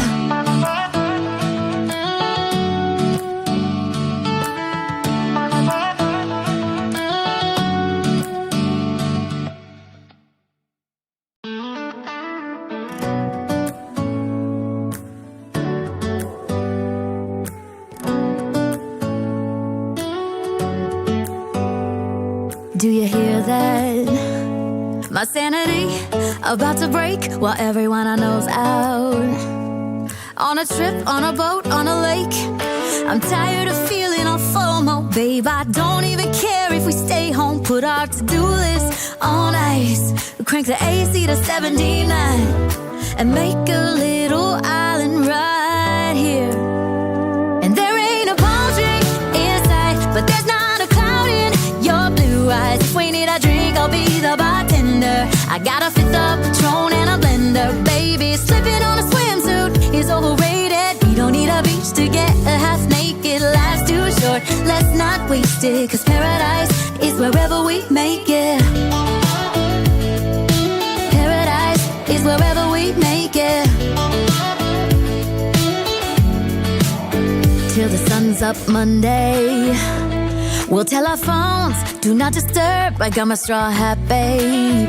And you can finally pull the tags on your Tommy Bahama shirt. Blue crush up on the 85-inch sound machine. When we wanna hear the ocean, I think everything we need is right here. And there ain't a palm tree inside, but there's not a cloud in your blue eyes. If we need a drink, I'll be the bartender. I got a fifth of Patron and a blender, baby. Slipping on a swimsuit is overrated. We don't need a beach to get a half naked. Life's too short, let's not waste it. Cause paradise is wherever we make it. Paradise is wherever we make it. Oh, this view of you, it's got everything I need. Yeah, the rooms, they're cheap. And if we don't wanna, we don't ever, ever, ever have to leave.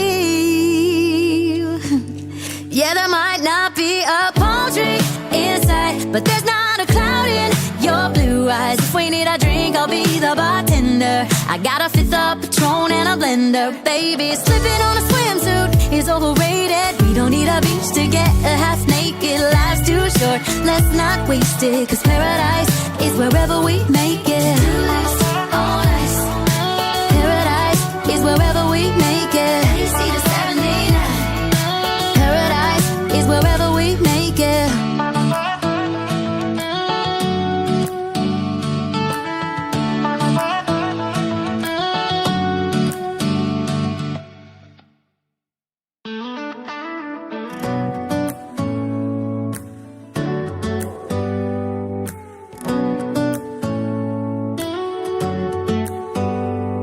Do you hear that? My sanity about to break while everyone I know's out. On a trip, on a boat, on a lake. I'm tired of feeling all FOMO, babe. I don't even care if we stay home. Put our to-do list on ice. Crank the AC to 79 and make a little island right here. And there ain't a palm tree inside, but there's not a cloud in your blue eyes. If we need a drink, I'll be the bartender. I got a fifth of Patron and a blender, baby. Slipping on a swimsuit is overrated. We don't need a beach to get a half naked. Life's too short, let's not waste it. Cause paradise is wherever we make it.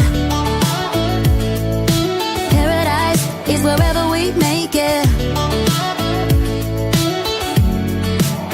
Till the sun's up Monday.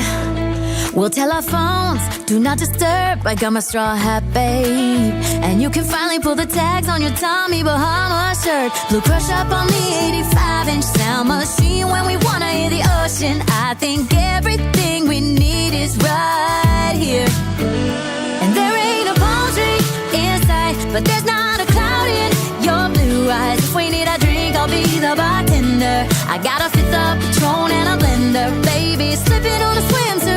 overrated. We don't need a beach to get a half naked. Life's too short, let's not waste it. Cause paradise is wherever we make it. Paradise is wherever we make it. Oh, this view of you, it's got everything I need. Yeah, the rooms, they're cheap. And if we don't want it, we don't ever, ever, ever have to leave. Yeah, there might not be a palm tree inside, but there's not a cloud in your blue eyes. If we need a drink, I'll be the bartender. I got a fifth of Patron and a blender. Baby, slipping on a swimsuit is overrated. We don't need a beach to get a half naked. Life's too short, let's not waste it. Cause paradise is wherever we make it. Oh, nice. Paradise is wherever we make it. AC to 79. Paradise is wherever we make it.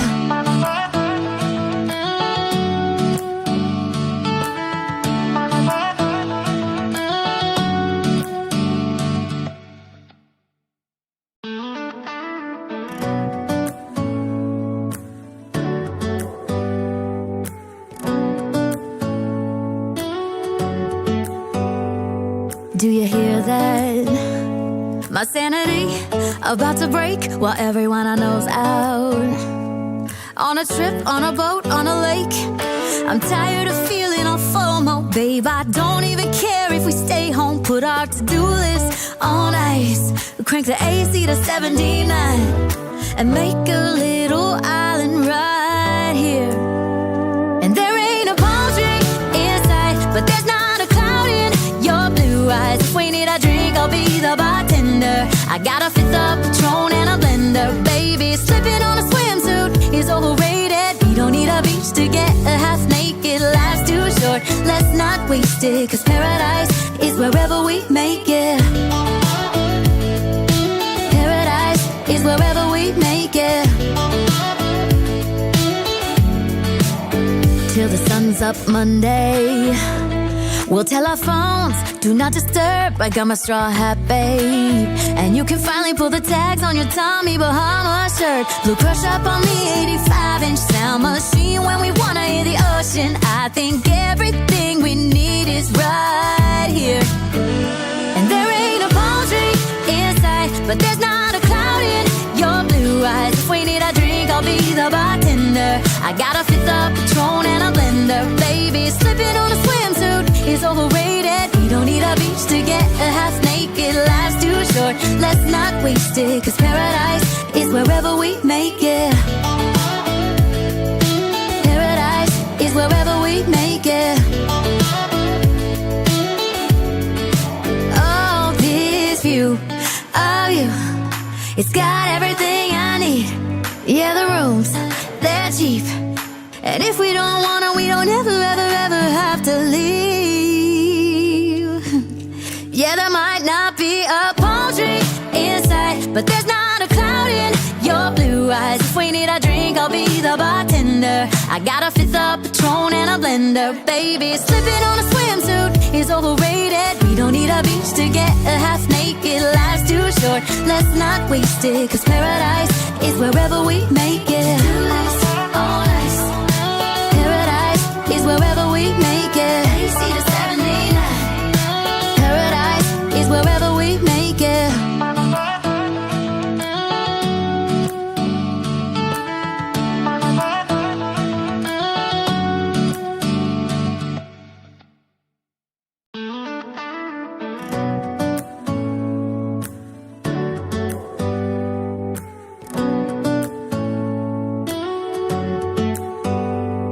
Do you hear that? My sanity about to break while everyone I know's out.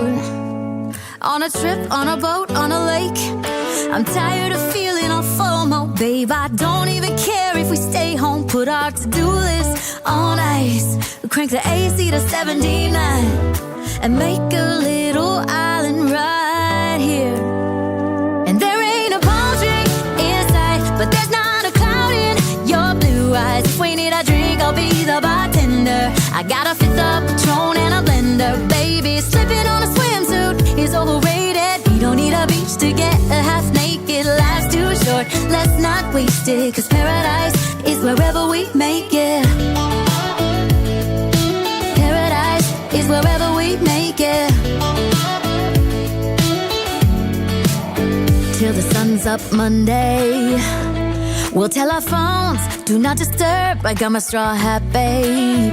And you can finally pull the tags on your Tommy Bahama shirt. Blue crush up on the 85-inch sound machine. When we wanna hear the ocean, I think everything we need is right here. And there ain't a palm tree in sight, but there's not a cloud in your blue eyes. If we need a drink, I'll be the bartender. I got a fifth of Patron and a blender. Baby, slipping on a swimsuit is overrated. We don't need a beach to get a half naked. Life's too short, let's not waste it, 'cause paradise is wherever we make it. Paradise is wherever we make it. Oh, this view of you, it's got everything I need. Yeah, the rooms, they're cheap. And if we don't want to, we don't ever, ever, ever have to leave. Yeah, there might not be a palm tree in sight, but there's not a cloud in your blue eyes. If we need a drink, I'll be the bartender. I got a fifth of Patron and a blender. Baby, slipping on a swimsuit is overrated. We don't need a beach to get a half naked. Life's too short, let's not waste it, 'cause paradise is wherever we make it. Paradise is wherever we make it. Paradise is wherever we make it.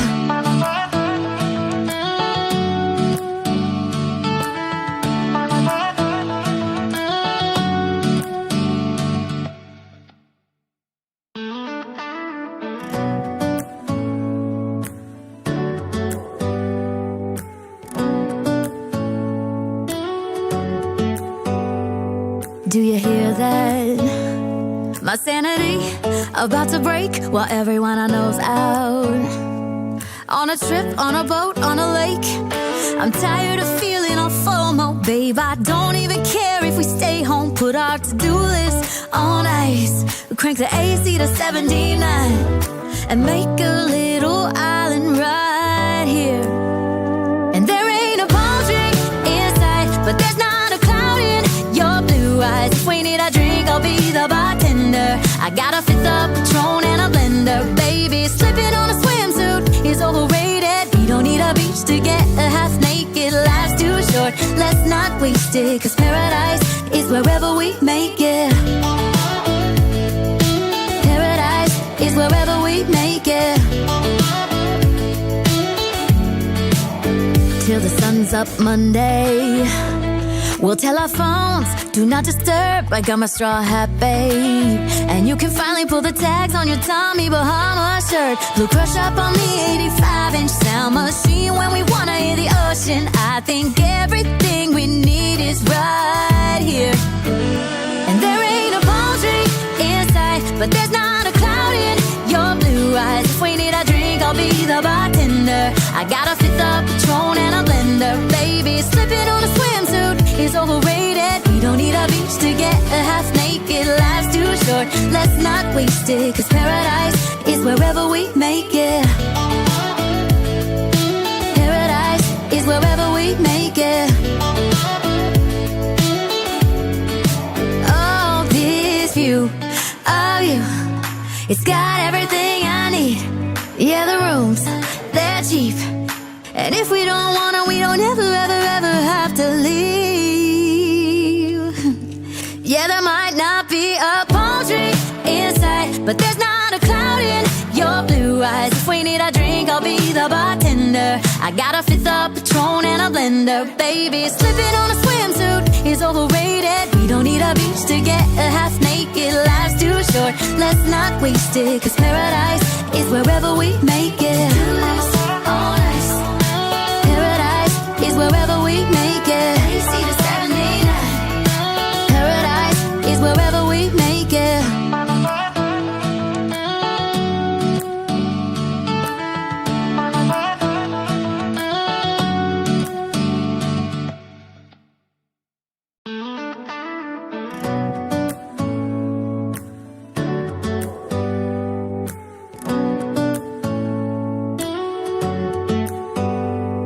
Do you hear that? My sanity about to break while everyone I know's out. On a trip, on a boat, on a lake.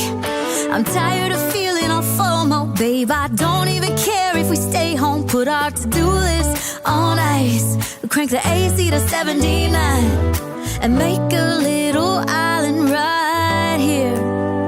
And there ain't a palm tree in sight, but there's not a cloud in your blue eyes. If we need a drink, I'll be the bartender. I got a fifth of Patron and a blender, baby. Slipping on a swimsuit is overrated. We don't need a beach to get a half naked. Life's too short, let's not waste it, 'cause paradise is wherever we make it. Paradise is wherever we make it.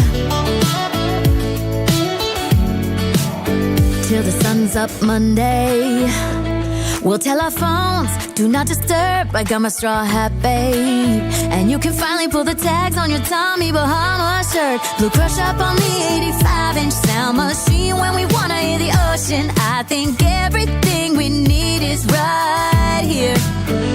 And there ain't a palm tree in sight, but there's not a cloud in your blue eyes. If we need a drink, I'll be the bartender. I got a fifth of Patron and a blender, baby. Slipping on a swimsuit is overrated. We don't need a beach to get a half naked. Life's too short, let's not waste it, 'cause paradise is wherever we make it.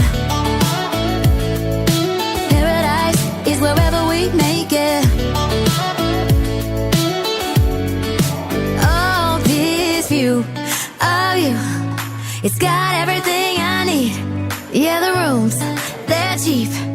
And if we don't wanna, we don't ever, ever, ever have to leave.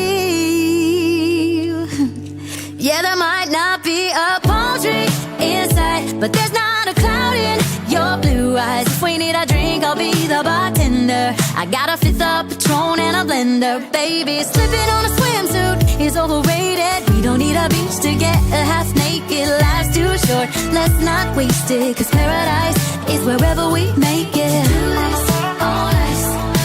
Paradise is wherever we make it. Paradise is wherever we make it.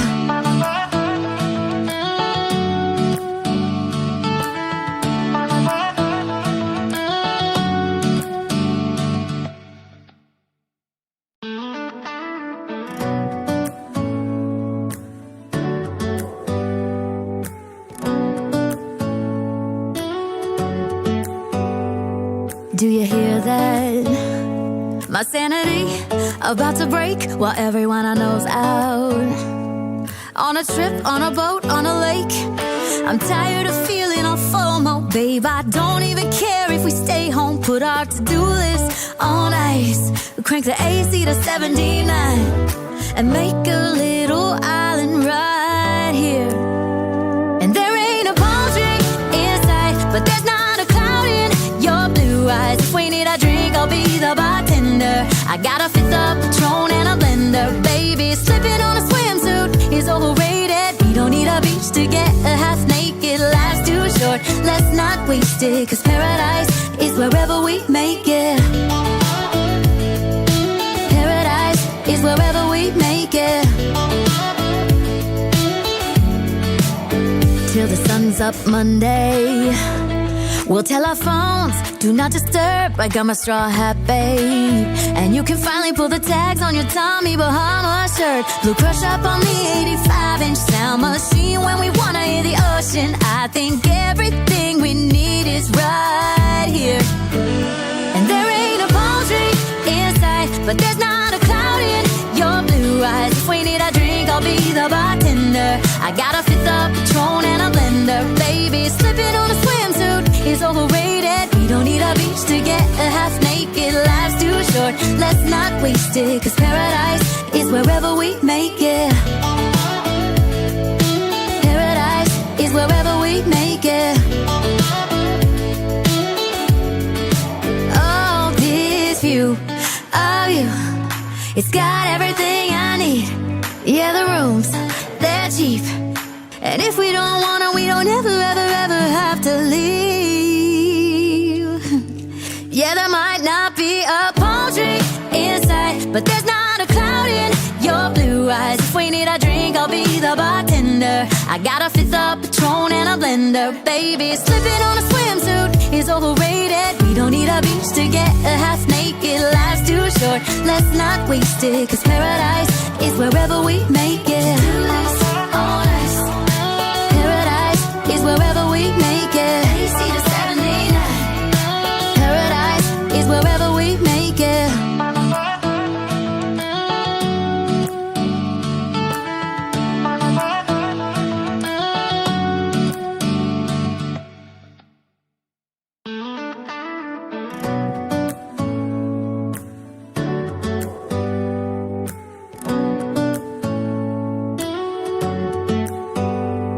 Do you hear that? My sanity about to break while everyone I know's out. On a trip, on a boat, on a lake. I'm tired of feeling all FOMO, babe. I don't even care if we stay home. Put our to-do list on ice. Crank the AC to 79 and make a little island right here. And there ain't a palm tree in sight, but there's not a cloud in your blue eyes. If we need a drink, I'll be the bartender. I got a fifth of Patron and a blender. Baby, slipping on a swimsuit is overrated. We don't need a beach to get a half naked. Life's too short, let's not waste it. Cause paradise is wherever we make it. Paradise is wherever we make it. Till the sun's up Monday, we'll tell our phones, do not disturb. I got my straw hat, babe. And you can finally pull the tags on your Tommy Bahama shirt. Blue crush up on the 85-inch sound machine. When we wanna hear the ocean, I think everything we need is right here.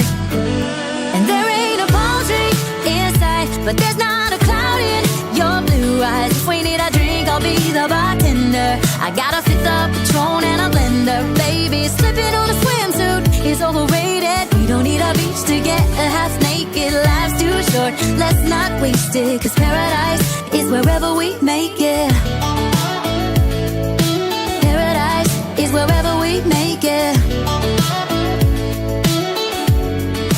Oh, this view of you, it's got everything I need. Yeah, the rooms, they're cheap. And if we don't wanna, we don't ever, ever, ever have to leave.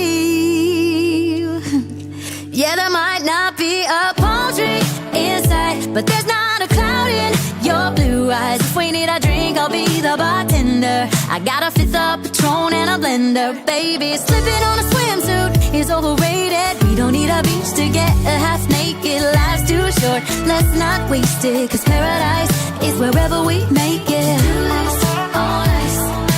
Paradise is wherever we make it. Paradise is wherever we make it.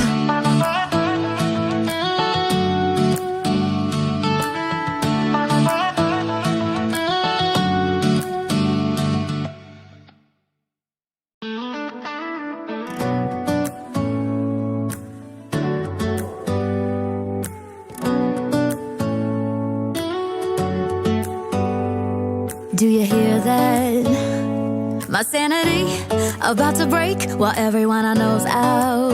Effort you have to put On a into trip. work. Whereas for majority of the people that are facing, MLBB is work. It is their life. It centers around playing this sport, this game over and over again and hitting your peaks, while Alpha 7 need to make time in their busy work lives and day lives already just to make this work. And I think that's why maybe a little bit I could see why, alongside this being, of course, very valid path to go through in life, to be a professional esports athlete, or maybe just deep down, it's a little bit of an escape from them. It's a little bit of an escape from the daily lives that they already live.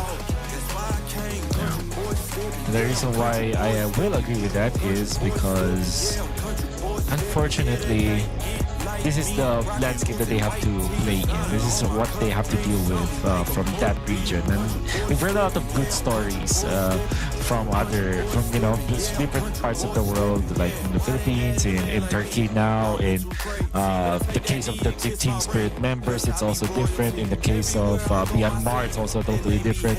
And in the case of the North American region, where you can see Alpha 7, it's also very different. And of course, there are so many things that we wish that they will have, like more players in the scene, more chances, but it's just how life is. They just, like a boot camping is just not sustainable in that region as of this moment. Maybe in the future, if they get to. That's why I feel like every victory for Alpha 7 or whoever is representing NA, it's always sweet, I don't know if you feel the same way.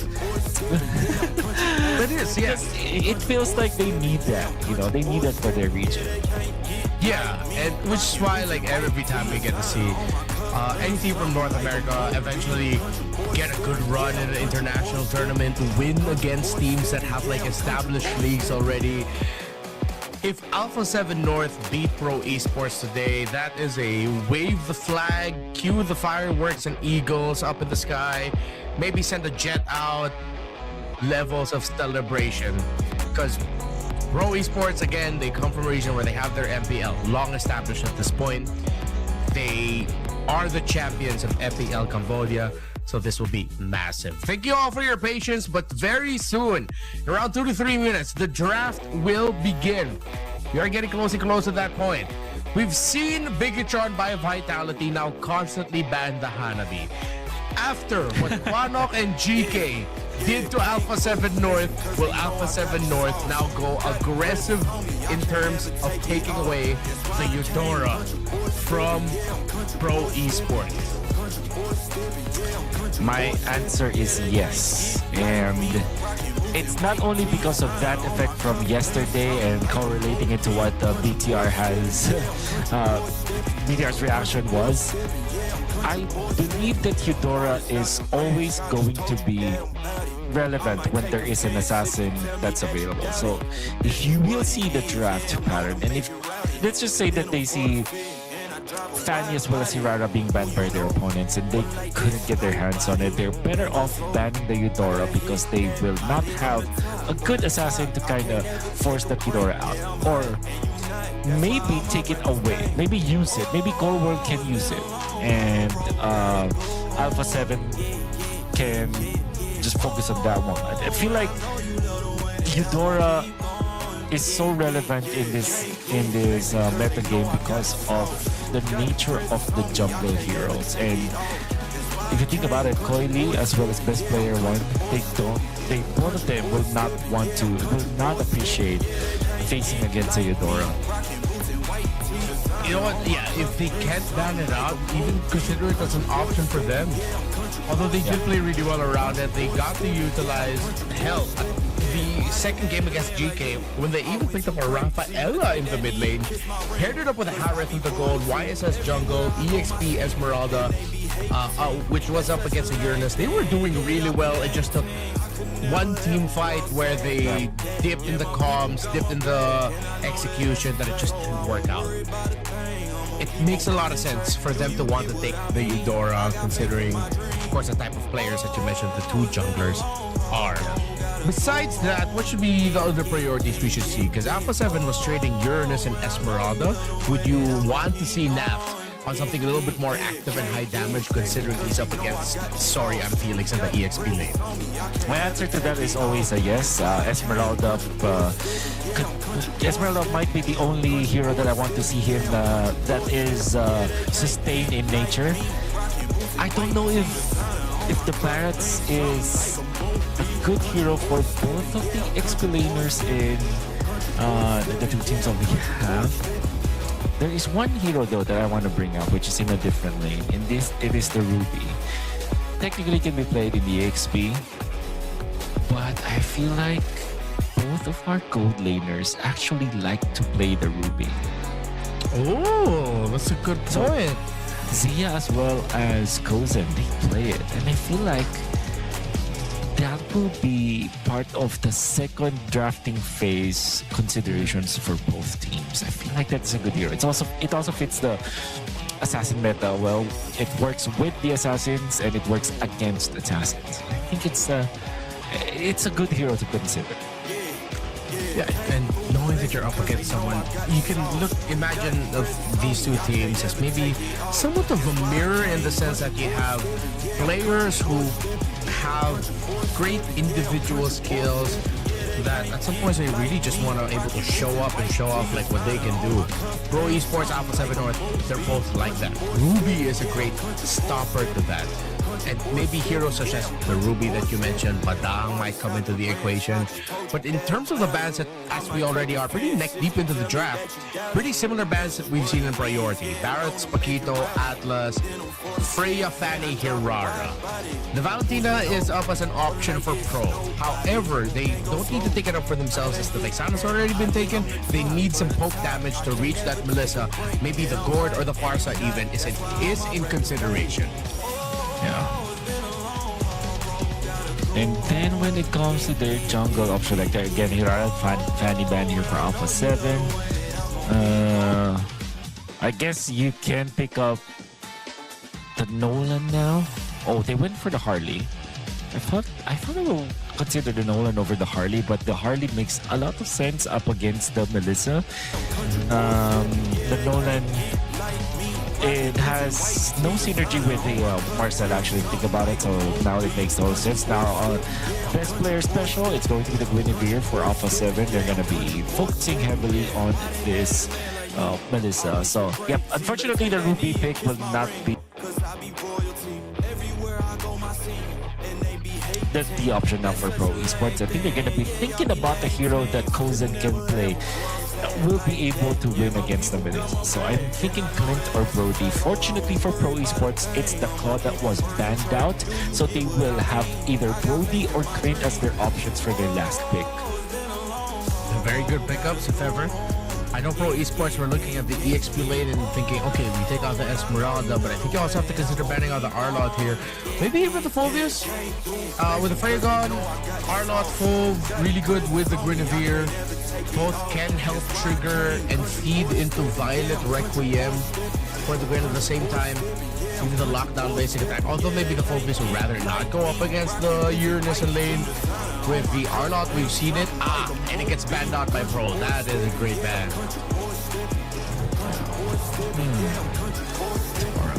It's the Arlot.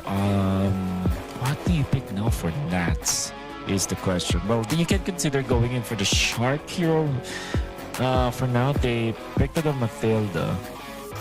I hope Kozen does not get tempted into picking up the Esmeralda. Of all the hero, I think the Brody is the perfect fit. I remember back then when I was with Kozen, we all like to play the Brody against Matilda because even when you save people, you still get the torn apart memory up. You can chase down heroes. And the burst damage of the Brody is too much for the Matilda to save. But instead they will go for the Granger, which is a good synergistic hero with the Marcel overall. And there goes the Farsa. And Farsa has great synergy with the Granger, with the Uranus in objective team fights, and of course with this Harley for supplementary damage. Overall, a good pick. Alice for Alpha 7 though. I feel like this is a little bit more tunneled into the matchup, right? Against the Uranus, but in the big picture, it doesn't really fit. Yeah. That's a weird decision, I would say. For Alpha 7, I'm not sure if this is the right decision to go for. But then again, they're stuck with this. It has okay synergy with the Matilda, I would say. It's a good front line for to allow them to make sure that the Guinevere will have a good time. And then, of course, Melissa needs a lot of bodies to protect her. But this time, the heroes of Alpha 7 that they decided to play around with the Melissa are not tanky dudes. They're more like low HP heroes with high sustain or resistance that eventually becomes tanky as the later the game goes. So this might be a problem because now they're going to be faced up against a Farsa Harley with the Granger. So let's see how Alpha 7 will survive the onslaught of Pro Esports. There really is a good chance that they'll be the ones setting the tempo, and Alpha 7 will just be forced to react. But look at the XP lane and how this Alice here in this matchup will handle, of course. But in the mid, oh, this is not the start that Alpha 7 wants. Good thing they don't lose anyone. Best player, Cold and Shark are going to be playing for stability for one another. Just control the river, make sure it's all good so that Zia can get the farm. And if they can, and if only it looks like it's going to be a good chance, you get some kills early for best player 1 to start getting his items such as the concentrated energy. But if it's way too risky, you don't need to take it. That's I feel like this will be a Pro Esports sided first turtle, I feel like, and I'm saying that because of the nature of the heroes with just the Matilda as well as this Vexana. But then again, if best player is able to find a pick-off as he's trying right now, and he stole the orange, so that's really good for Alpha 7 now. Very successful invade, quick rotations. Of course, with how Nat's just bullying and outplaying Soria and Felix in lane. Couldn't get the information off in time and help out, of course, Coily, who was already trying to handle the invade. And Alpha 7 are playing this tempo properly through this Matilda. Good speed, good decisions, converting into objective wins as Turtle 1 spawns. You did say it was Pro Esports coded, no level 4s just yet for either roamer. Let's see who's going to be able to get this first. With Coily already going to his purple buff, they concede and Alpha 7 get Turtle number 1.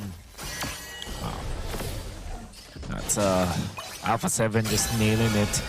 Pro Esports, they are grouping up top. They wanted to stop the Melissa from farming. Maybe take advantage of this Granger in the early stages. However, they will not be able to do so. Alpha 7 did not even have to commit so much to protect the Melissa up there. And this is such a great start for Alpha 7 that they will allow this Guinevere with the Vexana and the Matilda to just run around the map. Because I think that at this point, what you're doing now, if you are cohort, is you just fast clear your lane. Maybe punish PPP who is walking literally in front of them right now. PPP will survive. Shark might be in trouble. Gets the flicker out. Golden hour forced. Sorry, Felix is low, but that's as much as both teams will get in that scramble in the middle. Could have been so much worse for Pro Esports. PP was able to get away. Alpha 7 still holding a lot of the priority in the river, in the center of the map. Soria and Felix has been left into just trying to manage this Alice. But with Coily going down to the bottom lane, maybe they'll be able to find an opening there. PP stops Zia and Shark from comfortably making it into the gold lane, while Kozen is now able to get all the last hits and maximize the farm in the minions. Nats gets dove on by 3. He's holding Throne of Ruin. He buys time, but he gets taken out. It seems like Nats was too eager, trying to get a trade or even trying to win there against 3. Fortunately, will die. And this is important because the Lord is upcoming. Coily will be able to secure his own. You can see the reaction coming from Pro Esports when they saw Alpha 7 commit a lot of heroes around the purple. Kozen just fast cleared his own wave. And with the threat of losing some minions, Zia had to just call everybody to just back out of there and get back to the lane. Now here comes a start of the fight. Frozen moment, lots of little snapshots. Golden hour, really good too. And you saw best player 1 there, hang time up in the air. Couldn't even complete the animation of the jump. Perfect golden hour, made that look easy. What a great golden hour. What an amazing play coming up from Pro Esports. Really commendable. I want to go for this play though. That is a nice initiation. They will find Coily. Perfect target. The circling eagle, guiding wind into that Violet Requiem. Perfectly executed coming out from Alpha 7. Now Shark wants to force out the kill onto Kozen. PPP will be there to help him out. And best player, the way to celebrate with that kill onto Coily is to now take away some of the jungle camps from the Harley. Instead of risking the jump into committing it, once again another Violet Requiem spatial migration. They're able to find Sa with Vexana getting the last hit. Zia and best player one going after Sorium Felix, but this Uranus is too crafty with it. Is able to get away. Still, that's a 1 for none. And Alpha 7 has control in the purple buff. Meanwhile, at the bottom, Coily outplays Nats. The Alice falls. Purple buff getting contested here by Alpha 7. With Coily on the opposite side of the map, it looks like the North Americans are going to be able to take it, while at the same time sending him back with this long flight. But it's Sorium Felix who finds Cold World left alone. 8 up by the Uranus. Wow, great pick off for Sorium Felix. Felt very confident once he was able to complete the Radiant Armor, oppressing the members of Alpha 7 in there, and they still want to go for more. That's actually manages to just get out there. I think we are now in a point where both of these XP laners are now a threat, and with just one item, they're able to participate in the team fights much better. Pro Esports, fast clearing the top, will go to the mid. I think they are eyeing for this turtle. PPP will be the one to check out where best player is, and actually take some stacks with the Thunder Belt, and slowly working their way towards this turtle. Turtle number 3, I feel like this is where it's all gonna crack open. There's gonna be at least 4 deaths onto one side. You have to be careful with it. Circling Eagle locks in already. Coily wins this retribution battle for the turtle. Another golden hour! And Alpha 7 now have to scramble to get away from this. Is Pro Esports want to commit the chase. Sa no longer has the ultimate. They fly in, but Alpha 7 minimize their losses. Great call, just back off, playing it safe, as Pro Esports has already won the sequence. And it's starting to be a close match between Pro Esports as well as Alpha 7 right now. But the objective, the neutral objectives, being in favor of Pro Esports because of how they were able to utilize this golden hour. I think it's masterful the way that they played it. Looks really good. Now slowly up top. Movements coming up from Pro Esports. The bottom lane being pushed by the Harley, and then up top with 2 siege minions, Alpha 7 have decided to commit a lot of resources to defend as well. It seems like there will be a little bit of a skirmish. No one dying. Another attempt at a push for Pro Esports. How hardly is Alpha 7 going to be able to defend this? Nope. That's 3 of the Squishies members of the lineup just solo zoned out by the Uranus.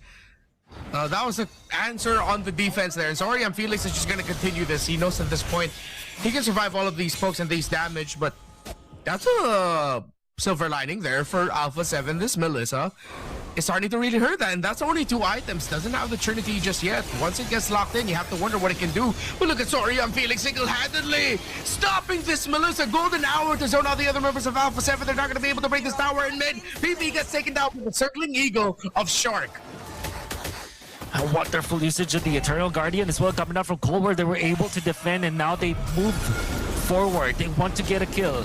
Sorium Felix is not the best target. The counterplay, the Feathered Airstrike, the zone at the Alpha 7. Oh, not dying just yet. They want to go in with Nats on this Alice, not catching anyone. For now, the Lord is going to be spawning. And it seems like with all of everything that happened in the middle, Zia was able to slowly push the top lane and will collect a lot of gold for his team.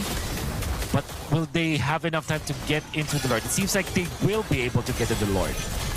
They're here, but are they actually going to be able to take it? The Violet Requiem to make sure he's CC immune, but best player loses the retribution battle straight up. Pro Esports now golden hour. 2 members of Alpha 7 get caught out short, gets taken out by Coily. Sorium Felix providing the vanguard of Pro.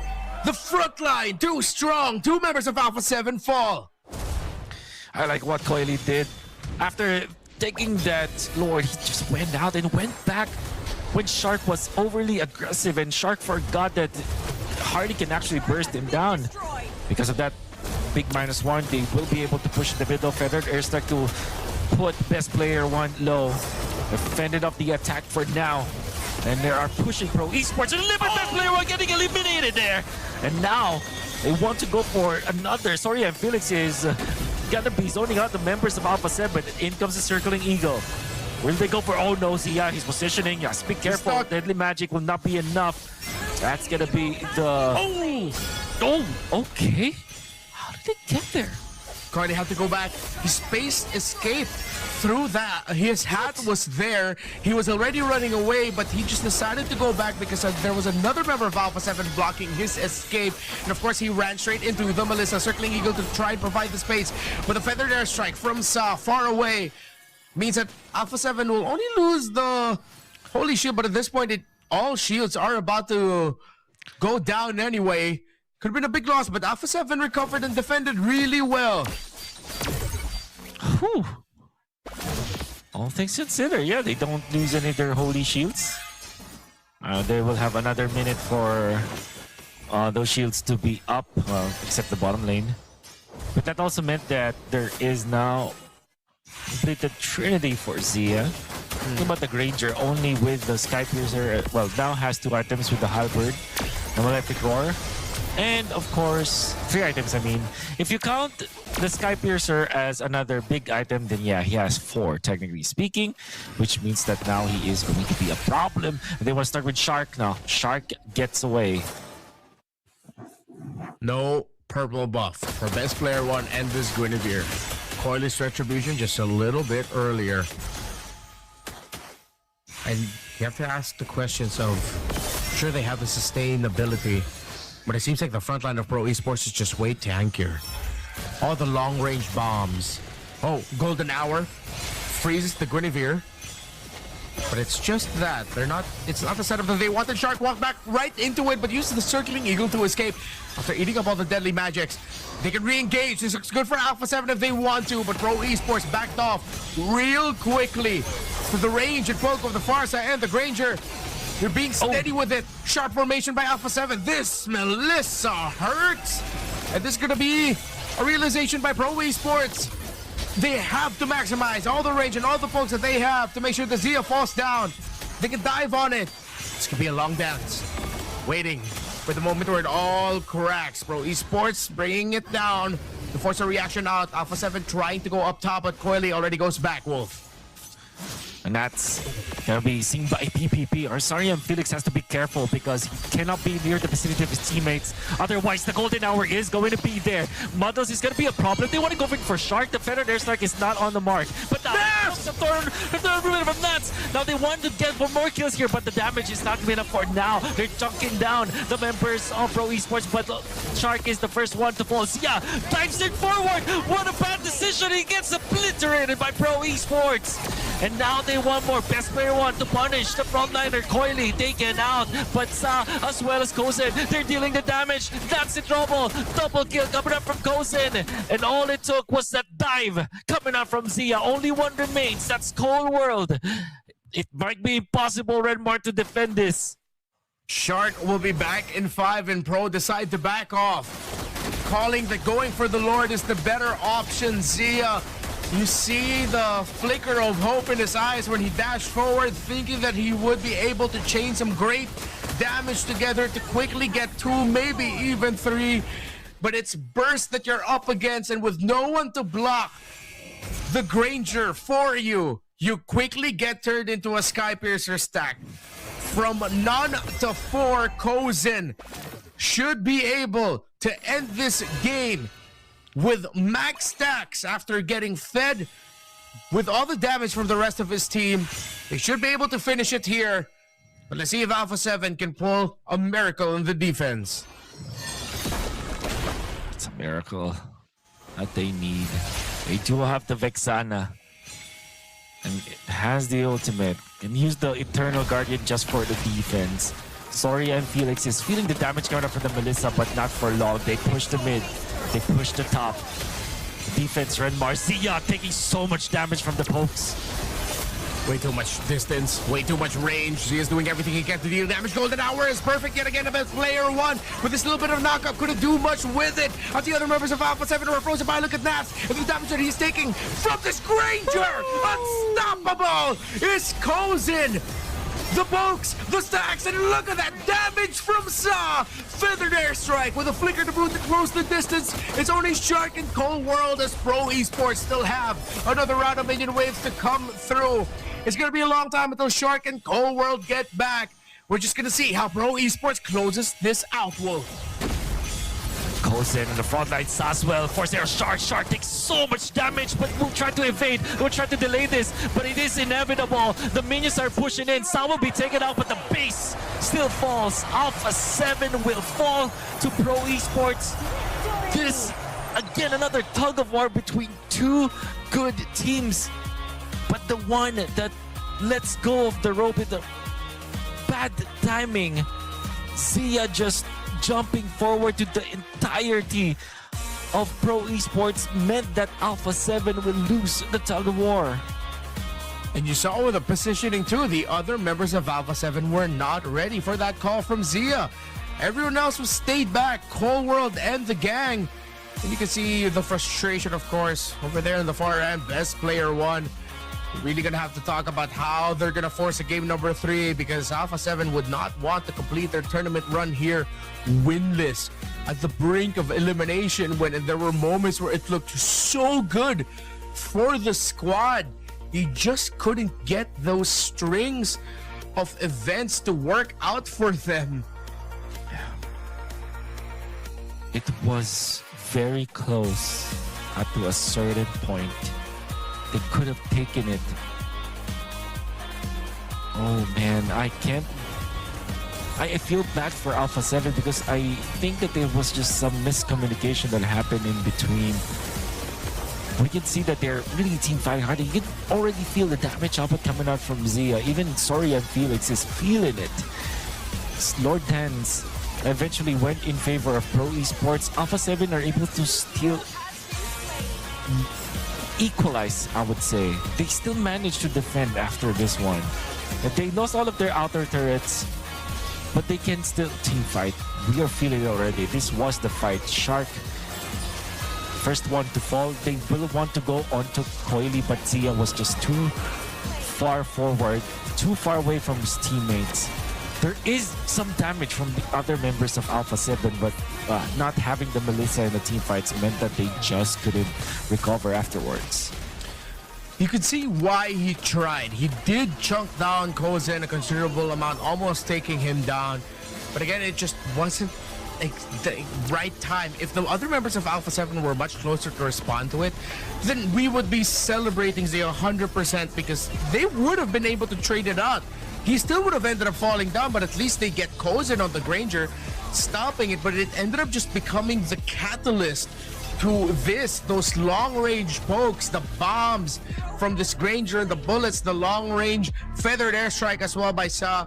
They closed out the draft really well. They know that they're playing with a Marcel, despite Soriam Felix struggling in lane in terms of getting his presence felt, because Nath was always just so, forward with it, trying to delay Soriam Felix, really just, in our terms in the Philippines, we brusco him, not the player, but in terms of just like, he's bodying him in lane, just to show him who's stronger. He would overstep, and other members of Pro Esports would come in at the right time to punish the Alice for being so aggressive. Tough break for Alpha 7, but it was close. All they have to do now is to just make sure that they get their agency back into the game when it comes to their shot calling, when it comes to their decision making as a team, because it feels like they are not as coordinated as one would want in this specific scenario. Then again, that's game number 1. In game number 2, we also have to start with the draft. I feel like for Pro Esports, they got everything that they wanted to have. They have this Marcel with the Granger, so that there will always be that golden hour into the Granger bullets, DPS, for them to guarantee a pickoff. But they also have this mode where they have the Farsa and the Eunice to scout out where the enemies are and jump them down enough for the Ranger to finish off the kills. So that's a pretty solid foundation out there we've seen from Pro Esports in terms of their hero composition. I cannot say the same for Alpha 7 though, although their lineup makes a lot of sense. I feel like that Alice is just not a hero that you give to Nats so that they will have some control of the early stages of the game. It's something that they have to fix, I feel like. We talked about synergy. By the end of the map that you mentioned, there was a lot more synergy for the side of Pro, and it showed in game. Alpha 7 need to find that same level if they want to force game number 3 after this break.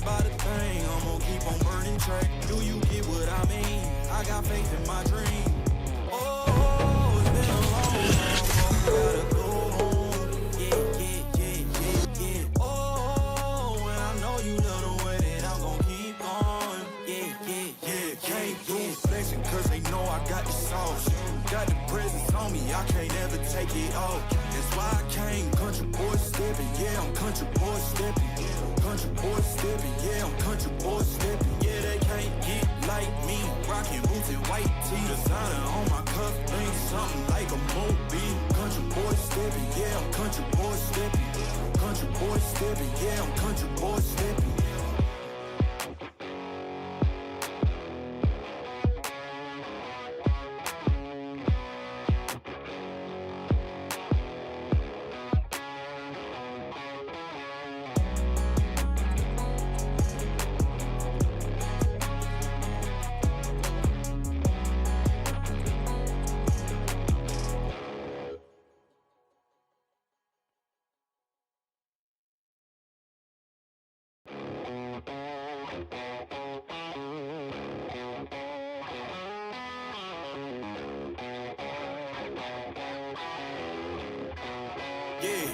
Yeah, came through flexing cause they know I got the sauce. Got the presence on me, I can't ever take it off. That's why I came country boy stepping. Yeah, I'm country boy stepping. Country boy stepping. Yeah, I'm country boy stepping. Yeah, they can't get like me. Rocking boots and white tee. Designer on my cuff, ain't something like a movie. Country boy stepping. Yeah, I'm country boy stepping. Country boy stepping. Yeah, I'm country boy stepping. Artist out the ranch, I just told you that I'm about it. I might take offense if you tell me that you doubt it. That's just what it is, yeah, I'm known to make it rowdy. Then I'm for the fit, and I drive a wide body. Who you know, but like this, nobody. Can't go slow, I gotta hit that body. I'm the top for the top, I can't never take a break. Yeah, I'm hot, and you not, that's why all my records bang. Oh, it's been a long, hard road, gotta go home.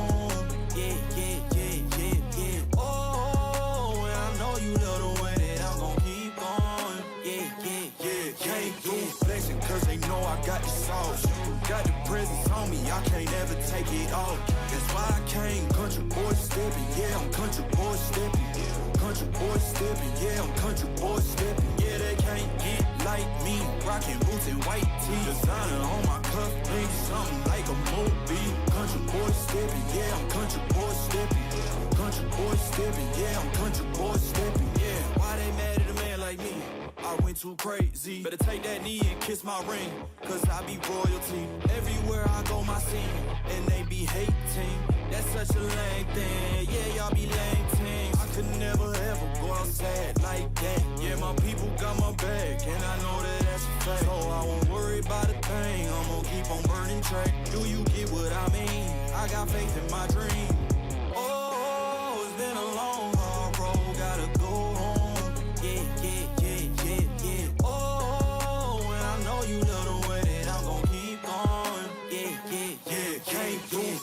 Cause they know I got the sauce.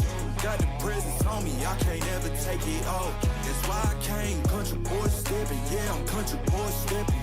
Country boy stepping. Yeah, I'm country boy stepping. Yeah, they can't get like me. Rocking boots and white tee. Designer on my cuff, ain't something like a movie. Country boy stepping. Yeah, I'm country boy stepping. Country boy stepping. Yeah, I'm country boy stepping.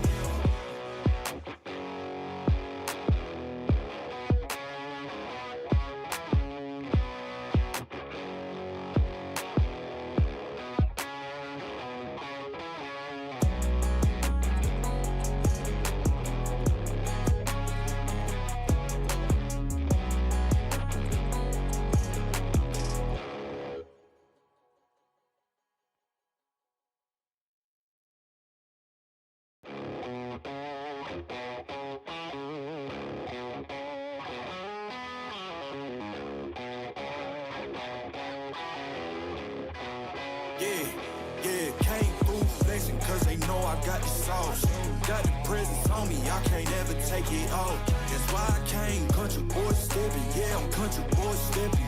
Country boy stepping. Yeah, I'm country boy stepping. Yeah, they can't get like me. Rocking boots and white tee. Designer on my cuff link, something like a movie. Country boy stepping. Yeah, I'm country boy stepping. Country boy stepping. Yeah, I'm country boy stepping. Artist out the ranch, I just told you that I'm about it. I might take offense if you tell me that you doubt it. That's just what it is, yeah, I'm known to make it rowdy. Then I'm for the fit, and I drive a wide body. Who you know, but like this, nobody. Can't go slow, I gotta hit that body. I'm the top, for the top, I can't never take a break. Yeah, I'm hot, and you not, that's why all my records bang. Oh, it's been a long, hard road, gotta go home. Yeah, yeah, yeah, yeah, yeah. Oh, and I know you love the way that I'm gon' keep on. Yeah, yeah, yeah, can't do flexing cause they know I got the sauce. Got the presence on me, I can't ever take it off. That's why I came country boy stepping. Yeah, I'm country boy stepping. Country boy stepping. Yeah, I'm country boy stepping. Yeah, they can't get like me. Rocking boots and white tee. Designer on my cuff link, something like a movie. Country boy stepping. Yeah, I'm country boy stepping. Country boy stepping. Yeah, I'm country boy stepping. Yeah, why they mad at a man like me? I went too crazy. Better take that knee and kiss my ring, cause I be royalty. Everywhere I go, my scene, and they be hating. That's such a lame thing. Yeah, y'all be lame teams. I could never ever go outside like that. Yeah, my people got my back, and I know that that's a fact. So I won't worry about a thing. I'm gonna keep on burning track. Do you get what I mean? I got faith in my dream. Oh, it's been a long, hard road. Gotta go home. Yeah, yeah, yeah, yeah, yeah. Oh, and I know you love the way that I'm gon' keep on. Yeah, yeah, yeah. Can't do flexing cause they know I got the sauce. Got the presence on me, I can't ever take it off. That's why I came country boy stepping. Yeah, I'm country boy stepping. Country boy stepping. Yeah, I'm country boy stepping. Yeah, they can't get like me. Rocking boots and white tee. Designer on my cuff link, something like a movie. Country boy stepping. Yeah, I'm country boy stepping. Country boy stepping. Yeah, I'm country boy stepping.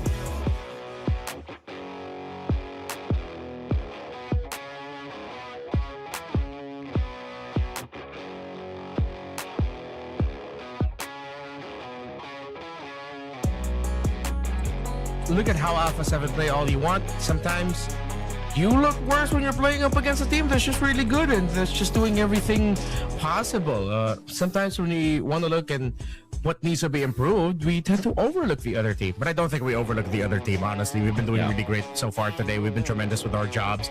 But Pro Esports, definitely tremendous with their jobs in game number 1. What were some of their key highlights and key strengths that they showed off? Well, I guess the fact that they're not too stingy with the feathered airstrike is what I feel like is good, because the idea that I saw how they play the Farsa is to really just for poke. The feathered airstrike is not your team fight winning ultimate. It's more of information, more of zoning, more of disrupting your opponents and forcing them to react to what you're doing. That's what I feel like. So maybe that's another key factor in there.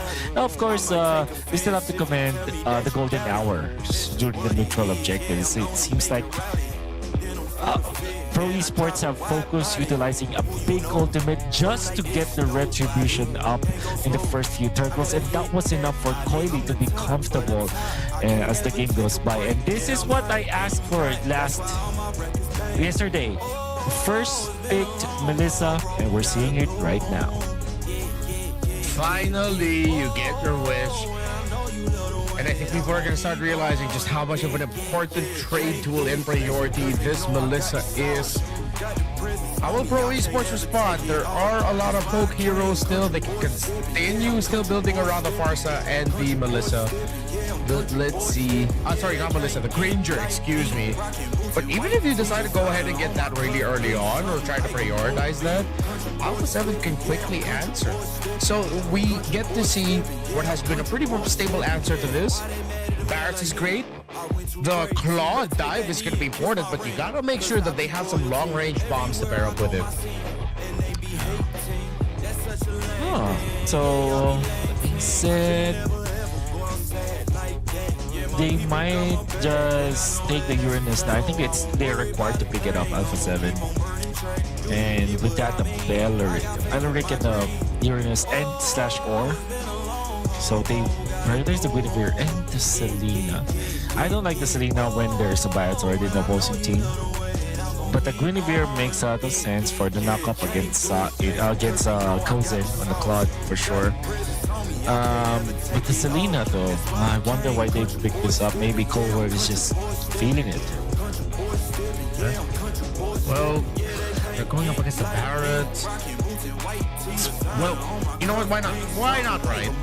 Maybe they'll end up backing it up with a Cho and we get the Selena Cho Guinevere combination again, right? And then they can just string it together. We saw the concept of it somewhat work earlier for Bushido Wildcats. Yeah. Now, Pro Esports, if they pick up the Beleric, then it will be really bad for Amazon. Or maybe just ban it. Maybe just get your Coily hero, which is now going to be the Nolan instead of the Harley. Nolan has a way to actually be a problem for the Melissa, and the idea there is to just wait for your proper timings. And then the Arlot ban, I think the second phase is just more of limiting the possible heroes for Nats. However, I believe that the Beleric is gonna be good for Alpha 7, so maybe Pro Esports are thinking to take that Beleric at Red 4. Could be good, unless they decide to ban it out. With all of this dive, yeah, Beleric would be great. If Alpha 7 overlook that, it could be a massive loss for them in the draft. But if ever Pro Esports willingly give up the Beleric, they can still go ahead and pick up a Valentina in 4. Yeah. Then with all the dive, but you got nothing to steal. Alpha 7 will then pick up a different hero. Beleric is so good for Pro right now. Yeah. Yeah. Or Valentina, as you mentioned. Could also be an option. Thinking about options here. So they pick up the Farsa first. I think they might have a different idea here. This doesn't look like a Beleric kind of choice now. Or Alpha 7 just goes for the catch with the Selena, okay? So no Cho plus the Selena combo. This is strange pick, if I may say so myself. It doesn't really pressure the Nolan at all. But then again, Alpha 7 still has that option. Is this a Yu Zhong from Nats or a Lapu Lapu? I feel like a Lapu Lapu will be better, yes, so that they will have more damage. Would be a great pickup. Oh, but they decided to go for stability and get Teresa, so they're really putting all of it in the Zia basket, on this Melissa basket. It's like they're telling him, hey man, we're gonna give you another shot. Time for you to pop off because this entire composition is built for you. Oh, makes me think what is apart from the Beleric, what is a good blade armor carrier here so that they can counter this Melissa eventually. Or maybe a dive, maybe even a Khalid, for Pro Esports so that they can get into the back lines. But I feel like I gotta say, a glue. But there is already the Melissa. Okay, this is an interesting pick, but it does answer a lot. So number one, it's okay against the Selena because it can go for the split and you can tank some damage, even step on traps, even actually soaking the arrow if you needed be. It has a lot of utility actually here for Pro Esports. Honestly, better than the alternative I was thinking of, which was the high loss. I like this glue. It's a little bit better, a little bit more proactive. You're not just a hot man horse, stabbing people and bringing down a red carpet. I can't believe those words came out of my mouth. I wasn't ready for that. I mean, that is what you call it. A centaur is a man horse, and our community has commonly accepted the fact that high loss is quite hot. That's not a personal preference. That's not me saying that. I'm just digging my grave here. We'll say something Yes, smart. you are actually digging your own grave. And one smart thing that I want to say about this is the fact that there is, now that I find out there's a really good synergy here for the composition of Alpha 7 around this Gatot Kacha and the Turizda. And also, the Turizda can be utilized to kind of soak some damage from the Claude. There's also the additional knock-up, so you can combo it with the Guinevere that they already have. Do not be confused about the icons that you're seeing from the left and the right side of your screen. They're flipped, all right? So it's Alpha 7 on the blue side with the Guinevere, with the Turizda, and on the other side, that's Nolan being piloted by Coily. Pro being steady with it, but they're upping up the tempo in this EXP lane, trying to increase the chances that Naths won't be active for turtle number 1. But a lot of bodies as well for Alpha 7 here. They decide to go in. They are really greedy trying to go after this Barras, but at least they forced out the flicker from both the Barras, but Cold had to use the flicker just to get close. Revenge strike by this Thursday is not going to be able to take the Barrets down. He'll be able to get back in time for Turtle 1, but let's see if he'll be able to hit level 4 in time for it. Oh. So wants to force Zia out there, but so much damage actually at this stage of the game. You don't appreciate that as in the laning stage. And Coily is level 4, so is best player 1. You're gonna be wary of where the junglers are gonna be moving. Taunted, PPP has to get out of there. Has the skill to us, a split, just to get out for sure. And just like that, Alpha 7 have focused on their turtle, but they will lose their purple in the process. Good trade for Pro Esports, unless of course somebody dies, which is going to be the glue. Not the best solution. They want to go for the invade. This could be good. Yeah, PP really did not need to do that. I mean, the information was there unless he was just trying to bait out all of these skills, but they still have a lot. Naths straight into the back. Finds the Farsa. The entry with the AOG. Alpha 7 doing what they can to get even more. With the purple buff at the end of the day, will end up in the hands of best player 1, as Coily did get the purple buff off BP1 earlier.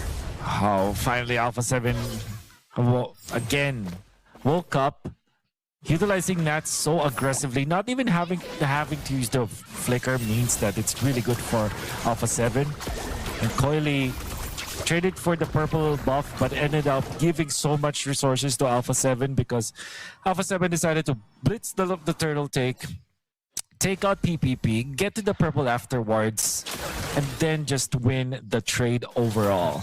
Good start for Alpha 7, ahead of 1,000 gold at 3 minutes and 20 seconds. This bodes well, very well for them, excuse me.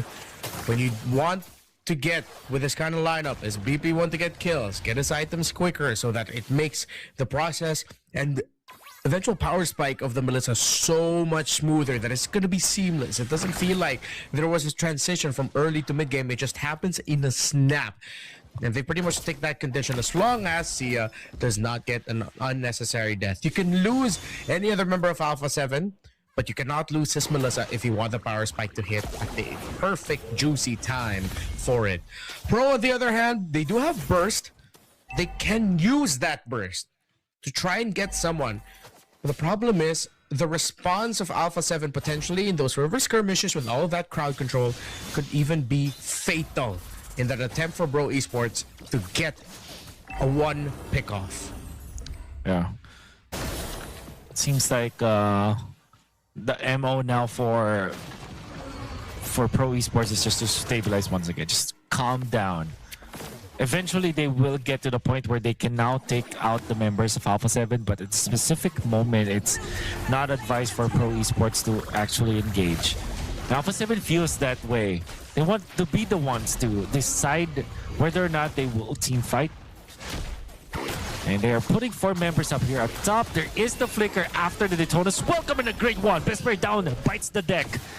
Shark onto the backlines. Will have the AOG to get out of there. Sorry, I'm Felix. The Bats player is actually so good. Again, go away. He's gonna keep Melissa safe for now. Zia gets out of there. Kozin has to pop a BMI to just get out of there, and it's gonna be enough for Pro Esports to actually take out some members of Alpha 7 up top and give Kozin some farm. Perfect initiation there from the Barretts. And it's all these Barretts players. Great with it, clean with it.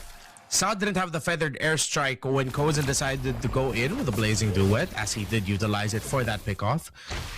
I mean, better than nothing, they did get one, and it was the jungler too. But it's this Melissa, it's this prized gold laner for Alpha 7 that they built their composition around that still stayed alive. They've switched up the lanes. Nath decides to go up top to hold that. They don't want a split happening, and they don't want to lose control there as the turtle is spawning in the opposite side.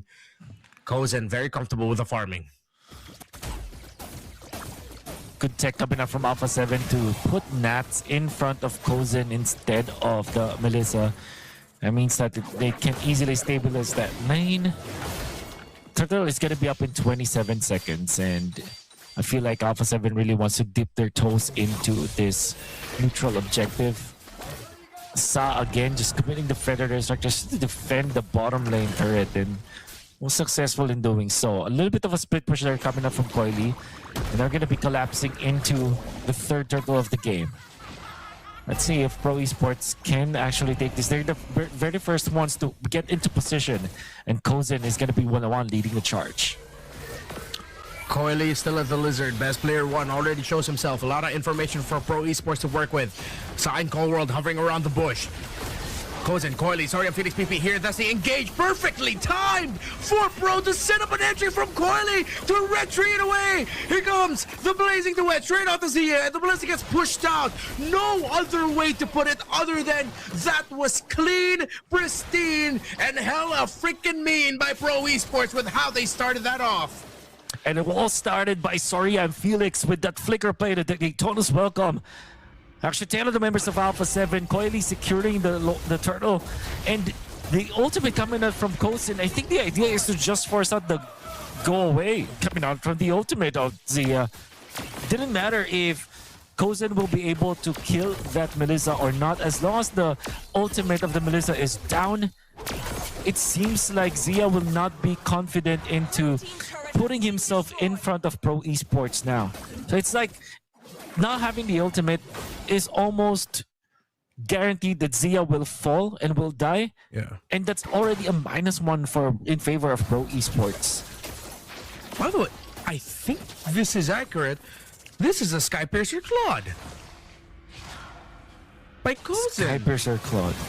Yeah, usually we see the Trinity into it, but we rarely see a Skypiercer Claw. We see Skypiercer What? Creature, of course. That's a necessity. That's a hell of a take, Kozen. He went DHS, Skypiercer second, and I believe Is that he's legit? going for the Golden Staff second. Let's see. Once we see we the gotta see it. Skypiercer stack symbol, because the item was there. It was gotta locked see into it. him. Yeah. Oh, that's going to be an engagement. The perfect violent requiem. Pro Esports are losing bodies. The turnaround by Alpha 7. But sorry, I'm Felix. Held on for too long. Kozen, is he going to be able to get the stacks if it is a Skypiercer? Let's confirm it. No member of Pro other than Felix goes down. Shark is the trade. It's Rome for EXP. Wow. Alpha 7 still finding a lot. Well, this is the benefit of having a lot of sources of stunts in the combo for the turtles, as well as the Kacha with the Guinevere as well. There's a lot of knockups that they can do. But now the Lord fight commences. Get in. Feather Strike already popped, already cancelled. Terista misses the mark. Nats now gonna be in trouble. Nats taken out. In comes Sorry and Felix, the Purify from Zia, so that the Dictator's welcome will not be there. The crazy doing coming up from Kozen is not gonna be enough. Felix goes down. PPP will be next. When he gets the Lord and actually touches best player. And this is gonna be a dance between the junglers. Shark wants to dip into the fight. The taunt is perfect. Coily still gets away, but eventually falls from the damage output of Cold World on this Selena. Lord, it's gonna be in favor of Pro Esports, but it's a 1-for-3 trade-off. Coily still winning the retribution battles, and based on the indicators, it actually is a Skypiercer Claude for Kozen. He only got one stack out of there, but let's see if it will get to that point, because now actually it makes sense in a way where, because of the lineup of Alpha 7 is very tanky, they might have that constant feeling of, oh, we just need a little bit more.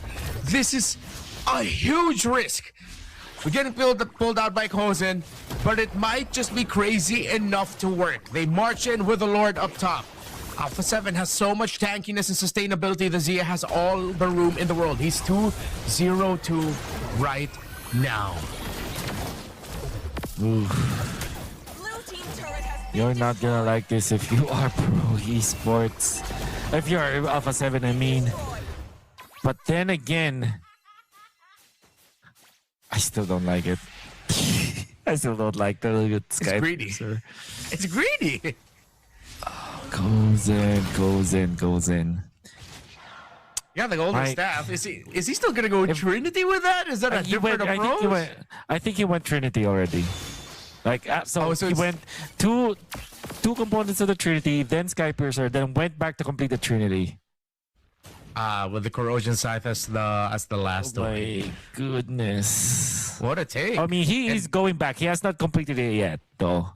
So that's yet. like the attack speed, the bow.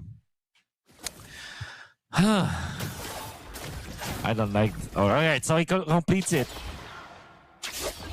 That's the Trinity with the Skypiercer. Kozen in the front lines.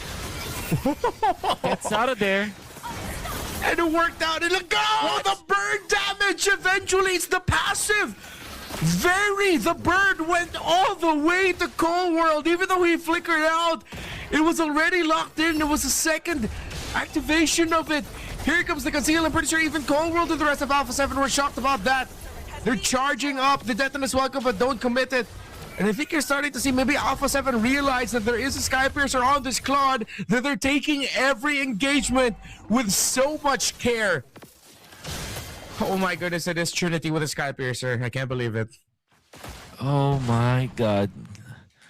Kids, don't try this at home. But an important item pick up for Coily. Actually went for the Blade of Despair very early to this fight. What is happening now in the world of Pro Esports? But of course, what this achieves is a lot of damage as they went in for the Gatot catch. Do they have enough burst? But on the Terista, onto the backlines, catches 3. Shark still falls though, and goes in now, jumping down Nats. Skypiercer, it's gonna be a stack for Kozen, and now they go for more. Soria and Felix will be taken out as they now ride into that Melissa. Zia falls down. 3 down on the side of Alpha 7, and now the Lord or the push in the middle. The world is the ocean for Pro Esports. They can decide where they want to go, Renmar. Are they going to go through top? Are they going to go through mid? I'm pretty sure they want this tower here. They've sent the Nolan and the Farsight to go back and handle with the Lord. And they're going to call back the Claude and the Glue. They're going to stop the attack. The Pro Esports are going to be looking to end it with this Lord push as they've taken down 2 towers in the base of Alpha 7. That was a good counter set by Alpha. A terrific penalty zone by Nats. But the targeting and the man marking of Pro Esports was just a little bit better. PPP flexing as the Glue. Patrick Starskin, Lord marching in the middle. Coily is gonna come up from top. Going for a pick-off perhaps, or a wraparound, a pincer maneuver. Pro Esports will have all of the lanes pushing together against Alpha 7 and the conceal play. This could be endable for them. A huge counter set from the Turizla yet again would be able to turn things around for Alpha 7. No more base turrets. The massive damage from the feathered airstrike. Too much to handle, but they do have the sustainability. The knockback from the so-called missiles, whatever the hell you want to call it. But then Zio gets taken out and bursted. The taunt from Shark. He's trying to buy time, but he gets turned into a stack play. Zing duet. Double kill for Kozen and Coily. And I'm pretty sure they got to wrap it up with a kill as well. Pro Esports sweep Alpha 7 North. And that's the end for Alpha 7 North. It started really well for them once again, but Pro Esports, all they had to do was to group up, wait for the right timing. I think the overall MVP that I would say is Sa. I think the way that he's using the Farsa is so commendable. And in the end, they were able to ride out into the sun because of the DPS that we saw from the Farsa. This team, unfortunately, Alpha 7, it's the end for them. Pro Esports will be moving on to the playoffs as they did in the last tournament that they went to. Of course, eliminating Alpha 7 in the process. Welcome to the playoffs, Pro Esports. Of course, commenting side is in the name. Just added an extra A in the end for Farsa, you know? It's there. It's right there.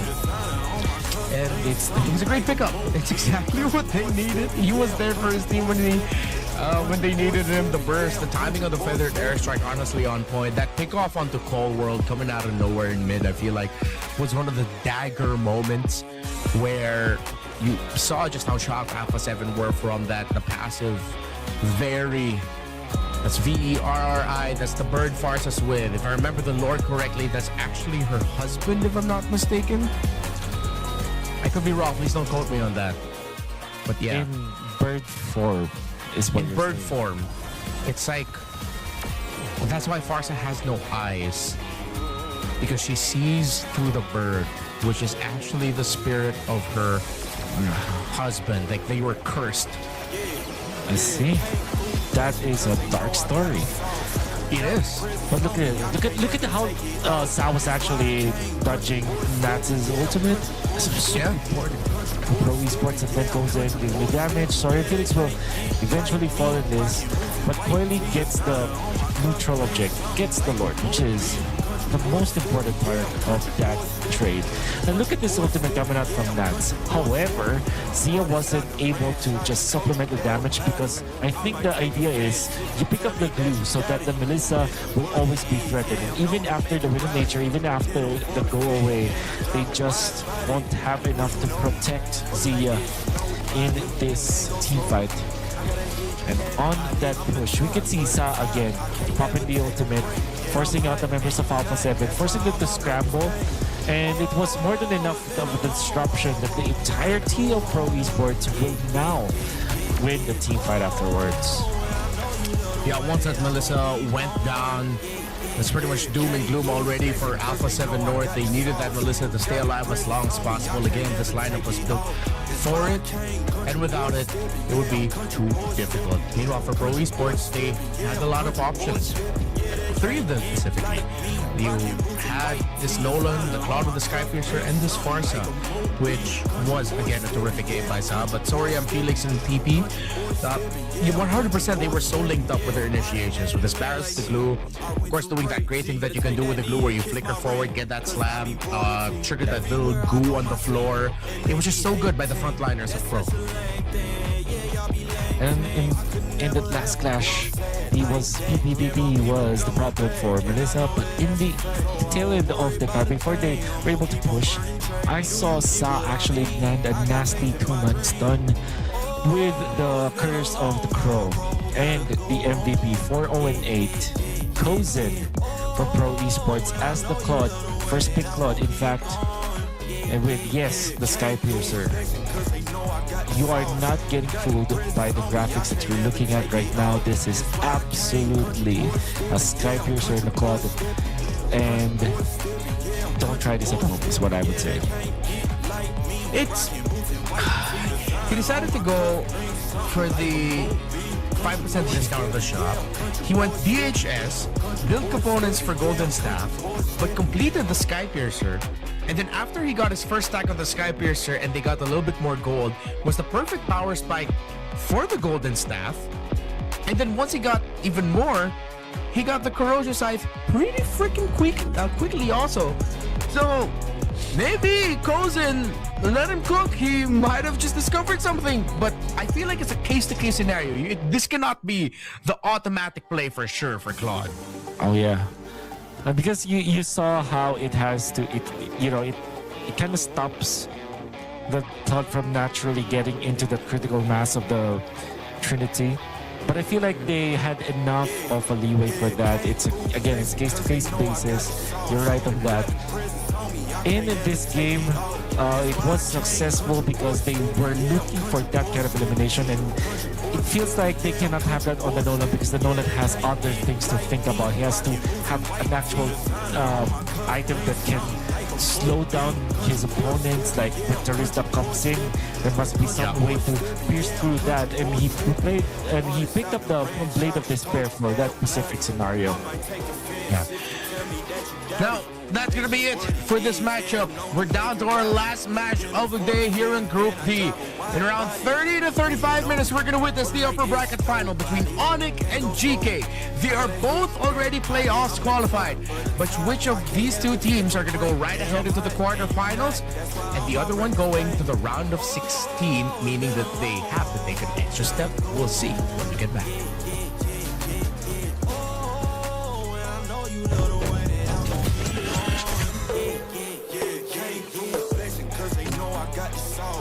Got the presence on me, I can't ever take it off. That's why I came country boy stepping, yeah, I'm country boy stepping.